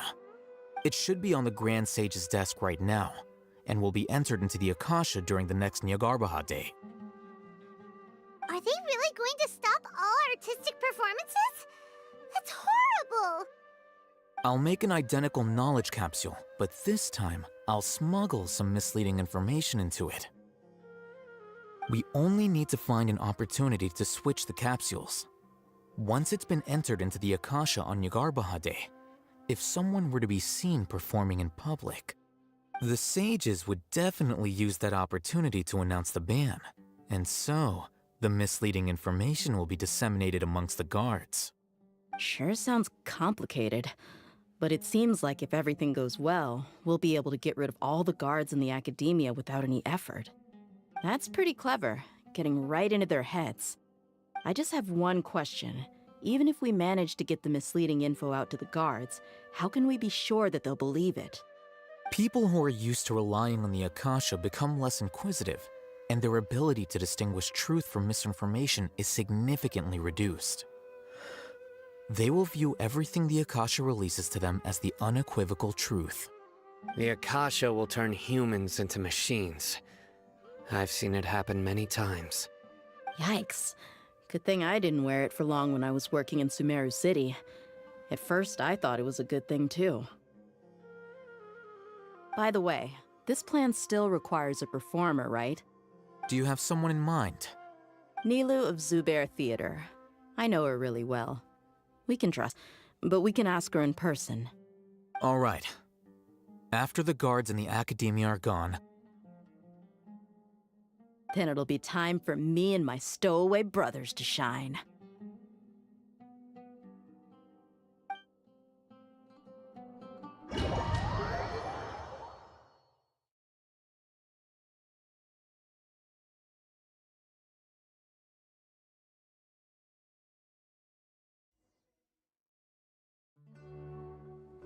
Here they come. Did you see that, Raman? They came out from the Academia in droves.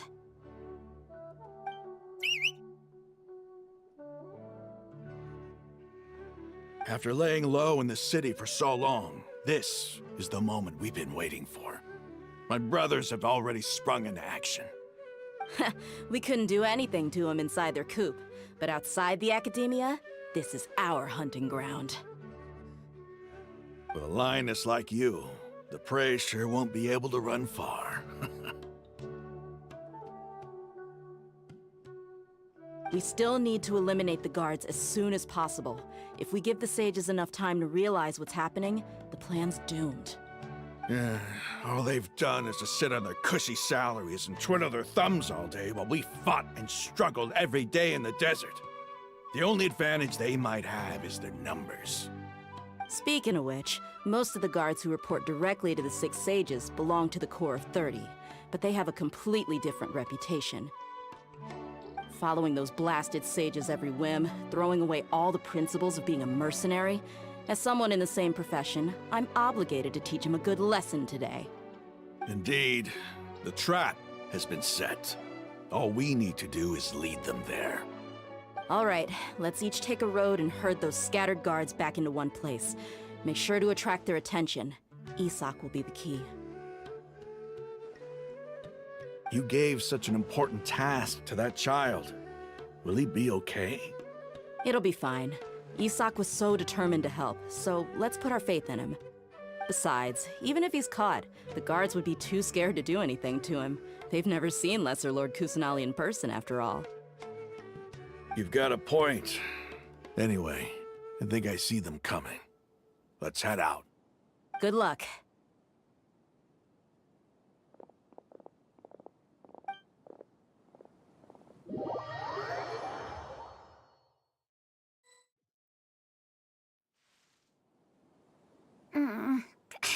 This outfit. Hey, do you remember what you need to do, Isak? When the guards get here, you'll pretend to be Lesser Lord Kusanali and run away from them. Oh, yeah, I remember. Of course I do. I'm just a little nervous. Relax. Don't think about getting caught. Even if that happens, we won't leave you behind. You only need to think about getting the guards' attention and leading them to the Grand Bazaar. Leave the rest to us. Okay, got it. I'm here to pay back Lesser Lord Kusanali for helping Grandpa. I won't get cold feet. Hey, they're here. I can see the Academia guards.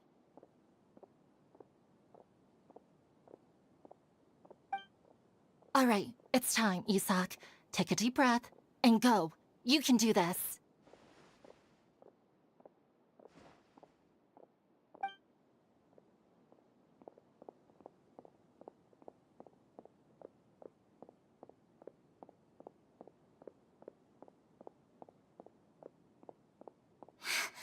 Why is there a guard over there? Did he already run ahead of me? This is different from our plan. But there's no time. I need to make a choice.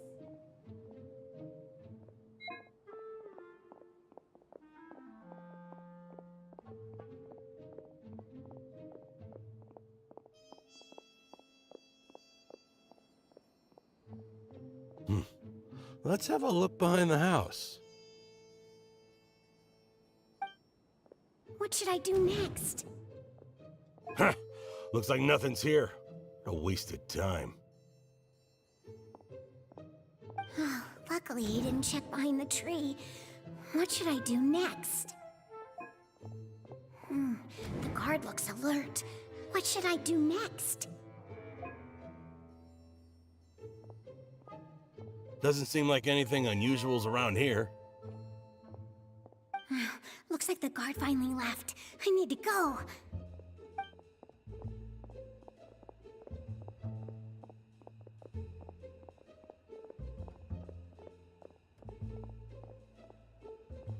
Hey! Lesser Lord Kusanali is over there! Stop! What? Lesser Lord Kusanali? How did I not notice that? They found me. This is bad.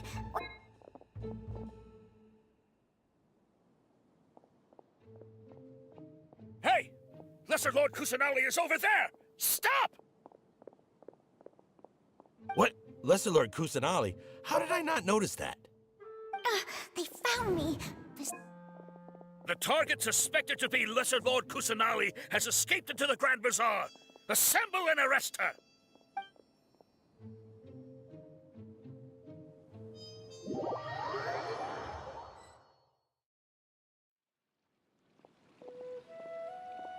Where did she go? How did she disappear? Did we lose her? Hurry up and find her! Hey, why is your team here? Didn't we say to split up our search? Hurry! Hurry! This place is... Why are you all here? Yeah, isn't it one heck of a coincidence? Everybody's here. What on earth is going on? I suppose that's all of you? Who are you? Did you set us up? What are you planning? Phew, that was rough. I almost got caught. Little brat! So you're not actually Lesser Lord Kusanali. Who exactly are you all? Eremites from the desert? Just some colleagues. Think of this as a business competition, or a personal grudge. After stepping into our traps, stop thinking of yourselves as hunters. Behave like the prey you are.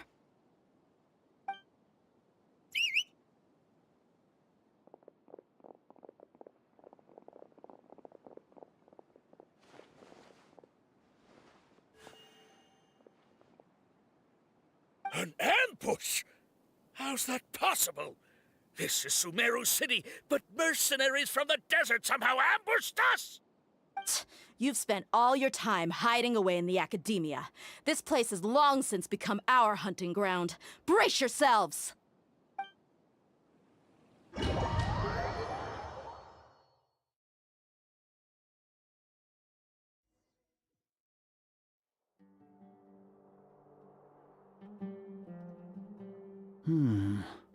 This is odd.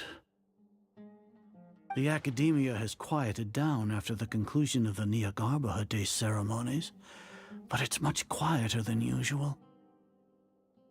Where are the guards? Why have I not seen a single one? Guards? Guards! Grand Sage, how may I be of assistance? I called for the guards. Why did you come? My apologies, Grand Sage. Right now, all Academia guards have entered the city to perform the ordered arrest. I thought you knew. Arrest? Who is there to arrest? I have an ominous feeling.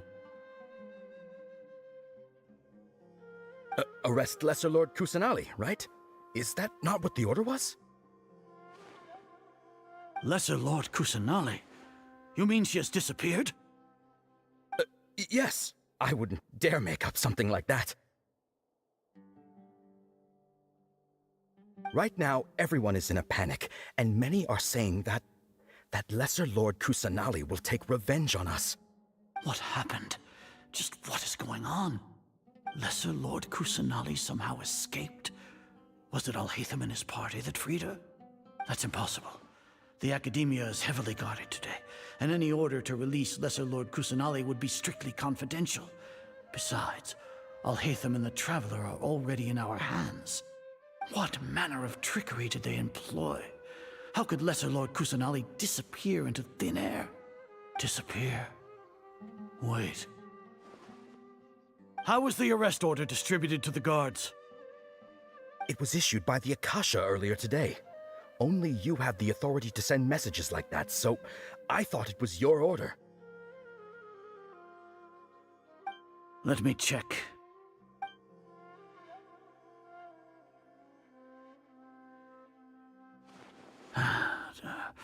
Here. Lesser Lord Kusanali has escaped from the sanctuary of Surasthana. Go to the city and arrest the escapee immediately. The Akasha indeed contains this information, and it clearly appeared in my mind. How did they bypass my permissions to issue this kind of message? Was it the report about the traveler that Alhaitham submitted? No. I specifically checked that knowledge capsule before entering it into the Akasha. Could that have been a red herring? Well, even if I figure it out now, it won't make any difference. The important thing now is to confirm Lesser Lord Kusanali's status. Have you been to the sanctuary of Suristhana to confirm that Lesser Lord Kusanali has indeed escaped? Confirm? No, I haven't. It may be a bit offensive to say this, but Grand Sage, what you're saying doesn't make any sense. How can the information in the Akasha be inaccurate? What the Akasha decrees is fact. That is common knowledge to all of us. If we have to confirm the information and knowledge from the Akasha ourselves, then how is that any different from us learning that information ourselves? Wouldn't Greater Lord Rukkhadevata's legacy lose its meaning that way? In the beginning, it was I who asked you to believe in the Akasha, to believe in the legacy left by Greater Lord Rukkhadevata. Are you trying to use my words against me? No, Grand Sage. I'm merely confused because I believe in you. I never meant to refute you. Stay here and see if there are any suspicious people around. I'll go to the sanctuary of Suristhana on my own. Yes, Grand Sage.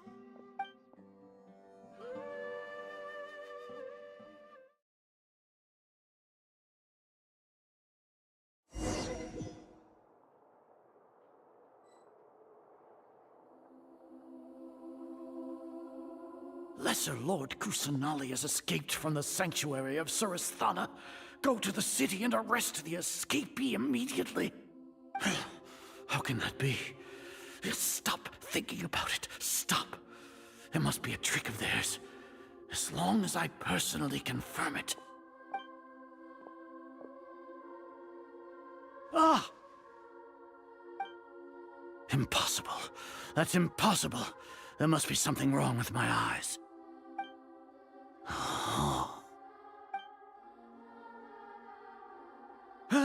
She really appeared again?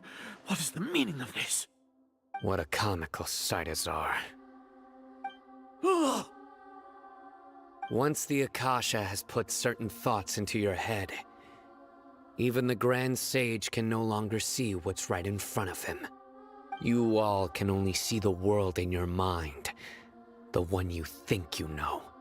And precisely because of this, you disregarded Lesser Lord Kusanali's existence. She has been a wise and worthy Archon. Sino, have you been waiting for a chance like this? The Akasha predicted that you would return to the Academia to confront me, but I didn't expect it to turn out like this. I was careless. No, you were blinded. Your faults stem from your reliance on the Akasha. You're still the same as always. I truly did not expect a proud person like you to cooperate with Alhaitham and the Traveler. People change, Azar. Admit it. The Akasha can't predict my actions anymore. Then tell me, what have you found during your investigation? You want to buy time? This is the sanctuary of Suristhana. Under your own regulations, even Academia staff are forbidden to come here. No one will come to save you. As for the investigation, I've at least confirmed that you are guilty of insurgency against the Archon. A serious crime. So what? Did you do all of this so I would plead guilty in front of you, General Mahamatra? No. I want you to plead guilty in front of the Archon herself. You once said that I had no standing to judge you. So now, how about judgment in the name of a god?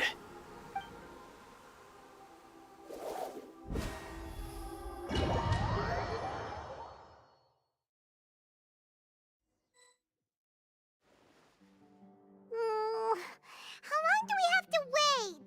Paimon wants to know how things are going out there. hasn't heard any sounds outside for a while.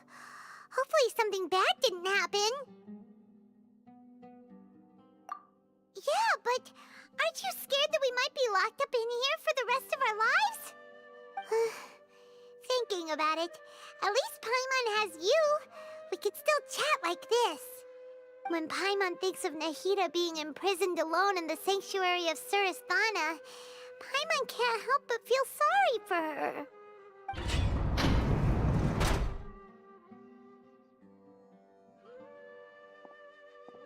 Here comes your savior. Tia! Paimon just knew you would come to rescue us! You two really owe me some big thanks. I had to search through who knows how many guards to find the key here. It felt even more tiring than whacking them. I'm exhausted. Thanks a lot. Need Paimon to rub your shoulders? No, that's, I'll pass. What are you afraid of? Oh, are you ticklish? Now isn't the time to talk about being ticklish. Things in the city and on Sino's side are both going well.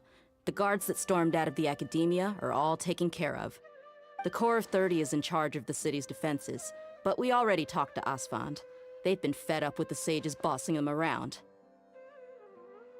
As long as it doesn't break their employment contracts, they'll turn a blind eye. That's probably because you've been super great friends with them for a long time. So, how's Sino doing? The Grand Sage is in his custody. Even I know how terrible it is to fall into Sino's hands, so he probably does too. Sino forced him to release Lesser Lord Kusanali. He has no choice but to obey. So, hurry to the sanctuary of Surasthana. Assuming nothing weird happened, we should have already rescued our Archon. Honestly, I didn't expect our ragtag bunch to do this well. We just came together last minute to save the Archon, you know? Alright, you two better go.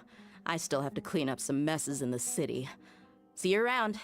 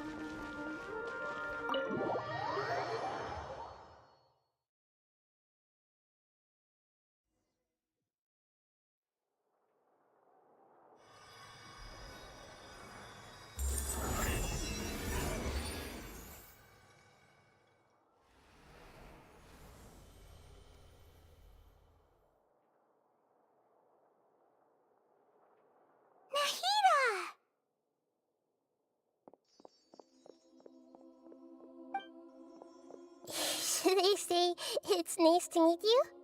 This is the first time we've met in real life. Before, we've only met in dreams, consciousness, or when I was in someone else's body. Thank you so much for coming to rescue me, but I also need to apologize.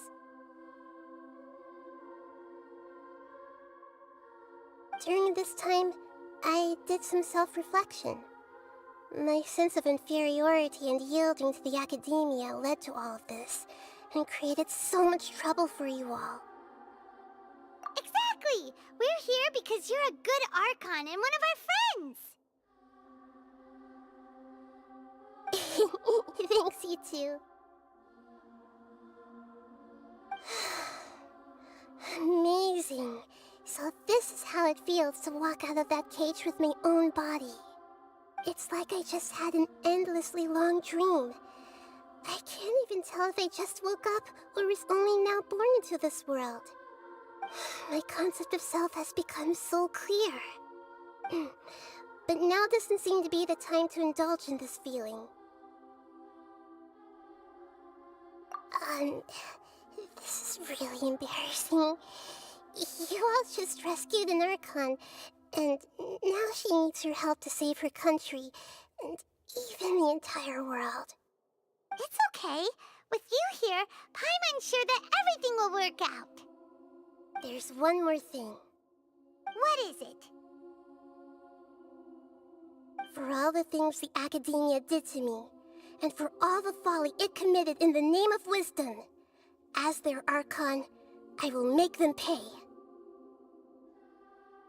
Ah! Wow! That's the spirit! You're finally standing up for yourself and not letting people walk all over you!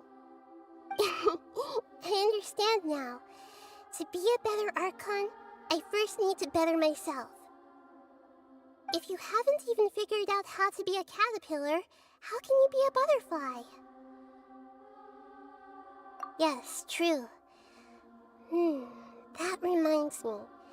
I wonder how far along the Academia is with their god creation plan. We need to hurry and prevent the birth of that false god. I need to make some preparations. Since I'm now free, I can establish a direct link to the Akasha and control it. First things first, I need to remove the restrictions that the doctor put on me in the Akasha. After that, I'll make some adjustments and revoke the sage's permissions. The Akasha will then be like how it originally was, only operable by the Archon. After all, the Academia betrayed Greater Lord Rukkhadevata's trust. This might take some time. In the meantime, you should also work on your own preparations. If we don't stop the god creation plan in time, we'll be in for a tough fight.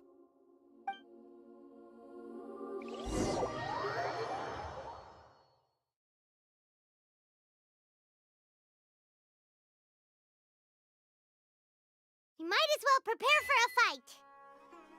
When we're done, we can take a walk around. After all, we missed out on a lot of stuff when we were locked up.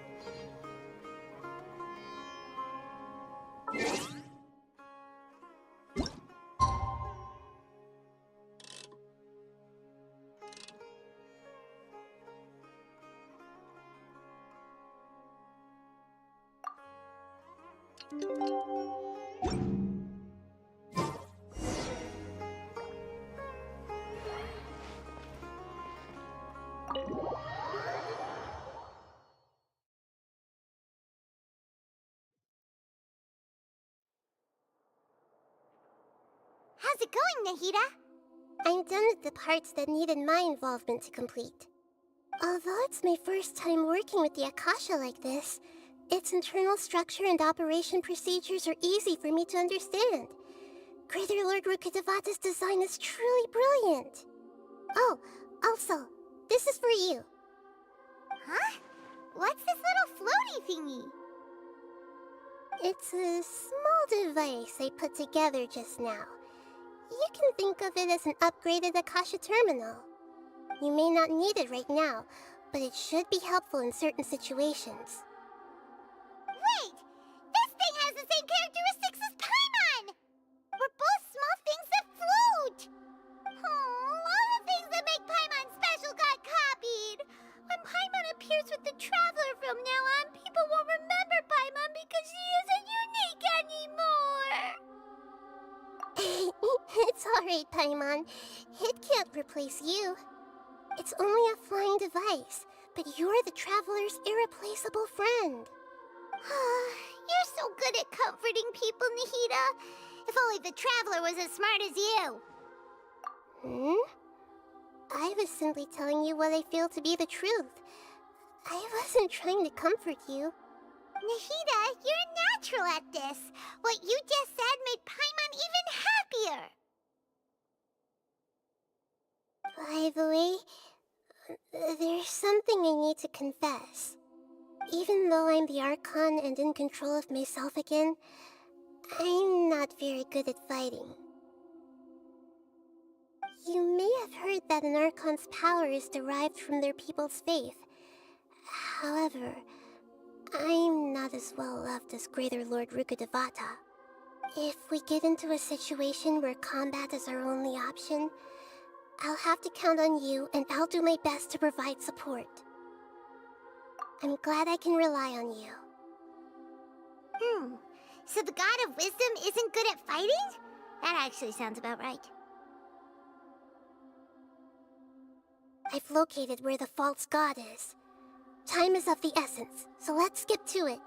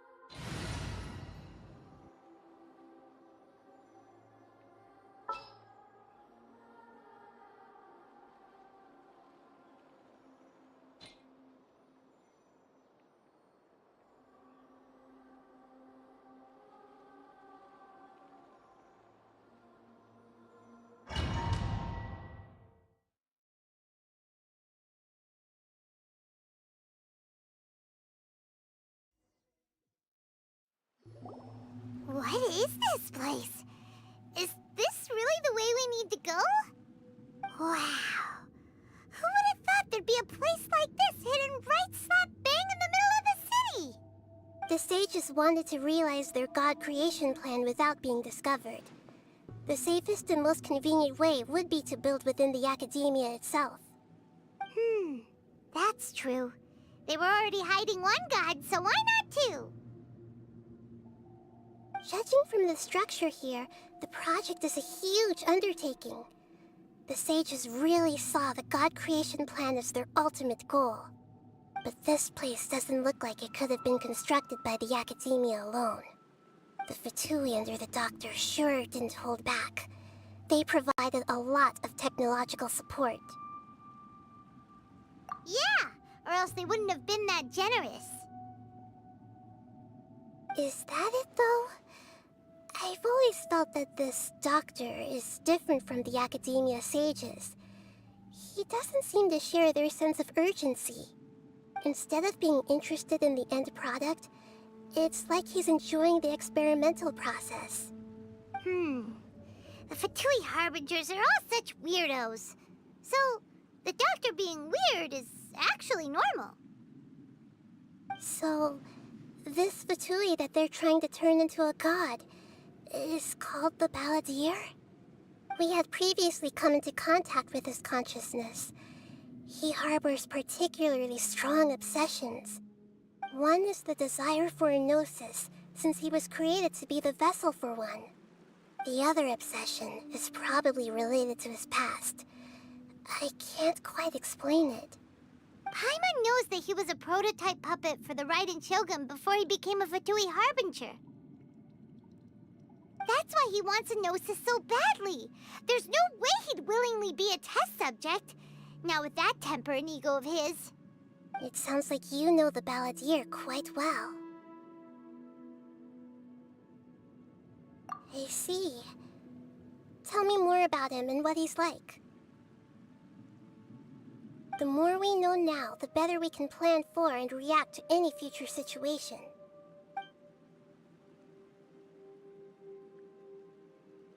I see. How fascinating. Alright, time to go. Let's get through here and meet him in person.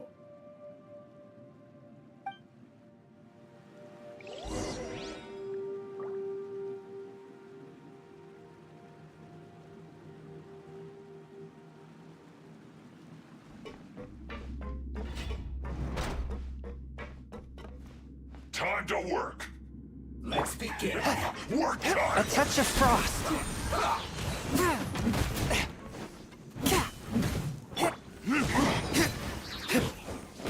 Stay right there. Leave it up to me. Put your back into it.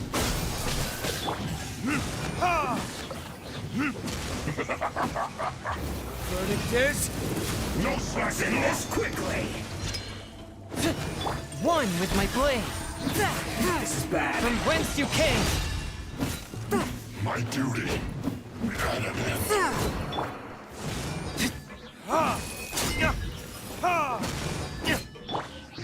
Steady as stone.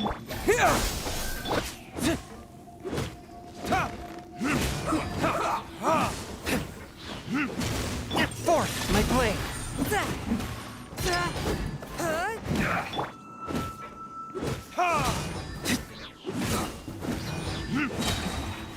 This isn't good.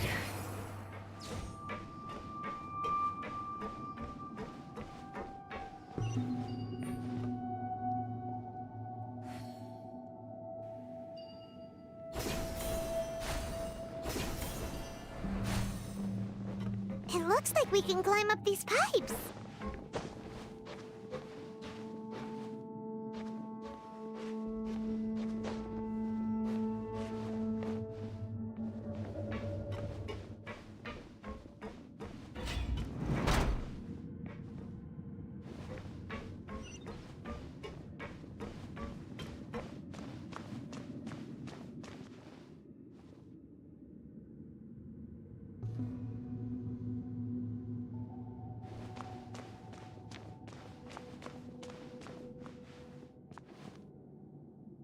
The pattern on the ground seems all messed up.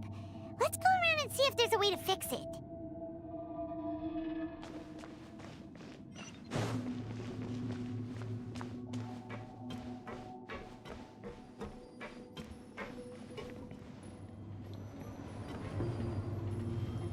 It seems to have stopped. Let's continue.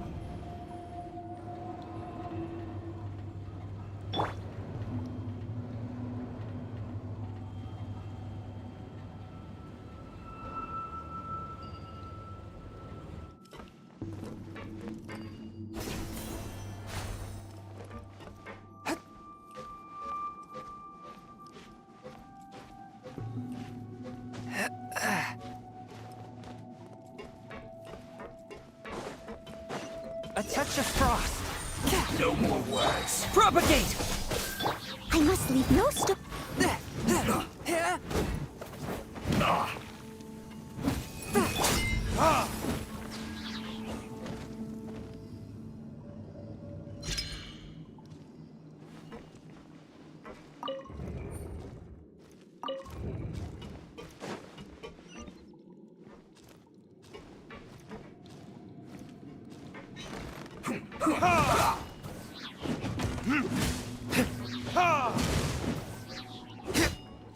Swift and merciful.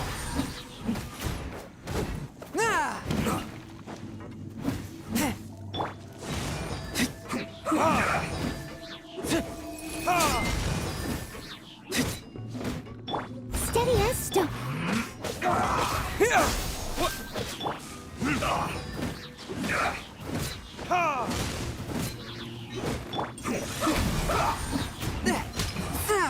This isn't good.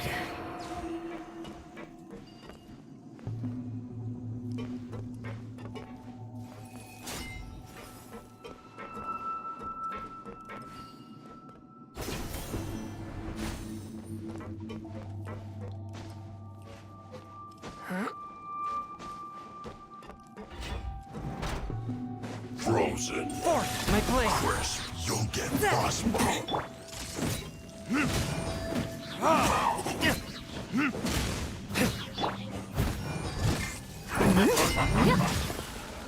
Leave it all to me.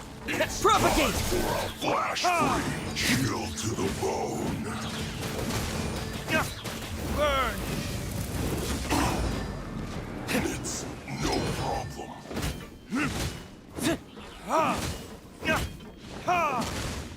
One with my blade.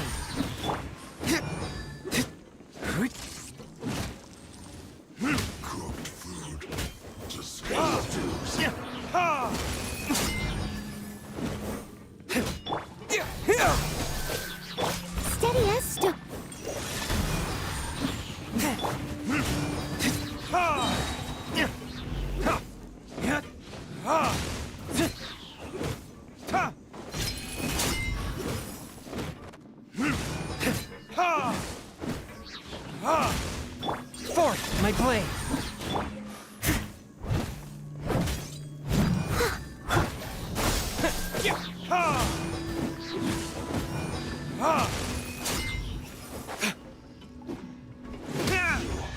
Can't run from death.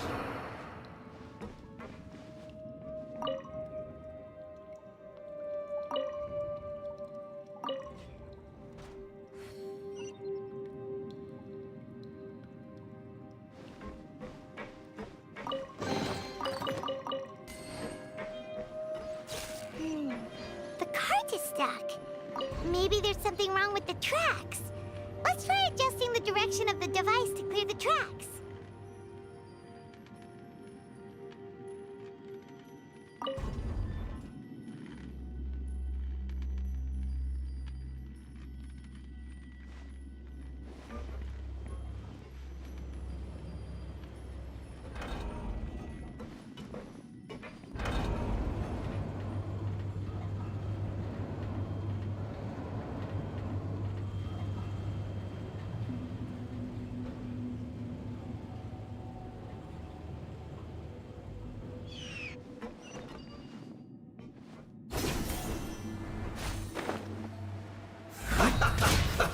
Let's move.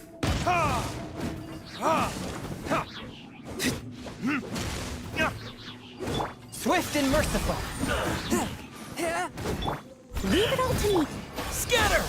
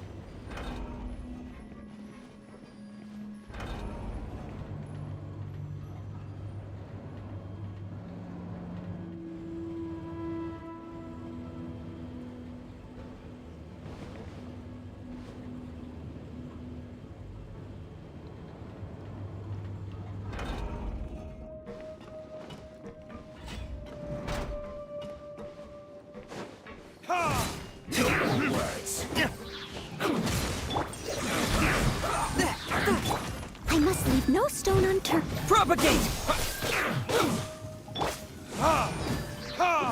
I will end it. Let's end this quickly.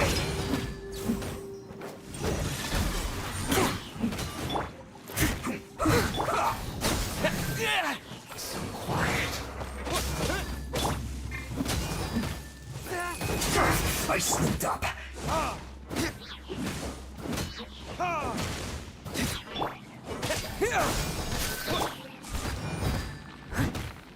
Forth, my blade!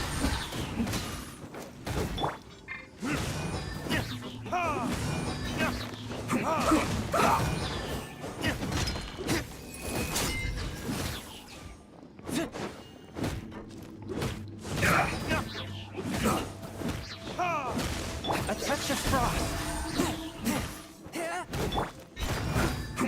Scatter! This isn't good. Well met. Let's move. Don't be a killjoy. We've only just begun.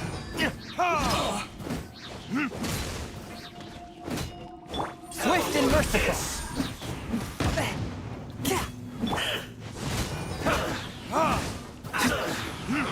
You can't run! Well, I see through you! From being killjoy, we've only just begun. You need to hurry up! That's all you got. You can't run! Well, neither can I. Spirit blade. Attack! Killjoy, we've only just begun. Propagate! This was well done! As a good night You should. need to hurry up! Roast and fry! This was well done! Looks like I went too far. Force my blade.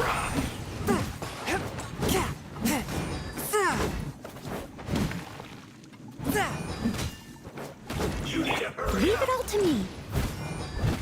This was well done! Roast and fry! One with my blade. You need to hurry up! This was well done!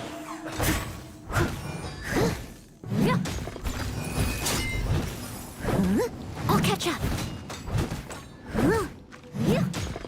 Roast and fry! You need to hurry up! This was well done! An unfortunate fault! One after another.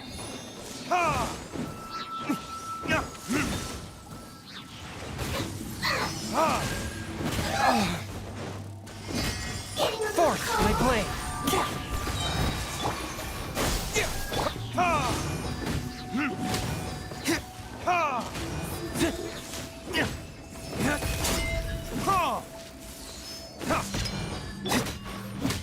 Swift and merciful.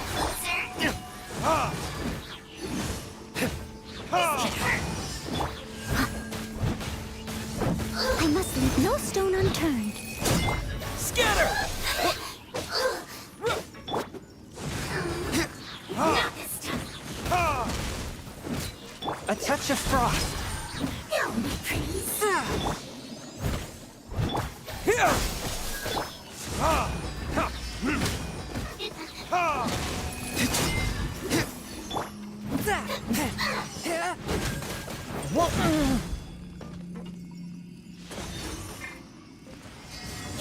Swift and merciful. This could hurt.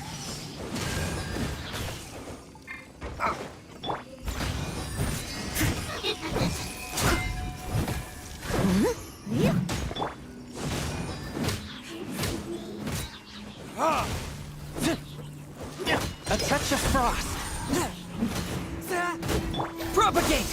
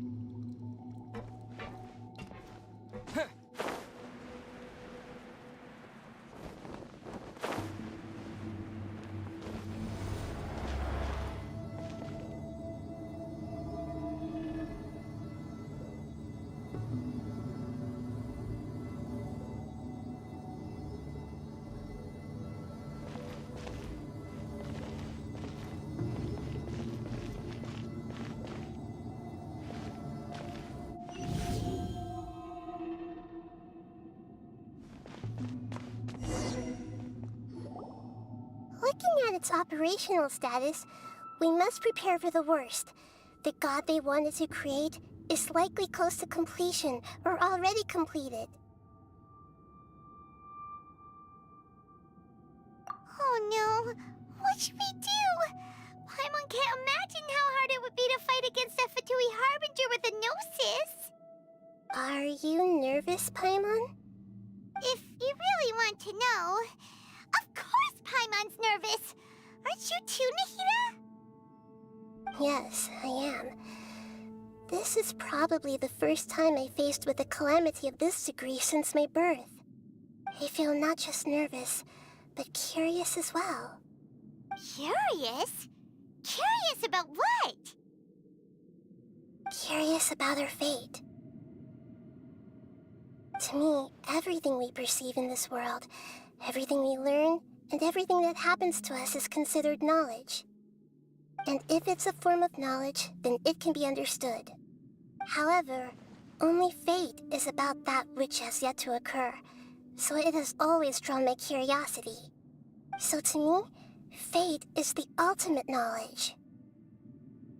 That's also why I love observing humans and all the things that happen to them. It all brings me great satisfaction. And now, at long last, I'm not just an observer anymore. I will personally experience my own fate with you by my side.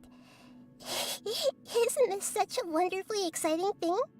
Ah, so that's what you mean. Paimon thinks she understands what you're feeling.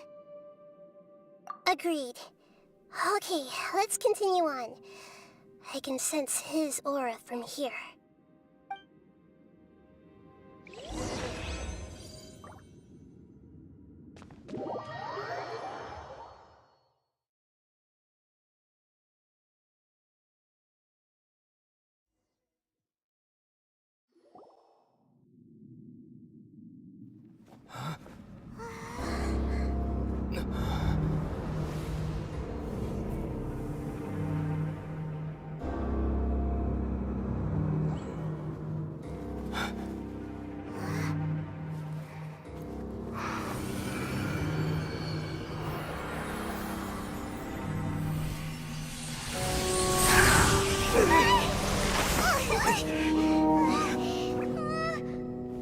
Who would have thought the world would be so eager for my birth? I remember you, Booer, the god of wisdom, and standing beside you, the traveler. Is he all-knowing and powerful now like Greater Lord Rukkhadevata? No, I can't feel the same kind of divinity I felt from the Greater Lord. It seems that the sages didn't get the chance to infuse the divine knowledge capsules into him. But even still, he has undoubtedly become a true god now. So we're too late? The Balladeer has already become a god? The Balladeer. A long bygone title. When my spirit ascended to divinity, I felt as if I had existed for the same number of epochs as heaven and earth. Looking back, the existence of what once called itself Kunikazushi appears infinitely small and ugly.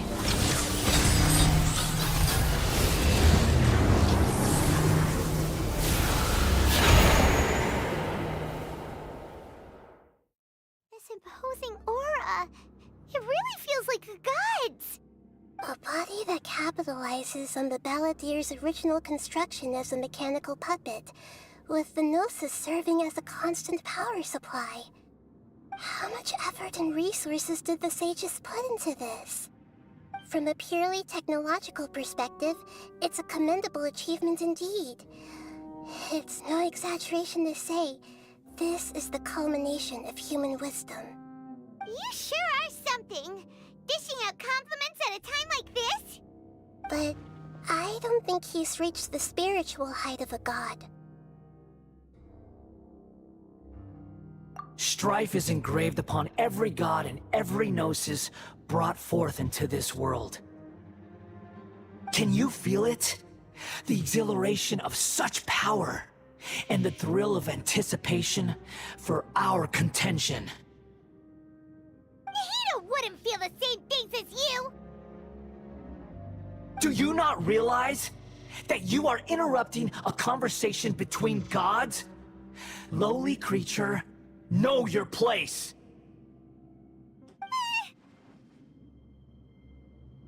The strife engraved upon a Gnosis. You're talking about the Archon War. Tevat's current peace was not easily won. I didn't personally participate in the Archon War, but the way I see it, all those losses were meaningless, driven by the demands of the laws. There's no point in bringing it up again. Is that so? Yet I am deeply disappointed that I was never allowed the fortuity to personally participate in the Archon War. This is a first. Encountering a god in this world who does not crave power. No wonder your own people have abandoned you, God of Wisdom.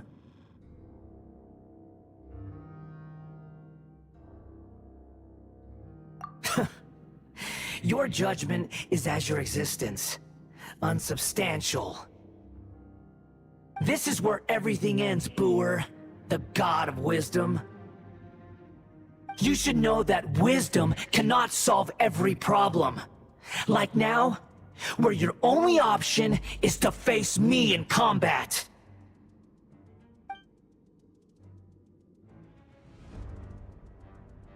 Come! Let us reenact a scene of the Archon War. Come and inaugurate my birth as a god.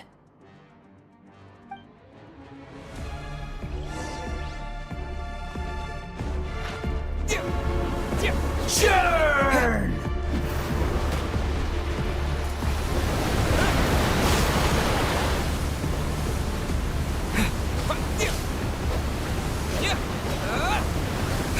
Insignificant past!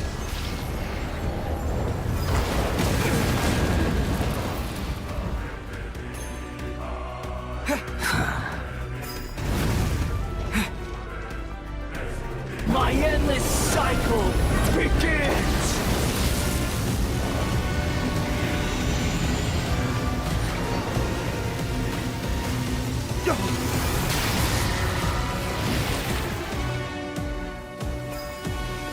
Insignificant past!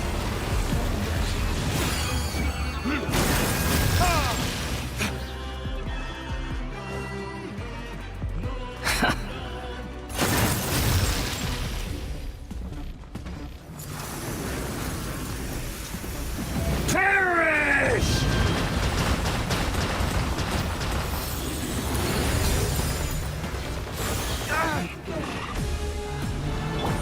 Churn!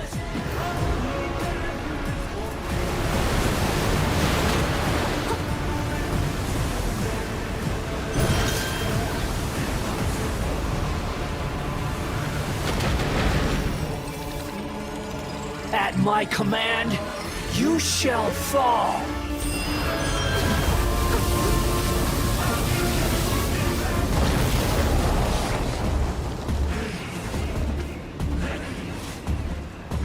Feeble human!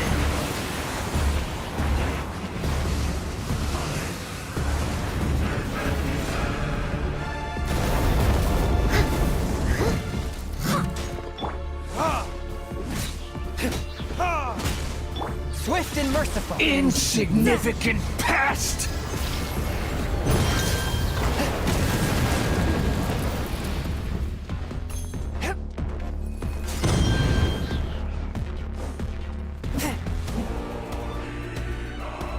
My endless cycle begins!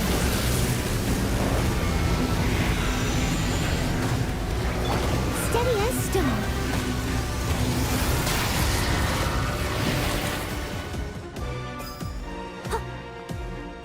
Feeble human!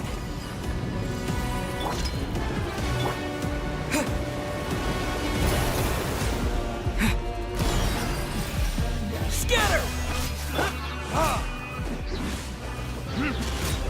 Forth, my blade! Insignificant past!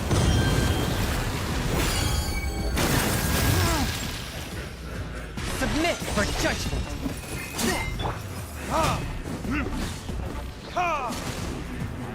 Time for retribution! At my command, you shall fall!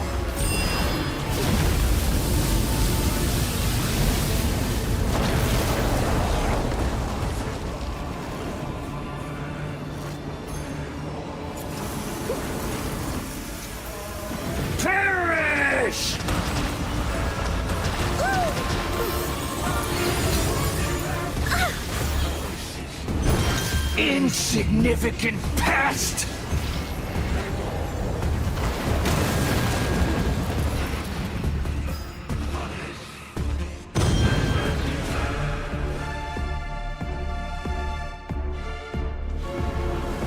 Churn! I must leave no stone unturned.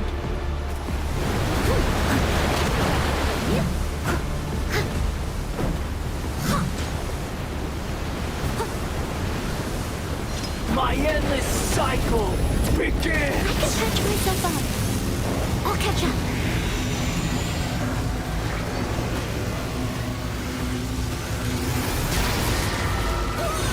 It was my honor to serve you. Perish!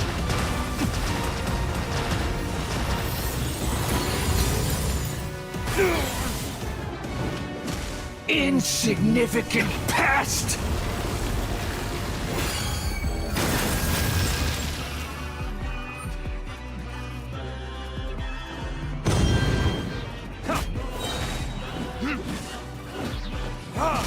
Feeble human!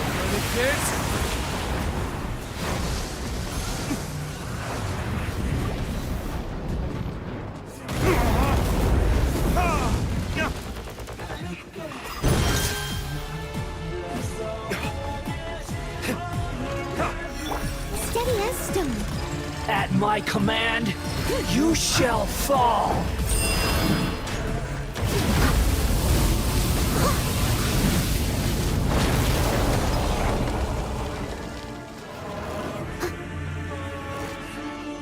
Insignificant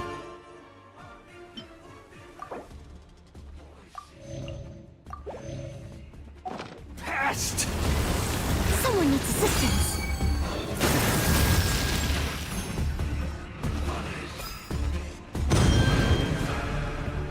Leave it all to me.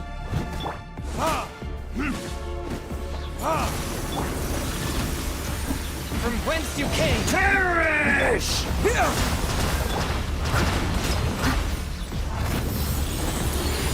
I'll catch up. My endless cycle begins!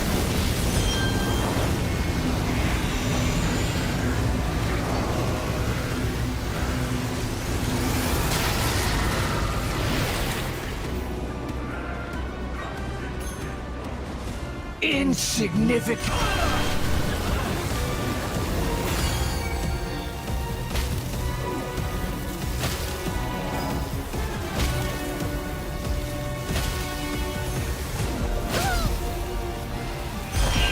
More power.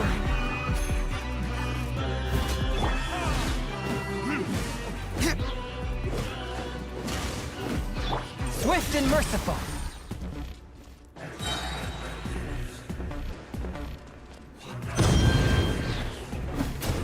Submit, for you cannot defy me, mortal!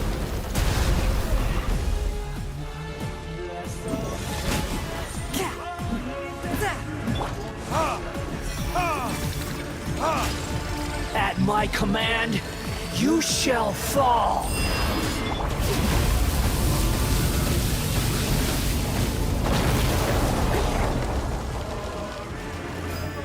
I'll catch up. Feeble human! Time to clean up.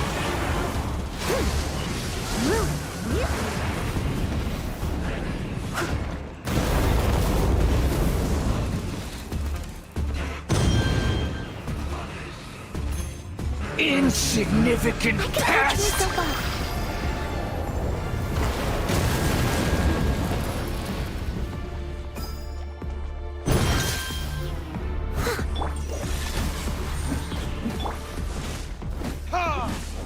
My endless cycle begins!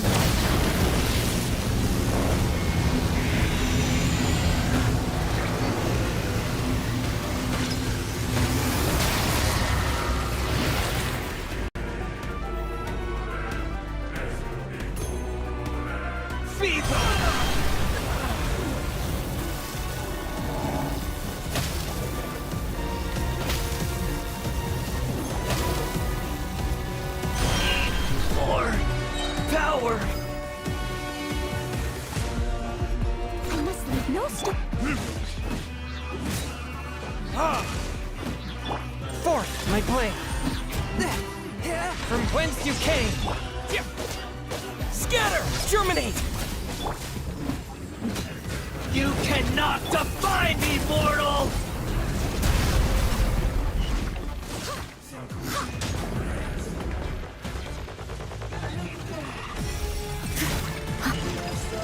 At my command, you shall fall! Leave it all to me.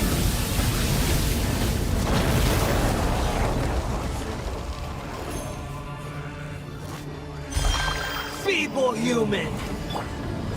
Propagate!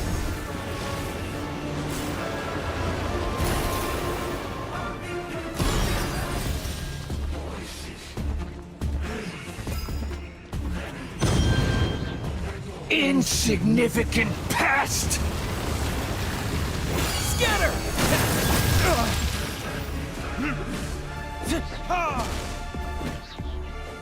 One with my blade. My endless cycle begins!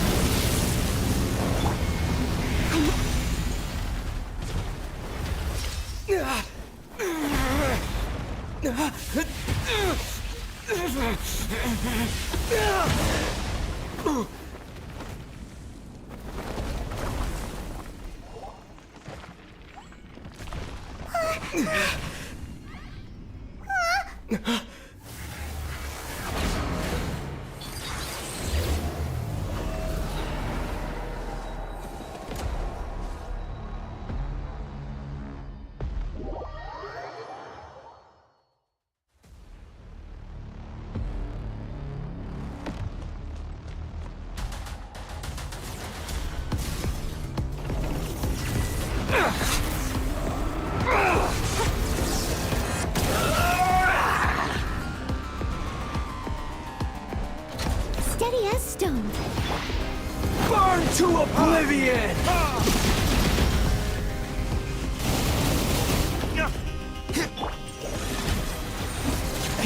Kneel! But how?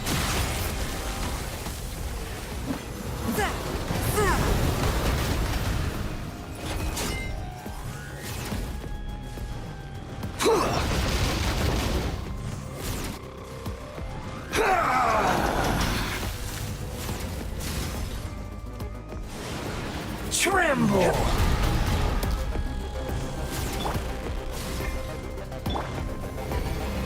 Reality is pain!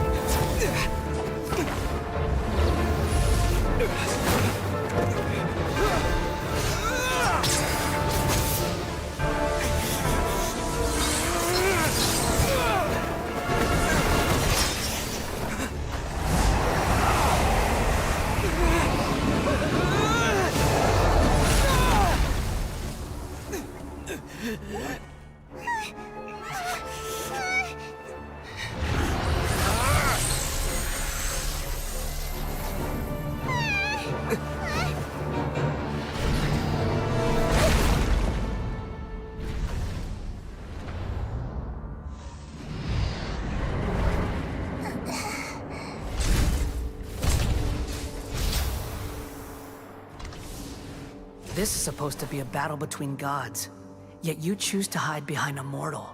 And now, you're acting like you'd sacrifice yourself for a human. Are you having fun proving a false sense of heroism to yourself, Booer?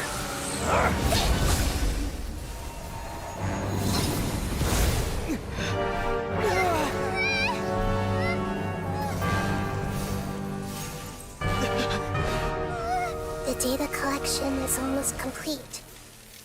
Do you even know how many times you've tried to take my gnosis from me?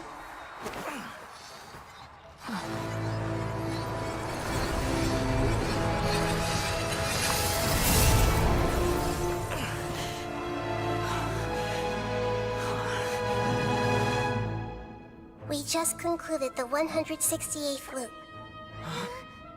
Did Did you know that in the effort to create you, the people of Sumeru were forced to live through the exact same number of Sabzeruz festivals and samsara cycles? The power of dreams. When did you use it on me?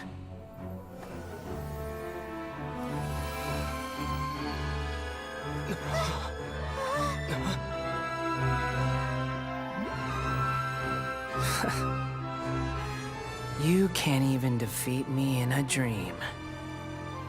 What do you hope to achieve with this little trick? Come, Traveler. Just like before. Allow me to awaken the memories in your dreams. All that battle experience! It's more than that. Compile everyone's wisdom in the name of the Archon. That is the original function of the Akasha. I've sent everything that happened just now to the people of Sumeru in the form of knowledge. I've asked them to help you find a way to defeat the false god.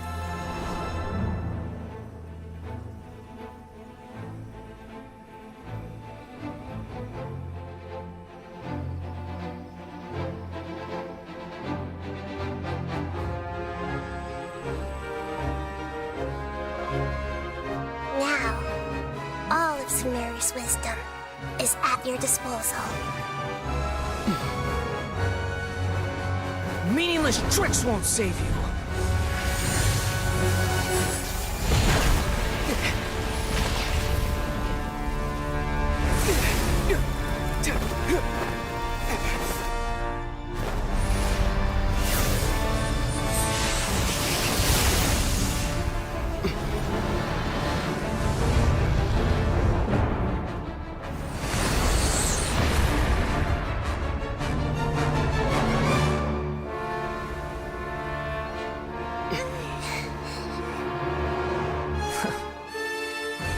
Are you done with your tricks?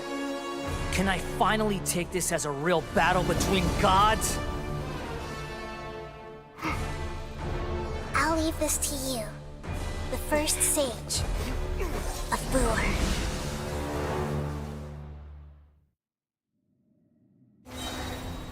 I am the all-knowing God!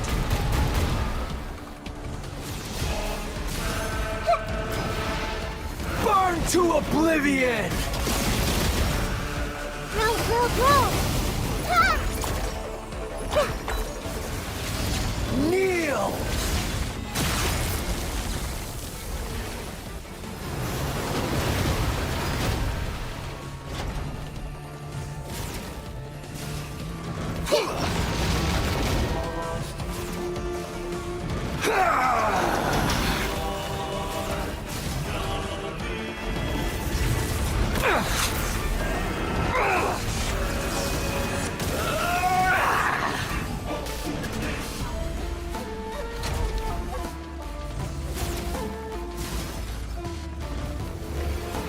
Reality is pain!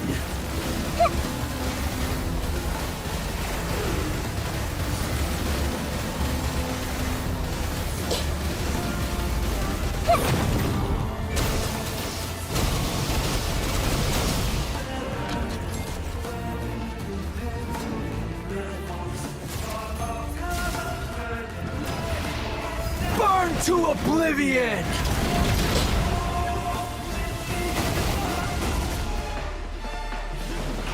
Tremble!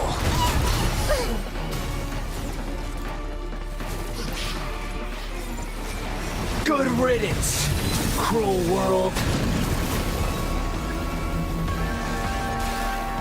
Everyone hold hands!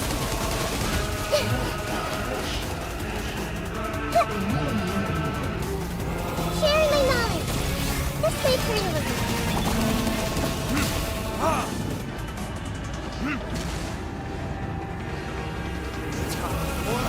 Retribution!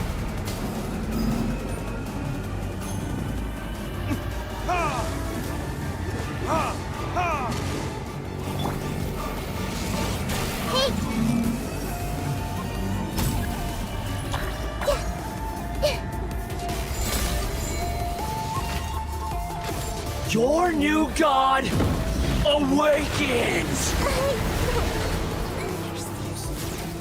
Now, your eyes have been opened.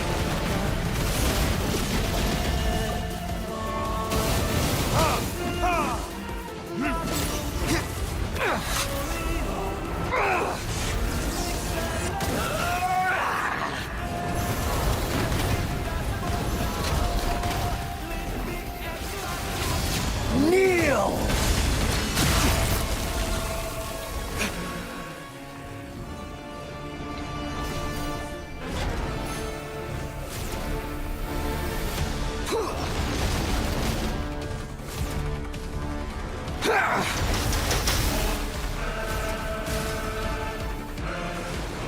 Tremble!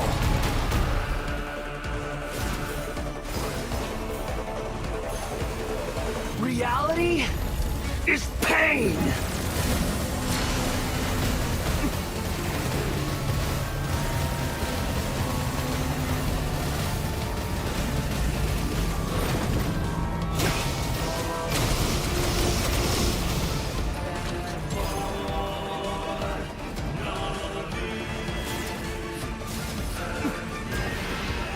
Burn to oblivion!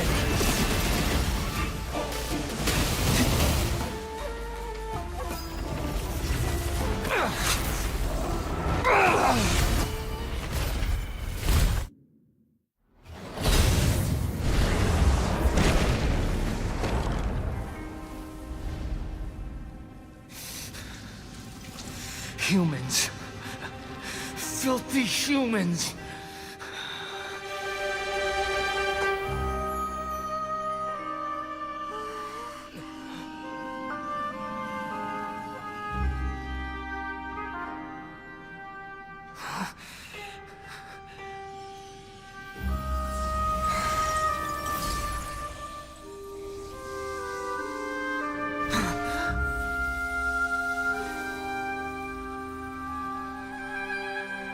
No!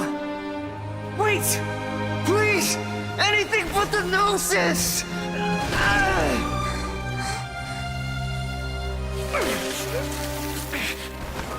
That's mine! Don't even try! I'll never go back!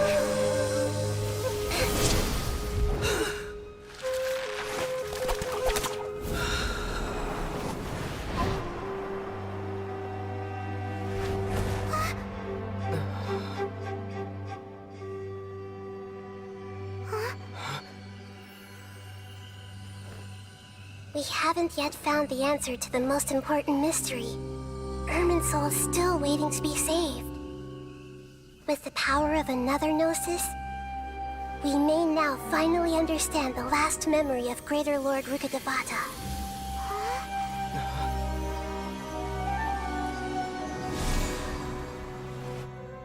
This is... That's right. This is the last memory of my predecessor.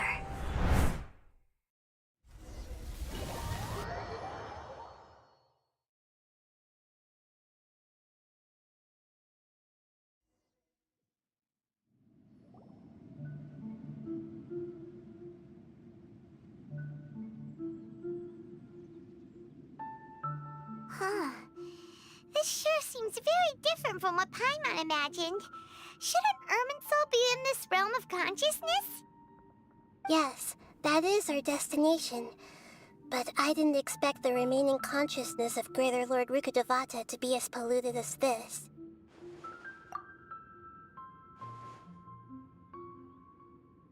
Forbidden knowledge? It seems you know about a concept that even I don't completely understand. Could you tell me what you know?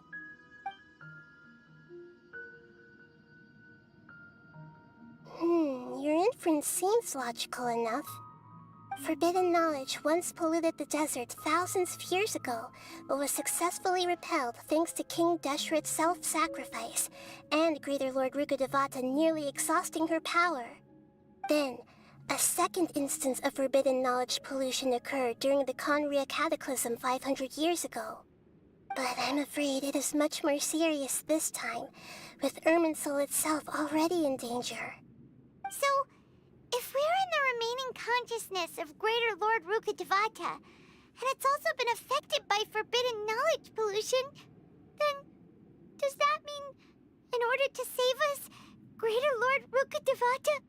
Yes. It's very possible that she sacrificed her life in the fight against forbidden knowledge. She didn't completely eradicate forbidden knowledge, but if it weren't for her actions, the pollution would have been far more rampant over these past 500 years. The way that everyone, including me, has forgotten everything about forbidden knowledge may very well be due to her restoration of Irminsul. Aww. Do you feel sad, Nahida? I'm just sharing her pain. The pollution of her consciousness here is severe. There is madness, chaos, and pain all around us. Did she fight to resist the forbidden knowledge pollution in such terrible conditions, all the way up to her last breath? She even used her last remnant of lucid consciousness to leave a clue for us to follow. Yes, her words were distorted by forbidden knowledge, so that's all we could hear. But now, we have a chance to find the answer to this mystery. We can cross the polluted consciousness until we found the right path to meet with her lucid consciousness. And then, we'll let Greater Lord Rukkhadevata tell us the truth in person. Each of us need to be mindful of the state of our own consciousness while we are here. Even with the Gnosis' protection, we must always keep a clear mind. Otherwise, we could go mad at any moment. That's so scary. Don't worry. It should be easy enough for you to keep that mind of yours clear, Paimon. Let's go.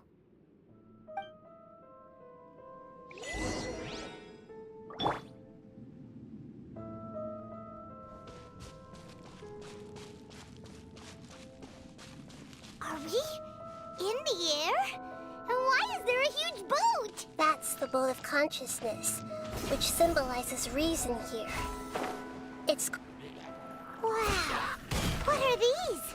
The monsters seem to have been affected by them.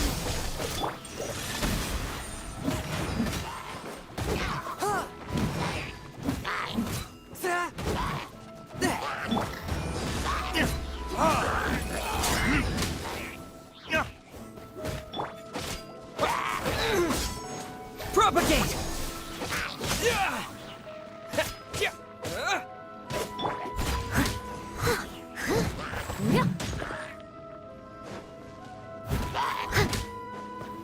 I'll catch up.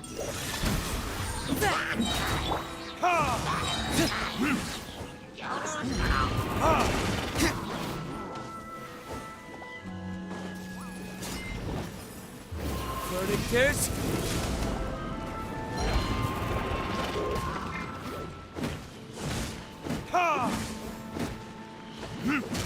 Swift and merciful.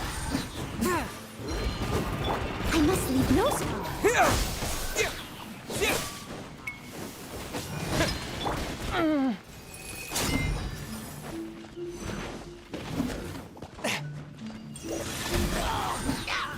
Submit for judgment.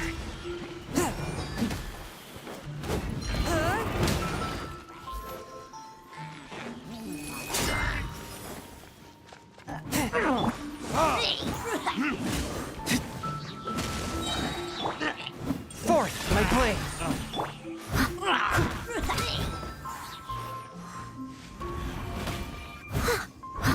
Propagate!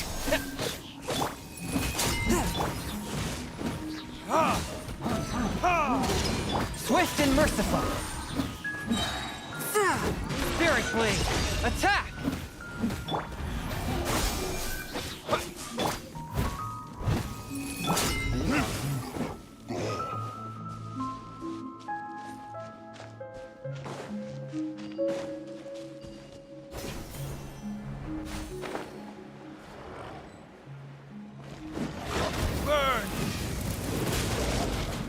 One with my blade.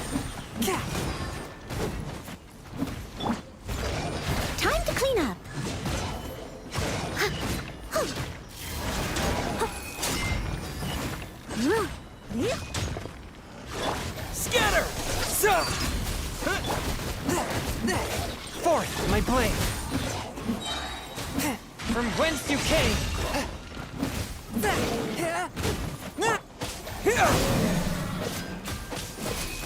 Steady as stone. A touch of frost!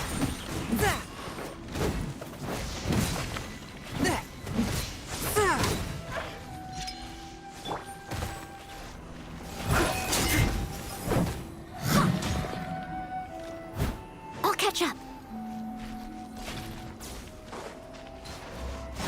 I must leave no stone unturned. Yeah.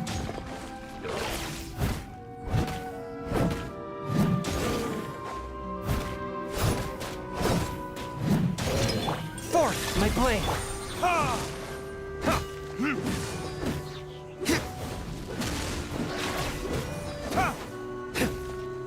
Scatter!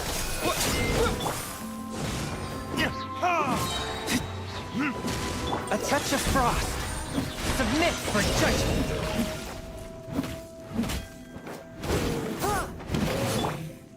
Leave it all to me, as a good knight should. Look!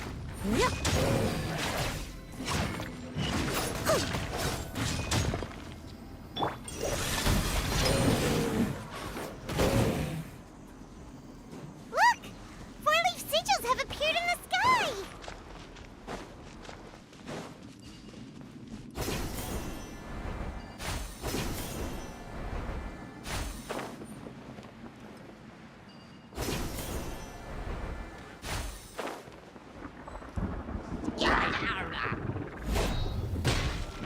One with my blade!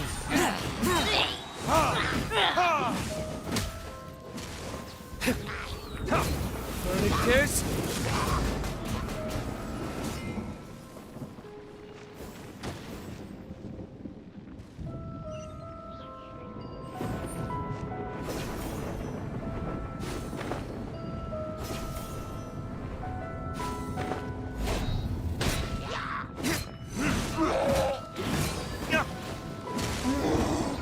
A touch of frost! From whence you came! Propagate! Steady as stone.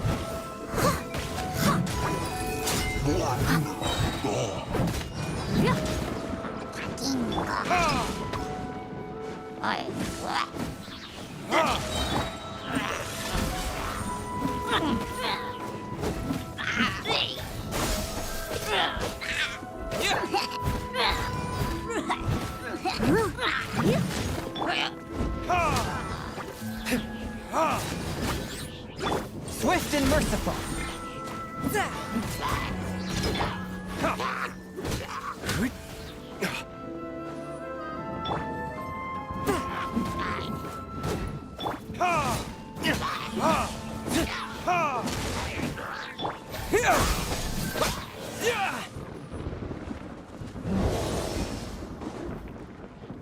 Spring forth! Damn you!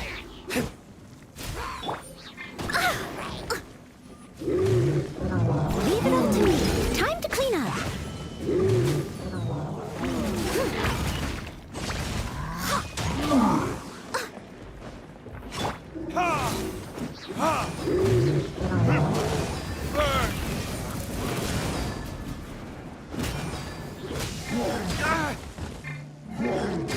My flame has been extinguished.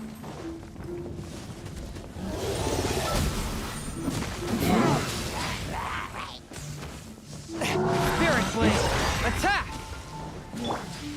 Someone needs assistance. I must leave no stone unturned.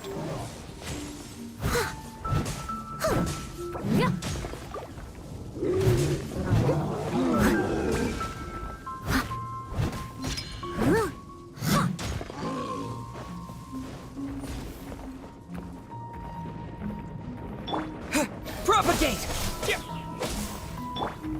One with my blade. Steady as stone.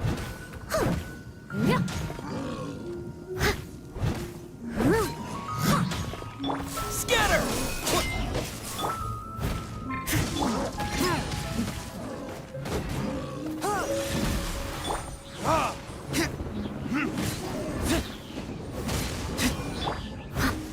Leave it all to me, as a dutiful maid would.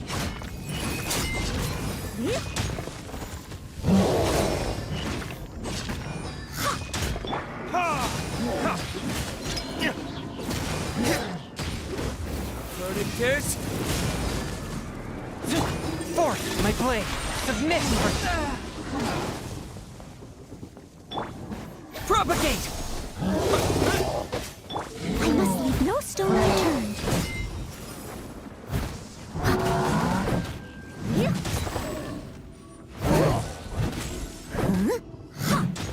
Scatter! To control the boat of consciousness, we need to find the helm first.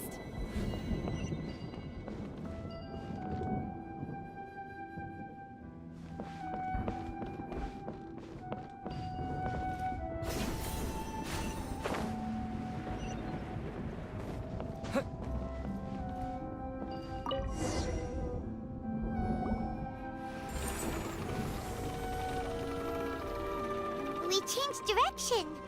Are we still going the right way, Nahida? Judging from the current route, the boat of consciousness will soon take us out of here.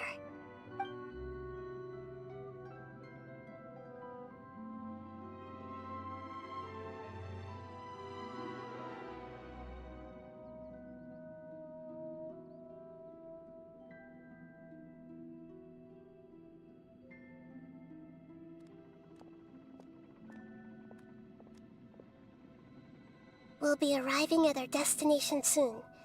How are you feeling? Are your minds still intact? Huh? But everything's been completely normal for Paimon. Hopefully there won't be any more interruptions. This time, we should be able to meet Greater Lord Rukkhadevata. Are you saying you've never met Greater Lord Rukkhadevata before? No. It seems that my birth and her death took place at the same time. Otherwise, I think she would have given me a little more guidance, and I could have done a better job. Hey, you've done a great job, Nahida. Let's get out of this creepy place and go meet her.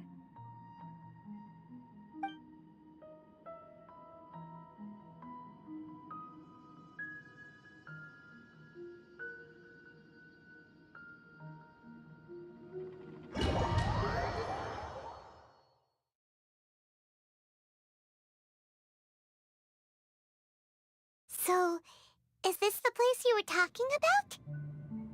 The base of Irminsul?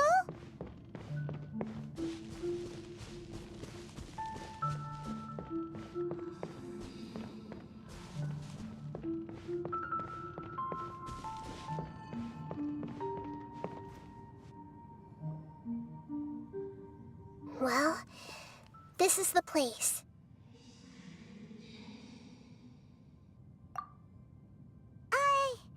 We're here to find Greater Lord Rukkhadevata, right? But the one standing over there is... Is that... me? She looks exactly like me. Are you Greater Lord Rukkhadevata? Yes, that's me. Are you surprised by my appearance? Irminsul and the surrounding lands have been reproduced here as they were years ago. But this is just a realm of consciousness. We are manifestations of the same nature. Hence why we would appear exactly the same. We're of the same nature? Why? Because you are me, and I am you. You are me in the new samsara. The new samsara? As Greater Lord Rukkhadevata, I'm the avatar of Irminsul. And you are the purest branch snapped from Irminsul. Imagine it this way. Even if a tree dies, its branches will eventually take root and grow, continuing the tree's life in another form. I'm merely the remaining consciousness of Greater Lord Rukkhadevata. The real me has presumably died a long time ago.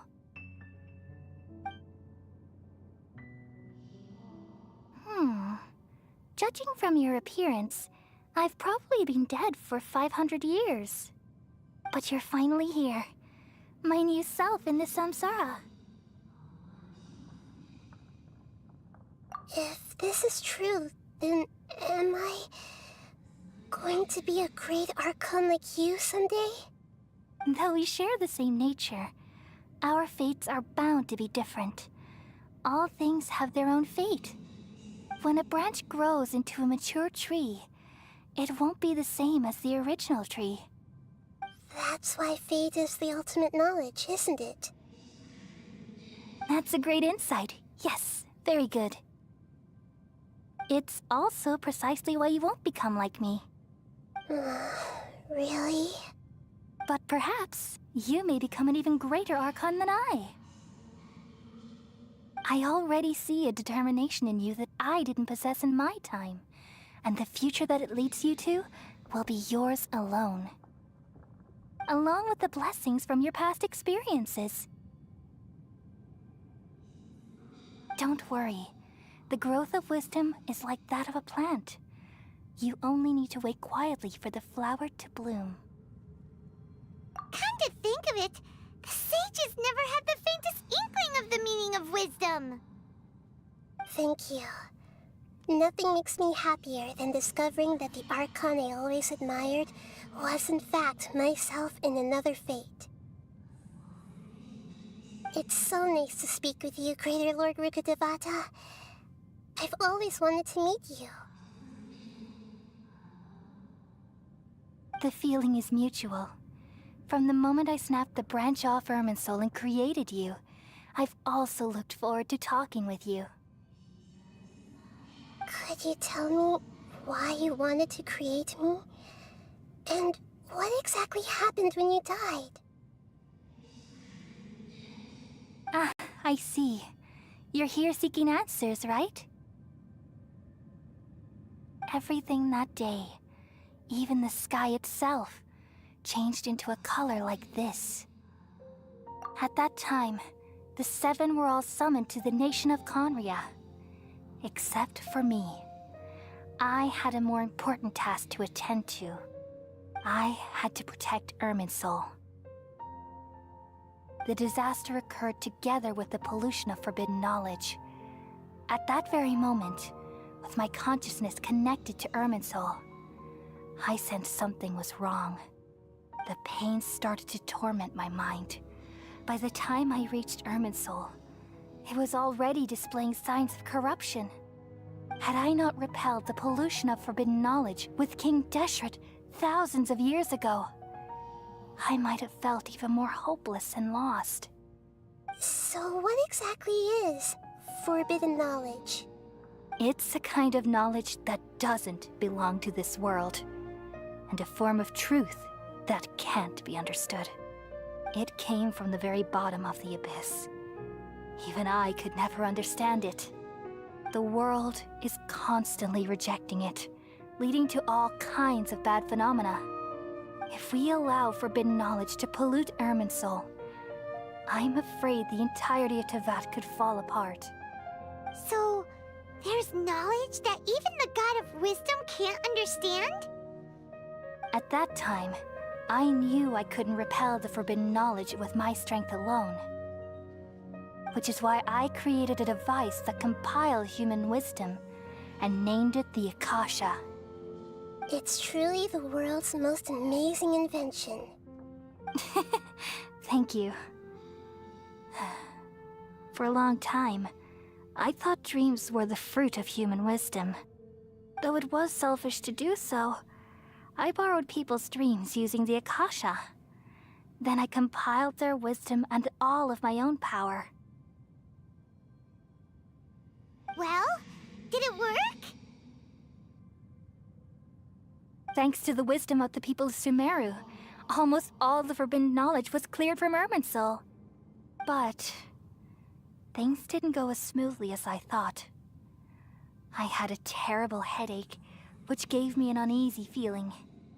And then I remembered that my consciousness was also connected with Irminsul. It brought me knowledge and wisdom, but vile corruption as well. From the very beginning, my existence had been polluted by the forbidden knowledge. Oh no. How could that happen? I've experienced that pain in your consciousness. It must have been a horrible experience. Yes, but my feelings weren't important. The important thing was that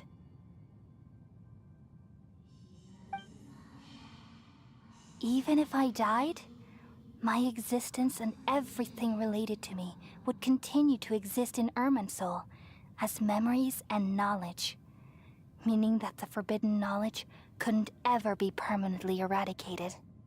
And there's no way for me to eliminate myself. It would be a sort of paradox.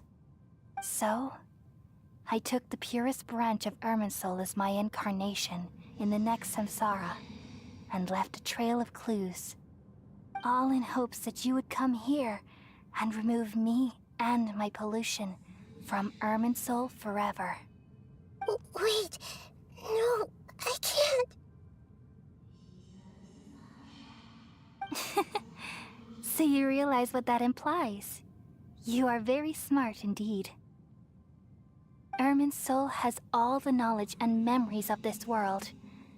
And as you've realized just now, removing me from Irminsul means I essentially will never have existed in this world.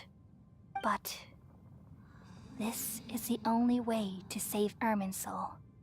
People love you so much, and they've missed you so much over the past 500 years. I am exactly the same. So how can we just forget you like this? Is there really no other way? There must be something else I can do. You're the god of wisdom, Booer. You should know that there is no other way. But this is so cruel. I don't want to forget you. No need to feel so sad, Booer. As someone who delights in wisdom, you should feel joy at finally finding the answer. These are the words in their entirety. The answer you've been seeking all along. Let the world completely forget me.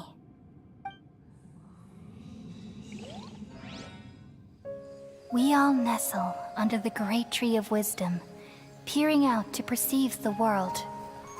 From the earth and from the rain, we perceive its wonders, until we become a white bird to perch atop a branch, and finally snap off the most important leaf.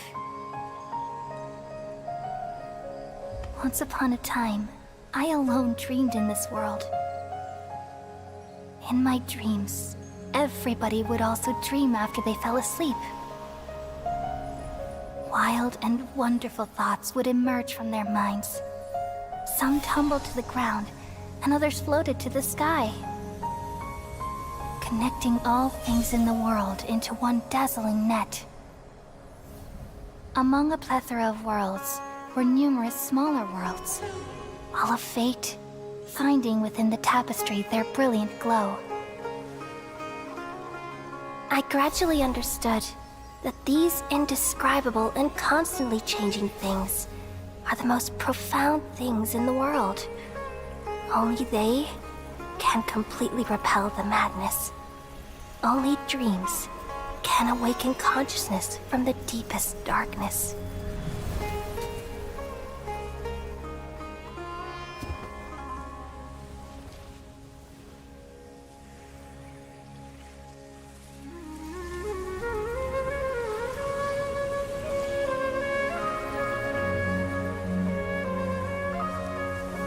I'm the one who posed this question, yet also the one who sought a solution. Saving the world with the dreams of the people used to be my answer. And now, you've also found your own answer, and I shall return all the dreams to the people.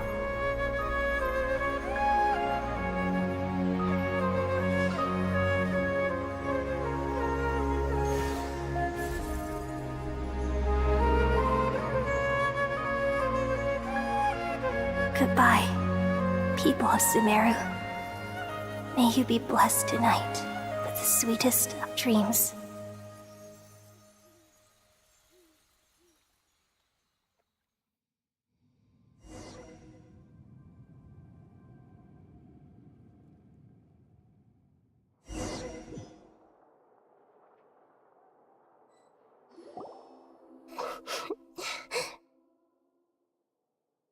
I'm alright.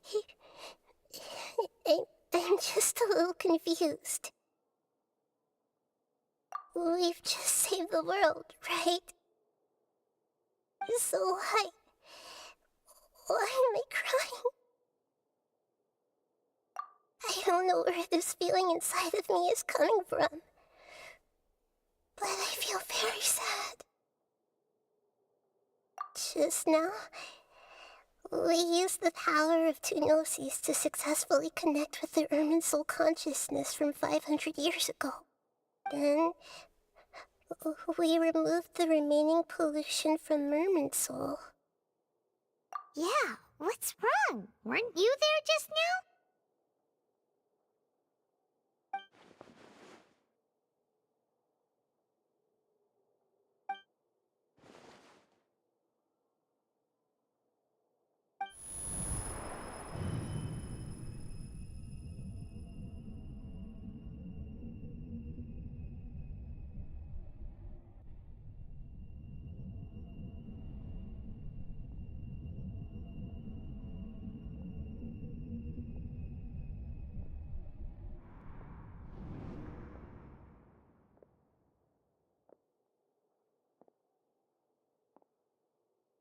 Huh?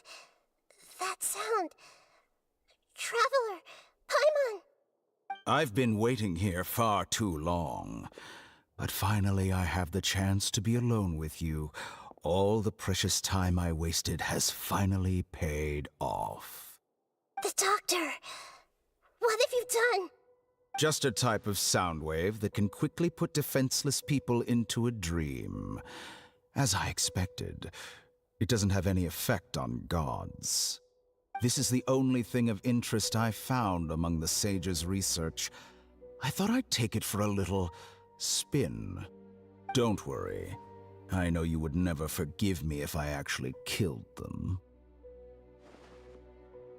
I'm here to negotiate with you. Naturally, I won't do anything dangerous that could potentially damage our relationship. Negotiate with me?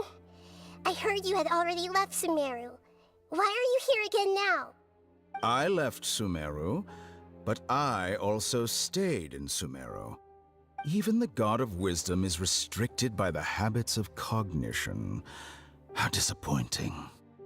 You mean there are many different versions of you in this world? An astute guess. Even the same individual will have different cognitions at different ages.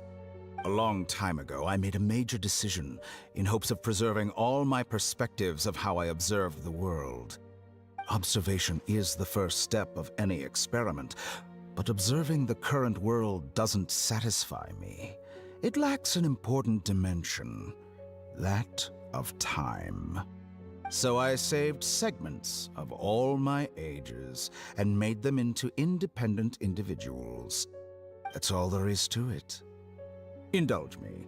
How does the God of Wisdom find my method of seeking knowledge? It's an insult to the very concept of life.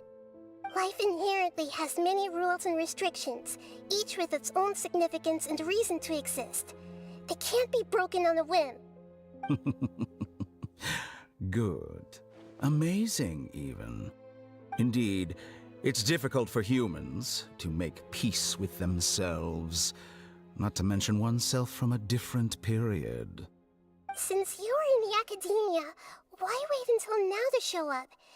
You could very well have stopped us and helped that fake god. Simple. Let me ask you this. Would any staff member ever help the subject in the middle of an experiment? It was my experiment. So why should I interfere with the results?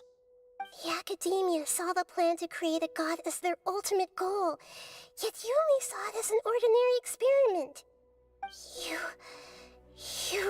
are crazy. If the experiment succeeded, you would have had a new god on your hands. How would you have faced your own god then? Would you still take the same stance? Would you still hold the same view of yourself? I'm first and foremost a scholar. These results should be left to the judgment of the hypothetical me confronted with that outcome. But you're right. And that's exactly why I'm disappointed with the conclusion of this experiment. As an individual, you don't have any sense of belonging. You seem to have even fewer convictions than a typical scholar. Oh no, I certainly have my own convictions. They just don't fit your standards, that's all. All right, that's enough conversation for today. The experiment is over, and it's time to tidy up the equipment and reclaim any useful materials. For example, the Gnosis.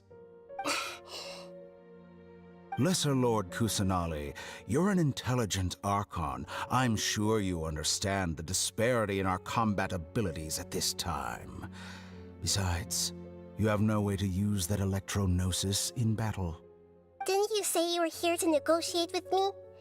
Somehow, it's starting to seem like you intend to take it by force now.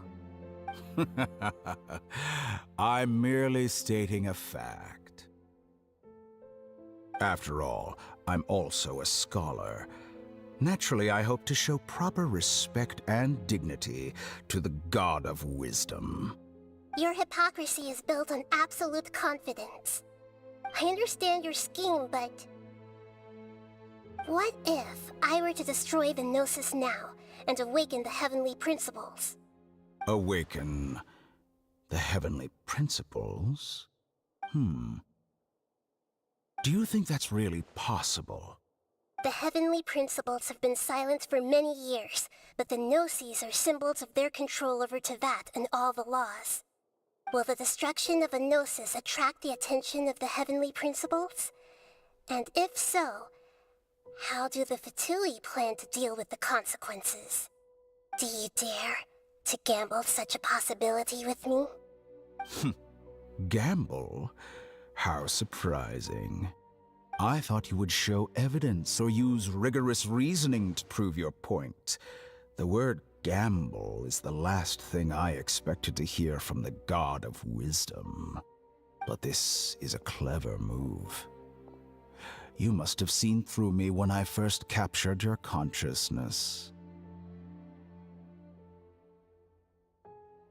As a scholar, I respect all possibilities. This has always been my principle and is an essential trait as an experimenter. Indeed, I can't ignore this possibility. So tell me then, what are your conditions? This foreign Gnosis will only lead to disaster if it stays in Sumeru. But this Electro-Gnosis is the prize I obtained after defeating one of your fellow Harbingers. Now, as the one who initiated this cascade of events, shouldn't you pay the corresponding price? Price? Interesting. What price would you have me pay? How about erasing all your other segments? So this is how you wish to restrict me, the most threatening opponent of the Nation of Wisdom. What you request of me is like plucking out the eyes I have placed in the dimension of time. Segments are extraordinarily difficult to make. They require extremely rare resources and enormous amounts of time and effort, requiring me to destroy them all here and now. Bravo.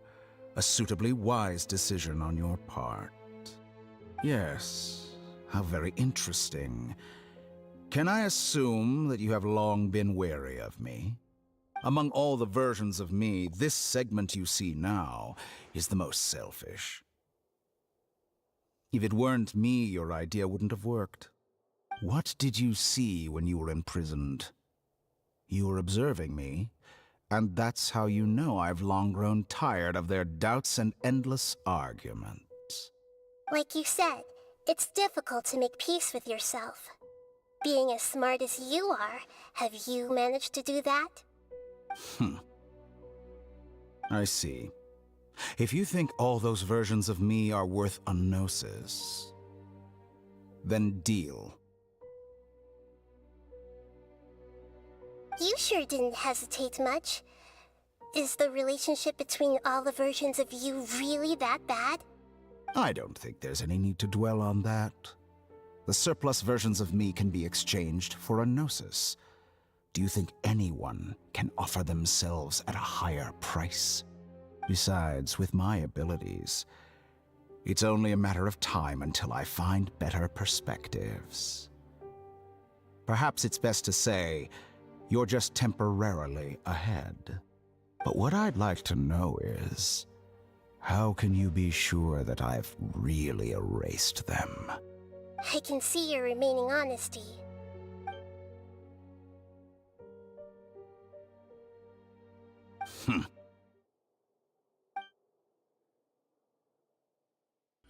What a ridiculous decision!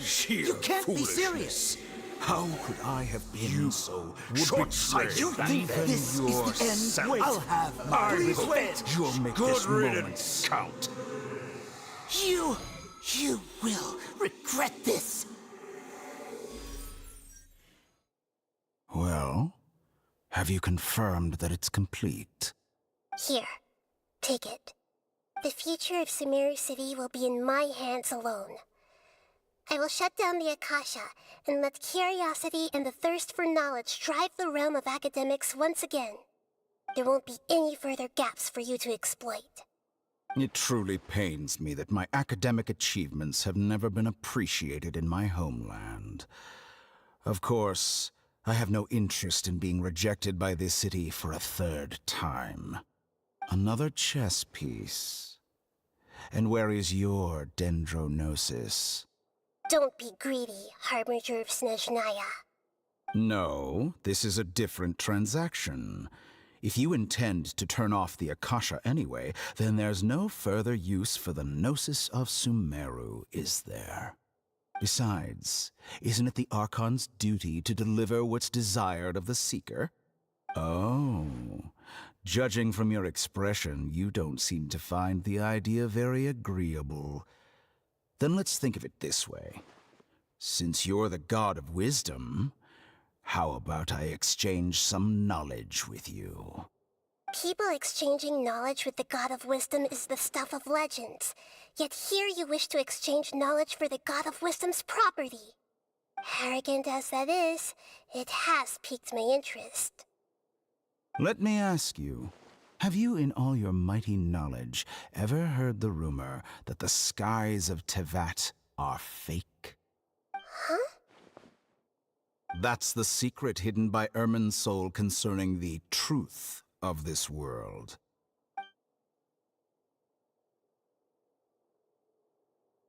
Once I finish telling you about this, it will be time for me to say goodbye. With negotiations, we've all gotten what we wanted. I'm very glad I got to meet you like this. Your arrogance may know no bounds, and convictions may mean nothing to you. But I'll still listen to what you have to say.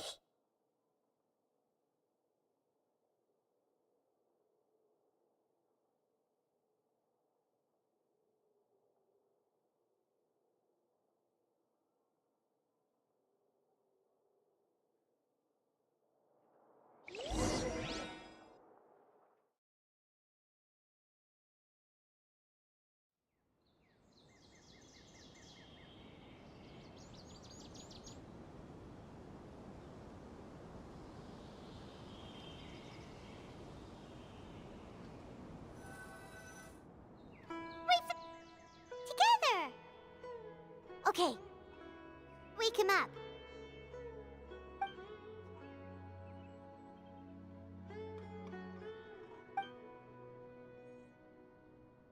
Are you awake? Kali says it's time for breakfast. Come on, get up! Good morning! How are you feeling today? Good to hear. It looks like we've recovered pretty well. Not even Tainari could stop us from going out now, right?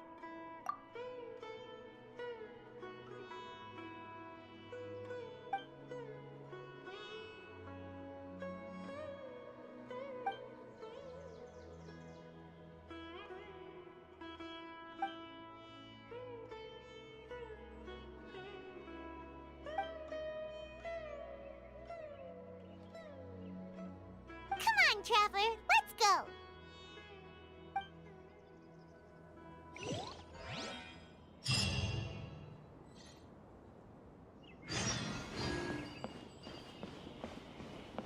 How many Rukashava mushrooms do I need to sell before I can finally buy a property in town? Good morning. Looks like you're awake. Yep, yep. I prepared some breakfast today. Please have a taste. I hope you'll like it. It's nice to have you here so we can eat something yummy. Oh, now that I've recovered from Alizar, I'm feeling better than ever. I can even prepare 4 or 5 meals a day now. And Paimon bets they're all delicious. Oh, by the way, someone brought a letter for you after you went to sleep last night. Nope. Paimon wanted to read the letter with you after you woke up, so Paimon didn't open it. All right, let's read it now. Oh, it's from Nilu. Ahem. We're going to hold a feast at the Grand Bazaar and celebrate Cyano's reinstatement as the General Mahamatra. As heroes of Sumeru, please be sure to attend. I'll wait for you. The date of the banquet is written on the back. It's in 2 days. Oh, I've also heard that you've become heroes here as well. That's amazing. Sometimes I'm really envious of strong and confident people like you. Oh, you're embarrassing me. Anyway, let's go to the Grand Bazaar to have a look. Oh, before you leave, be sure to inform Master Tainari.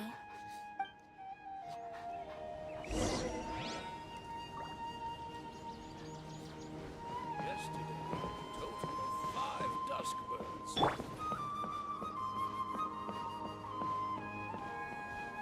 Tainari!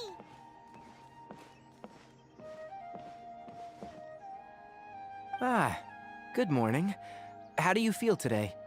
We feel much better. How about you? I'm recovering well, thanks for asking. But from the looks of it, you seem to be already busy with work again. It's fine. I'm not that busy, really. The Elazar patients have recovered, as well as Hypatia. For now, I only need to tend to my Forest Watcher duties. It seems once Irminsul started getting better, everything else started to recover too. Yes, but there are still some residual effects. The withering is one example. Though it won't spread anymore, the existing zones won't just disappear. We forest rangers will still need to do the work. By the way, we have some good news. Cyno got his position back. This news is hardly new. He had already mentioned it to me before. Huh? You mean he was already here? Why didn't he come to say hi to us? He visited once, but he was afraid of disturbing you while you were resting. He just asked me a few questions and left. Then you probably already know all about the celebration feast. Celebration feast? No, I haven't heard anything about that. Huh? But didn't Nilu say in her letter that they would celebrate Cyno? He didn't tell you? Perhaps. Or, alternatively, he doesn't know about it either. Come to think of it, Cyno doesn't seem like the type who'd enjoy a celebration feast. You and Kale are both Cyno's close friends. Why don't you come to the feast with us? Kale has taken over some of my tasks these days. I don't think she'll have time for it. Not to mention me. You see, some VIPs have come to the forest recently. Huh? VIPs? Very important Paimons? Well, technically speaking, they are former VIPs. The sages involved in recent incidents have begun their training in the Avidia Forest, and the people they had previously imprisoned have all been released. Huh? Yes, he's a little weak, but he isn't injured and his condition is stable. Lesser Lord Kusanali, in her boundless mercy, has decided to spare Azar and the other wrongdoers. Supposedly, they were ashamed of their shallow ideologies, and have decided to dedicate the rest of their lives to cultivating wisdom in the Avidia Forest. When they learned that Lesser Lord Kusanali had defeated the Balladeer and saved Irminsul, they were shocked at first, but also became happy, feeling that the sacred light guiding them on the path of discovering wisdom had begun to shine once again. As a result, work has increased for the Forest Rangers. That sounds really exhausting. There's nothing we can do, really. But that's another topic. Back to the matter at hand. Are you two planning to head out? Ah, right! We're here to request permission to head out. Would that be okay? You've recovered well. You may go. But be careful. Yay! Will do!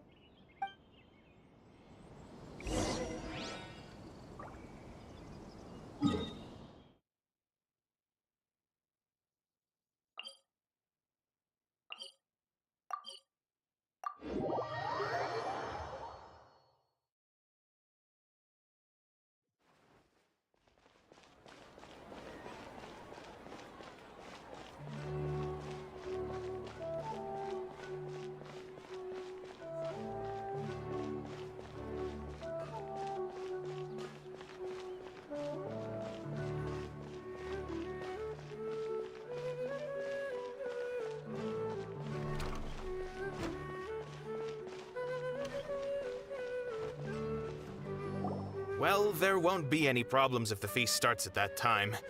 Everything has already been prepared. Mr. Zubair, I finished telling things up here. Well, except for the guests. Is a simple reply really that much to ask of our guests? It's affecting our arrangements. Oh, it'll be fine. Besides, it never hurts to get things ready in advance. I was thinking the same thing. The feast will be held sooner or later, right? Hey, Nilu! Traveler, Paimon! We got your letters, so here we are! You're the best! The other guests haven't even replied yet. Huh? Are we the only ones that have arrived? Yeah. I had someone deliver letters to all of our guests. But maybe everyone is still busy with other things. Look, I get it. Sumeru is in an extremely important period of transition right now, but even if your friends are important figures, they shouldn't just ignore your request like this. Nilu is Sumeru's #1 celebrity, after all. You have no idea how happy I am to talk to people with good taste. If you consider enjoying Nilu's dance as having good taste, then almost everybody has good taste. Because Paimon thinks everybody will love her performance. That's right. We all think she's amazing too. Nilu is an absolute favorite among those of us who frequent the Grand Bazaar. For Outlanders, you have a great eye. Master Zubair, let's have a vote for the most outstanding audience members next time. I think these two may win. Nonsense! It is not for us to determine the value of an audience. But indeed, we could try giving gifts to people with particularly good taste. I heard there's a device in Fontaine called a camera that can record people's appearances as pictures. Such pictures would make superb gifts. Ooh, good idea. I wonder where we can find one. You guys are so funny. There's really no need for that. I'm satisfied just being able to perform here. There's always a lot going on at the Grand Bazaar. Yeah, and that's why I love it here. Traveler and Paimon, could you help confirm if the letters were actually delivered? If for some reason they didn't receive the letters, then please tell everyone that there will be a feast here. Yeah, we can also check out how everything in Sumeru is going now. When I wrote the letters, I heard that Dia was in Port Ormos, and Alhaitham was at the Academia. As for Sino, we've only heard that he appears at the Academia from time to time. I'm not too sure about Rahman's whereabouts. My guess is that he's with Dia. As for Dunyarzad, I just hope she's feeling better. I sent her a letter, but I was afraid of disturbing her. If you have time, please ask about her for me. Okay, got it. Let's go, Traveler.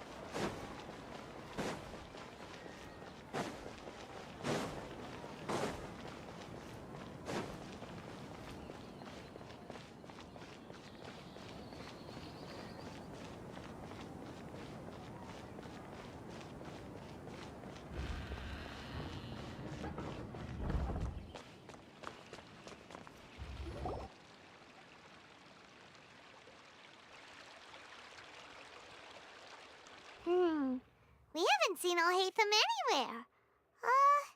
Let's ask that person over there.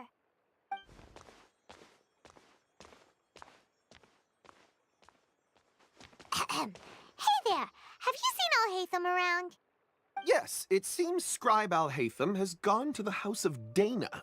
You should be able to find him there. But you're already the second group of people I've seen looking for him today. He must be quite the busy man. Oh? Who else was looking for him? Mr. Cave was just here asking about him. You wouldn't believe how terrible their relationship is. And now you two are here. Don't tell me everyone's here looking for gossip about the sages. No way! We're strictly here on business. Ah, I see. Sorry, I thought maybe everyone's as interested in rumors about the sages as I am.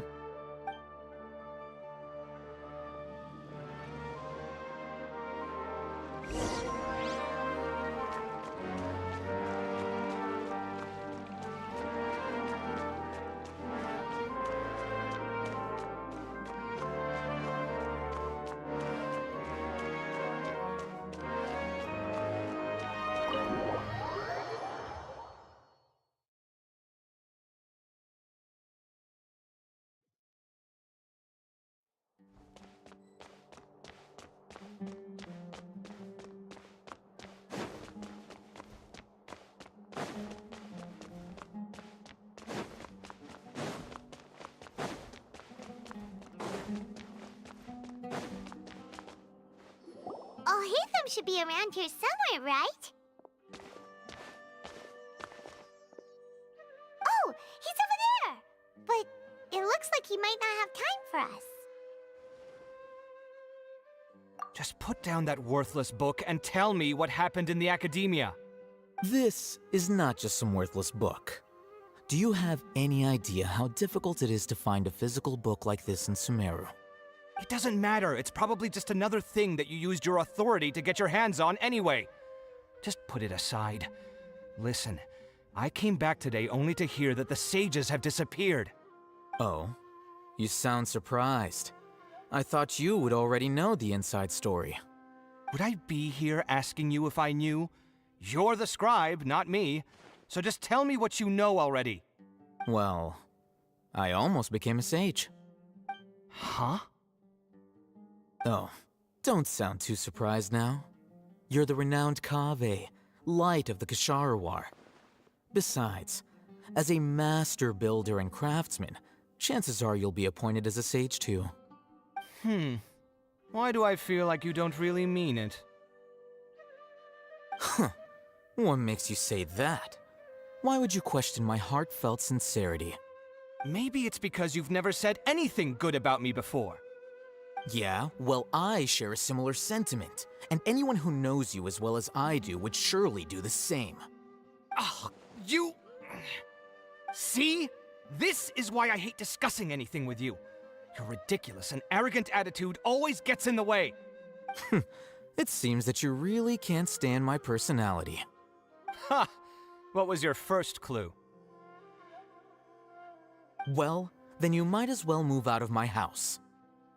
Are you threatening me? Stooping to a new low, I see.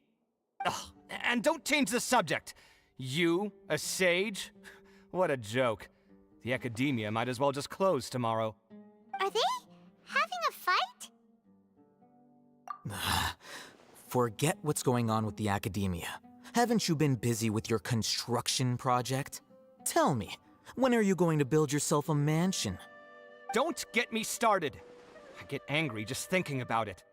So, what great building did our master architect work on this time? Like I need to tell you. Keep your nose out of my business. No, I think we deserve to know. Where were you when Sumeru needed you most? I was in the desert for a large project, but considering Haravatat's utter ignorance of architectural and aesthetic matters, you probably wouldn't understand. Which is truly unfortunate. I can only pity the man who doesn't understand the first thing about beauty and romance. Unlike a true... hold on, wait a second. What do you mean by when Sumeru needed me most? Well, while you were out fiddling around in the desert, many people came together to save Sumeru from a crisis. Ha! And you think I'd believe that? Look, all you really need to know is that Azar and all his accomplices have all been overthrown. Huh? What nonsense are you talking about? It's no skin off my nose if you don't believe me. It's not like my Darshan was the one trying to apply for funding from the Grand Sage. Yours, though, on the other hand... You know what? I'll ask around. I'm sure someone knows what's going on here. You're dead if I find out you're lying to me.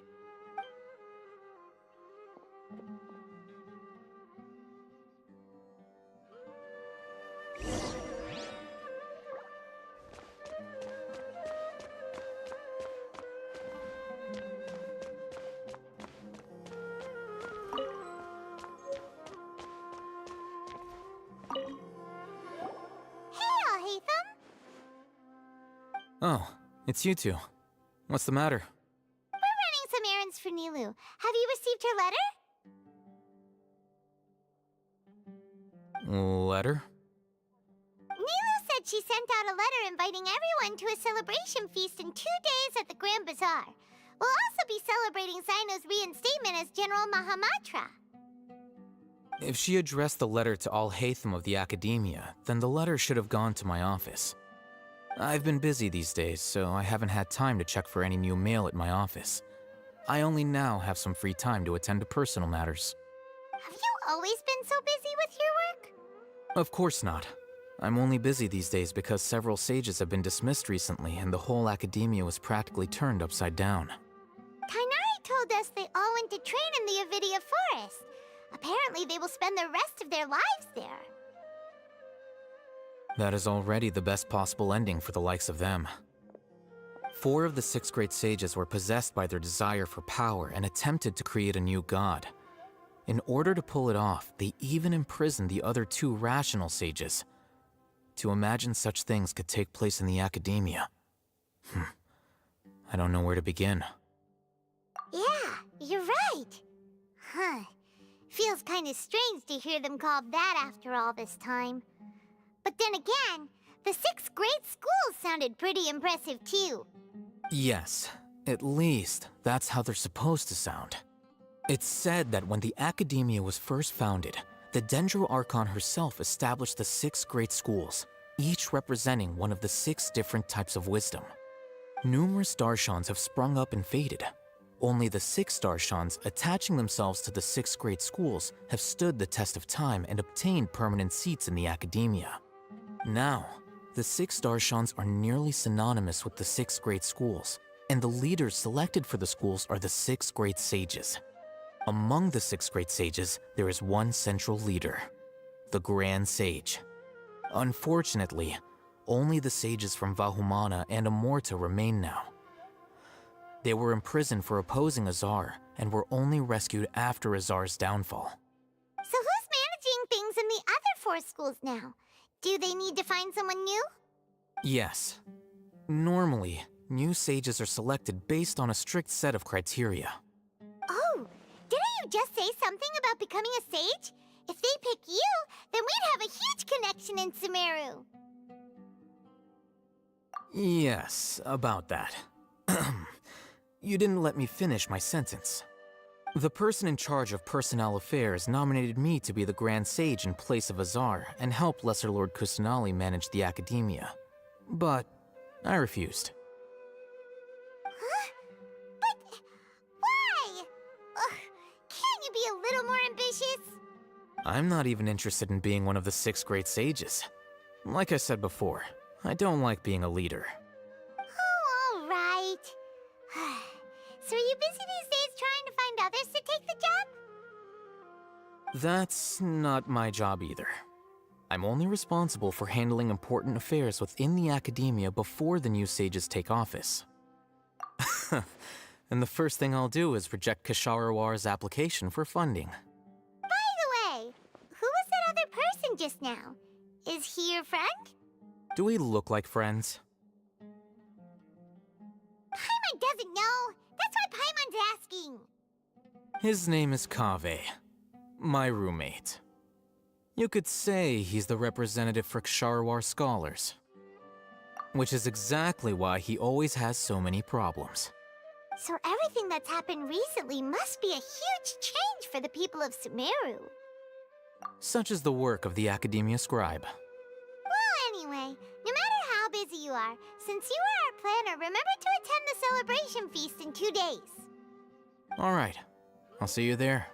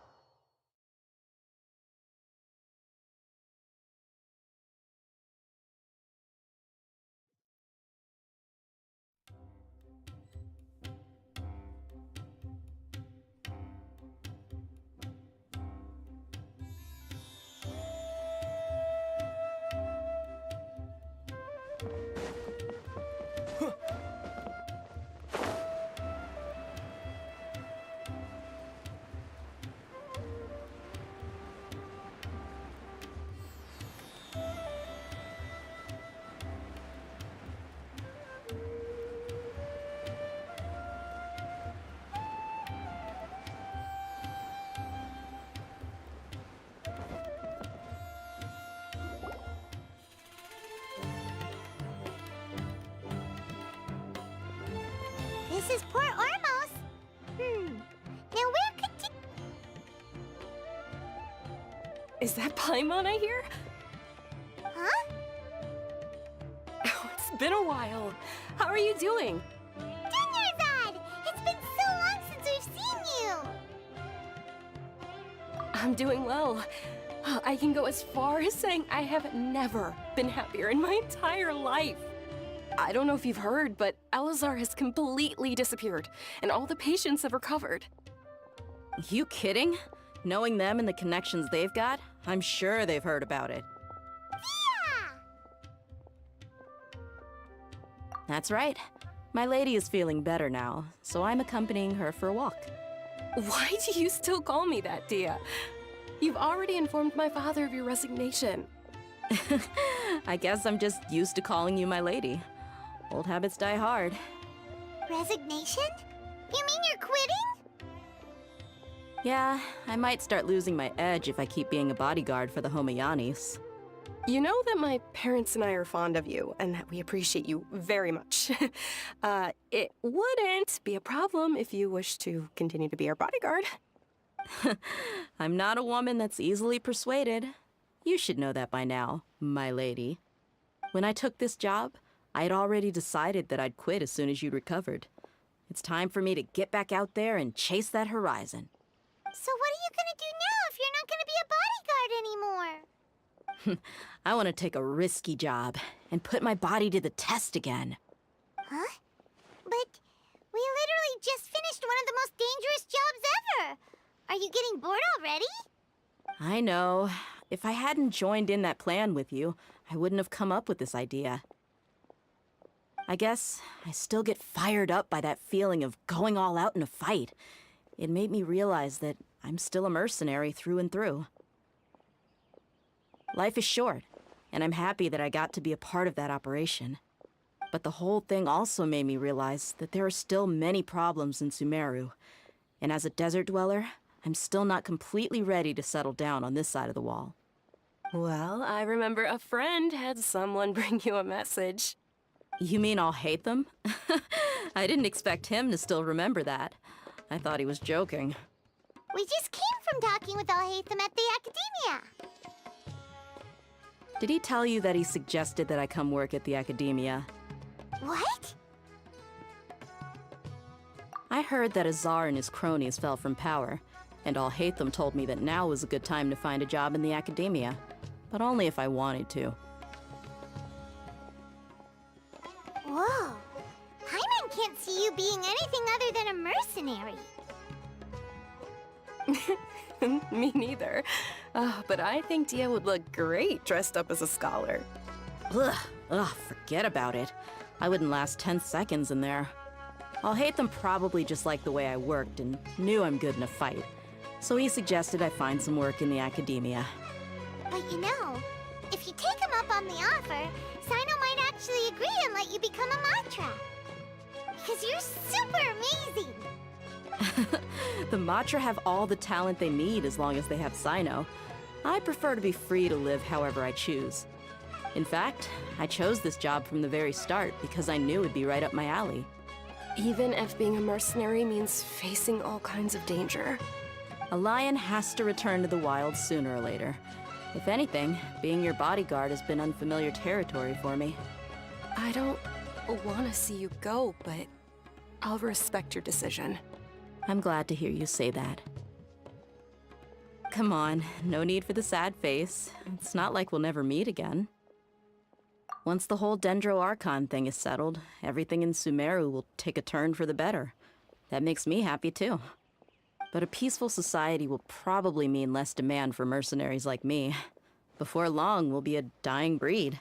So I'd better get to work while I still can. Huh? But wait a second! You make it sound like you're leaving now! Well, no, not yet at least. I promised my lady I'd stick around until next week. So, have you been in Port Ormos this entire time? We were wondering if you had received a letter from Nilu. Oh, did Nilu write to us? She heard that you were seen in Port Ormos, so she sent the letter here. Huh.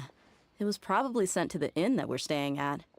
My lady has been very energetic lately and keeps taking me on hikes, staying out even into the night. By the time we get back, the receptionist is usually off napping on the job. Right, and we tend to leave quite early in the morning, so the old man on duty is also usually dozing off. So what it really sounds like is that the person on duty is always asleep. I bet the letter's at the reception desk. I'll go check later. No wonder there wasn't a reply. You never received the letter. Good thing Nilu asked us to come and check on that. Sorry to make you two come all the way out here. It must be something important for Nilu to specifically write to us like that. Yes, she said they were preparing a victory feast in the Grand Bazaar, and will also be celebrating Sino's reinstatement as General Mahamatra. She was hoping you could come. Great! I'll be sure to attend. Count me in too. But is there some sort of dress code or anything for the feast? Can I just show up looking like this? Since it's being organized by Nilu, I don't think she'll be too picky about that. If anything, I think she wants to see us as our most natural selves. All right, then this is how I'll show up. The feast will be held in 2 days, so don't forget. Sure. Thank you so much for letting us know. We'll see you there. Oh, by the way, do you happen to know where Sino and Raman are? The General Mahamatra always comes and goes without a trace. Normally no one knows his whereabouts. Oh. But last time we met, he mentioned that he had something to do in Aru village. You can try your luck there. As for Raman, your guess is as good as mine. I only remember he said that he had something to discuss with Sino. You can ask Sino when you meet him. Don't mention it. You better get going. All right, on to our next stop.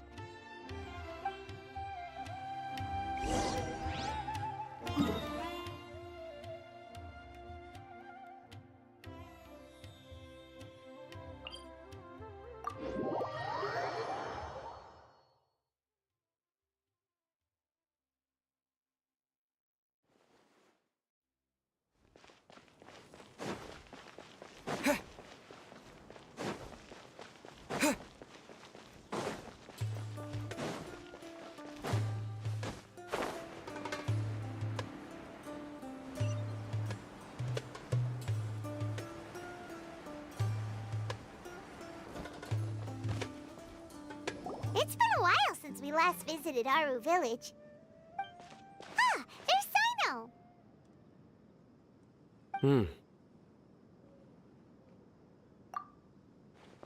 What brings you here? We recovered well, and Tighnari agreed to let us leave, so now we're out and about again. It seems Gandharvaville's medical treatment is still as good as ever. Mm-hmm. And Tighnari is recovering well, too. That's good to hear.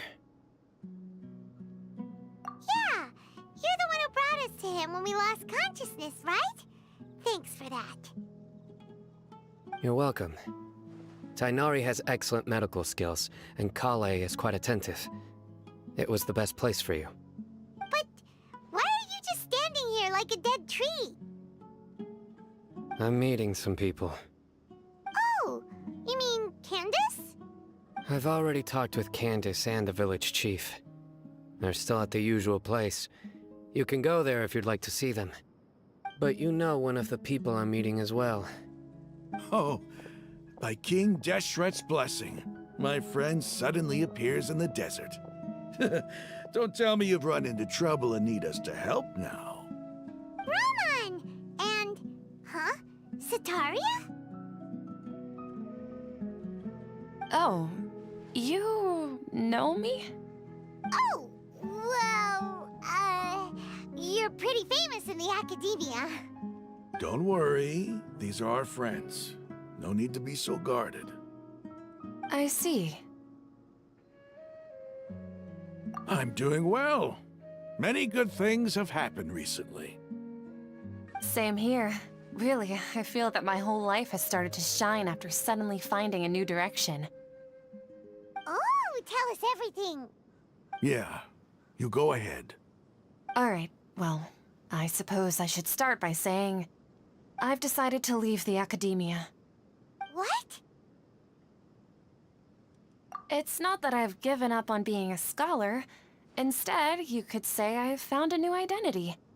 I will no longer pursue research like a typical scholar, but I have not completely given up on my relationship to knowledge either. I can see what you're saying now. What do you mean? I plan to leave the academia and return to teach here in the desert. Wow, so you want to become a teacher? Sataria will return to support education here and teach people from the desert. She can't teach everyone on her own, but there are many of us Eremites all over Sumeru. She came to discuss a collaboration with me and hoped that I could bring her ideas to the Eremites. Yes, it's my hope that the Eremites can help me select a group of smart people with the best aptitude for teaching. I'll teach them, and after they've finished learning from me, they can go educate more people. That is the true meaning of education and the spreading of knowledge. The people of King Deshret suffer from sandstorms, exile, and ignorance. Miss Sataria is more than welcome to come teach here. Her arrival is like a star shining in the desert night. The stars have always guided caravans, thieves, soldiers, and travelers who get lost in the night. They lead those in the dark out of trouble and back to safety. Oh, please. Where's all of this coming from? I'm starting to feel a little embarrassed. You deserve these compliments. Mercenaries are accustomed to danger and don't fear death, which is why we recognize extraordinary actions that common people would easily overlook. Sataria's idea will bring much good to many people. At first, I feared it was destined to fail. Everyone knows that the academia doesn't allow scholars to teach in the desert without permission. As you know, all knowledge is under their surveillance and control, and very few desert dwellers are as lucky as me. But what I heard at that time has been haunting my heart, as if there were lightning bolts constantly bombarding my soul. Sataria, you tread a treacherous path, and the longer you ignore it, the tighter the academia's grasp on you will become. Sataria, why haven't you gone home? Never forget that the desert that belongs to you lies elsewhere. Miss. These words sparked something in me, and I knew that I had to bring something back to my people after going home. I gathered up the courage to approach the Grand Sage, only to find that he was no longer at the academia, Lord Sino told me that Azar didn't belong there anymore. Azar has received much-needed punishment. Though, if you ask me, it may have been too light. You probably have already heard. Lord Sino helped me obtain permission to leave the Academia for the desert, and accompanied me here to discuss collaboration with members of the Eremites. My plan was able to go smoothly thanks to him and Rahman. You're all doing so much for the desert. Aside from that, I also have some other business to discuss with Sino. Lesser Lord Kusanali has allocated many resources to support and develop the desert. I've done some business for her, and part of it required the assistance of the Eremites. I applied for a few batches of educational materials from the Academia, and sent them to several groups in the desert, as instructed by Lesser Lord Kusanali. I believe the people will make good use of them. That's exactly what the people here need. Physical books and other related items. If it weren't for Sino and Lesser Lord Kusanali, I'm afraid we'd never be able to get our hands on them. Apart from this, the Academia is also recruiting scholars that are willing to teach in the desert. I'll let you and Satarian know as soon as I have any more news. We must be persistent about this, and maintain these resources to ensure long-term effectiveness. This is the first time in hundreds of years we've had a glimmer of hope. I think this may be the turning point for the desert. Remember these words. Here lies our faithful priest, Kasala. His wisdom is a miracle among the people, deserving of high praise and admiration. I hope people with wisdom like that priest will rise again among the desert dwellers. Then we'll once again see the wisdom and glory that once shook the world. Enough about us. Are you here to discuss some business too? No, not at all. We're actually here on behalf of Nilu. Nilu wanted to write to everyone, but she wasn't sure where the letters should be sent, so she asked us to come find everyone personally. A celebration feast will be held in 2 days at the Grand Bazaar. She hopes that all of you will be able to attend. At the feast, we'll also be celebrating Sino's reinstatement as General Mahamatra. Although, judging from your appearance, it seems you've already been reinstated. Paimon thought you would only start working for the Academia after the feast. Celebration? Feast? It's the first I've heard of it. Tighnari was right. He really didn't know. This feast is for you, Sino. Sounds to me like you'll have to be there. It's rare to see that kind of expression from Lord Sino. You must not like feasts very much. No, not really. But I'll go. Well, I still have a lot to handle here. Besides, I need to look after Miss Sataria in the desert, so I'll have to pass. I'm afraid I won't be able to join you. Although, if you'd be so kind, please give a message to Miss Nilu for me.